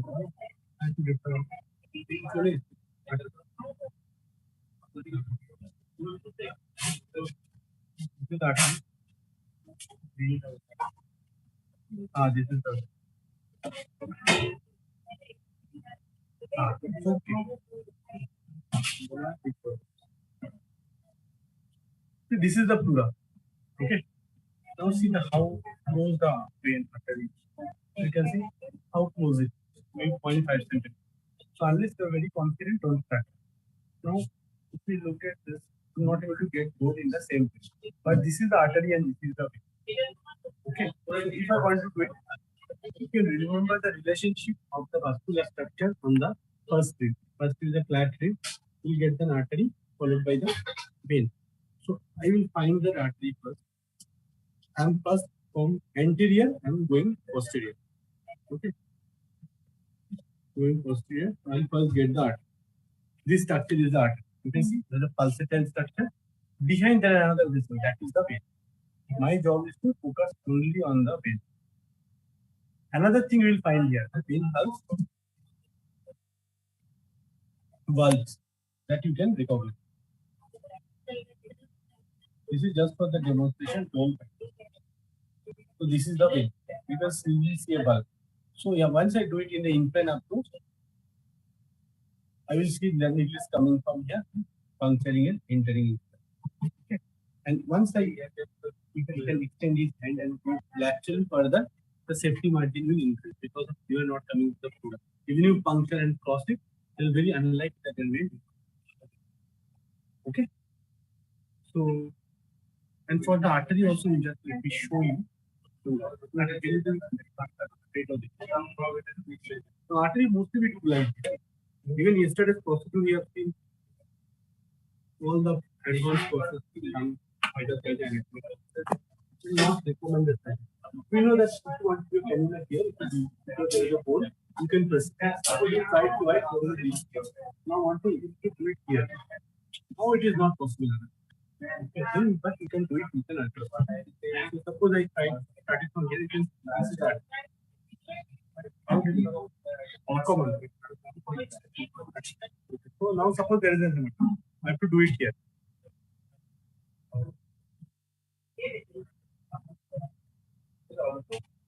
That must be the. This is the.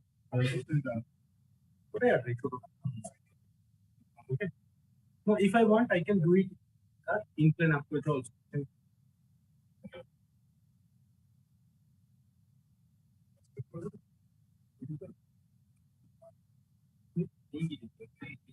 You can look at the thick wall of the artery, pulsating structure.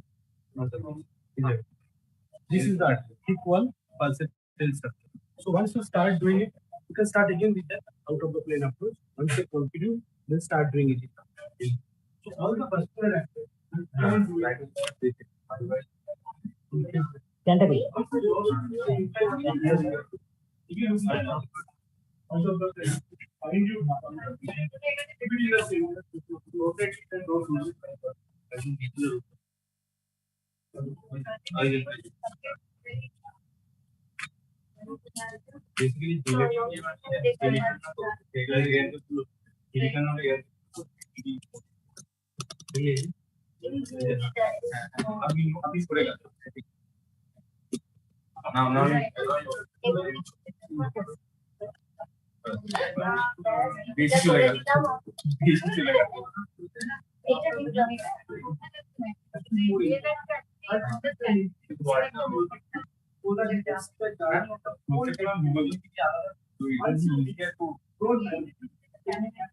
Basically, because moving it is not going to but turning is not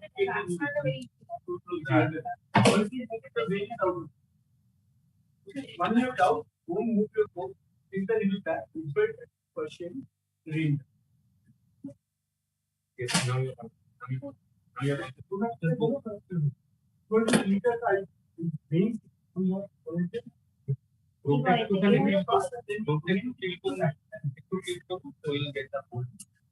what's the needle?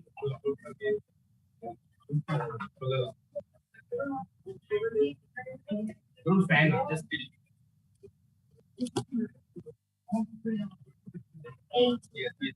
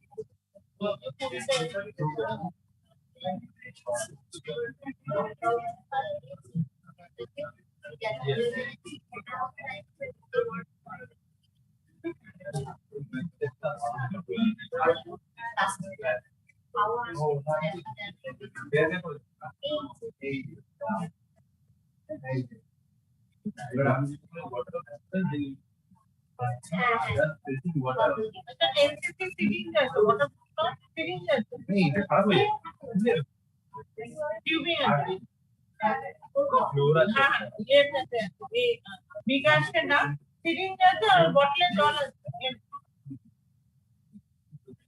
বিকাশে দাও একটা প্লাস্টিকের syringe আছে bottle আছে জলের বোতল বিকাশে দাও আমি 10টা সিরিঞ্জ আনিয়ে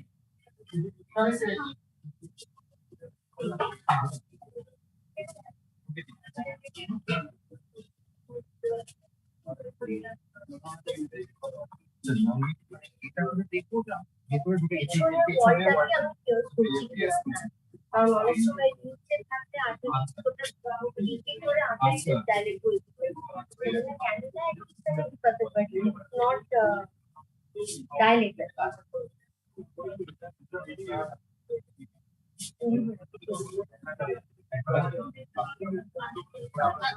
এটা ভিডিও এক মিনিট এটা ভিডিও হতো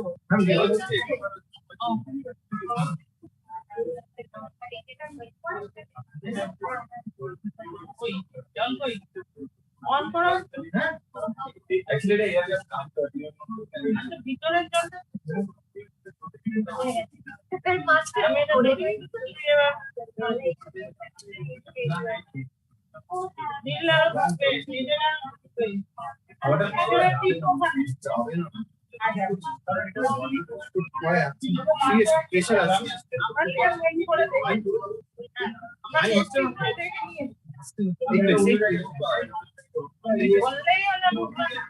টেস্টিং করে বানিয়েছি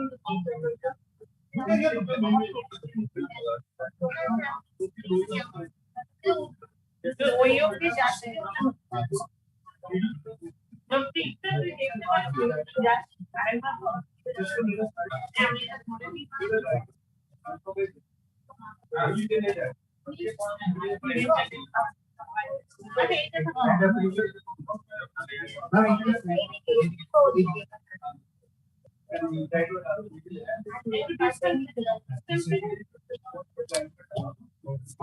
Walking distance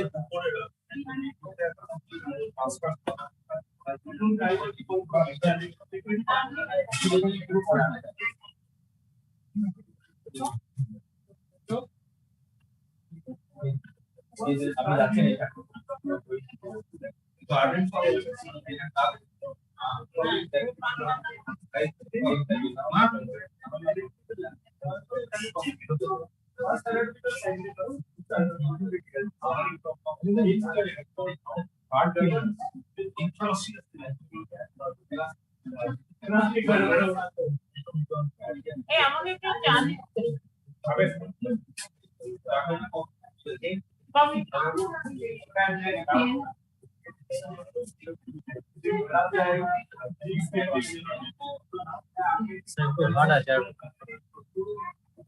এরকম হাত একেবারে এরকম করতে পারছে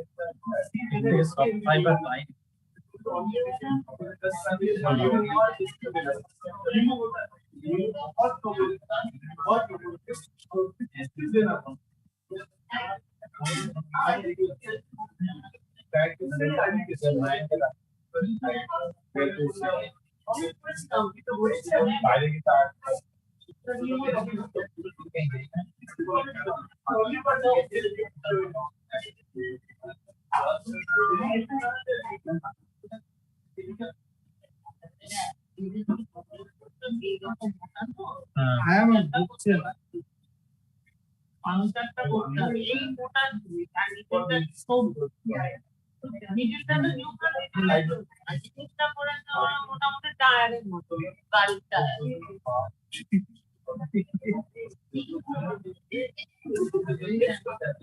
অ্যাকচুয়ালি রিফ্লেক্টেড করে আরো হার্ড হয়েছে এটা কখনোই সম্ভব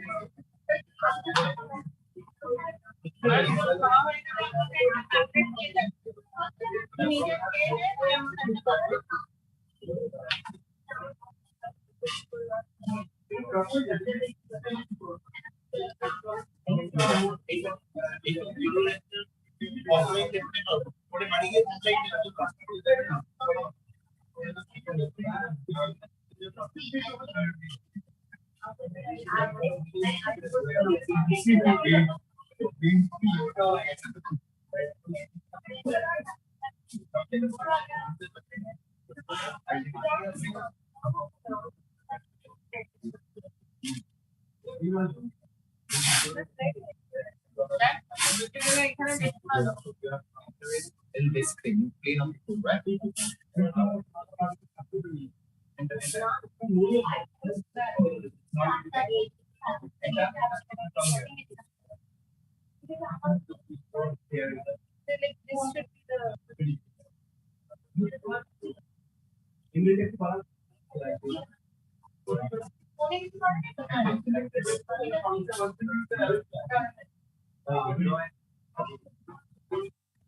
Go in this plane of two. So this right? This cube. So you have to introduce in this way. You need to take this with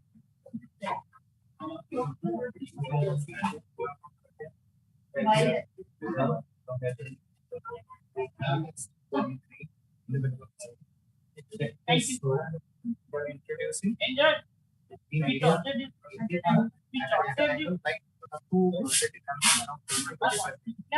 going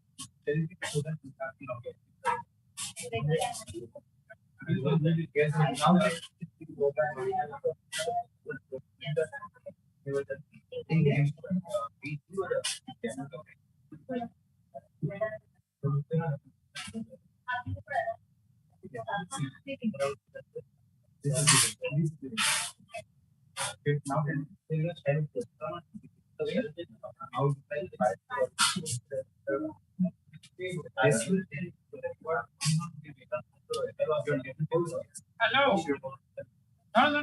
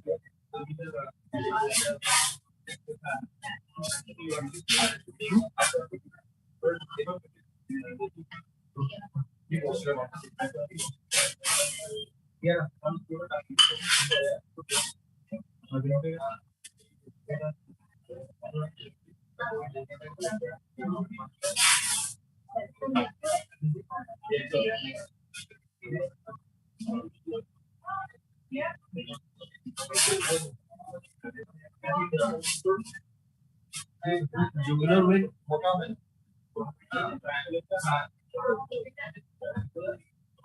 Pain will be always started as a artery must be modern in diameter, but pulse and that. You have to check for the pulsatile flow when you're doing that. You will get to know whether that what your master is an artery or this can be a collapse rate. Pulsatile or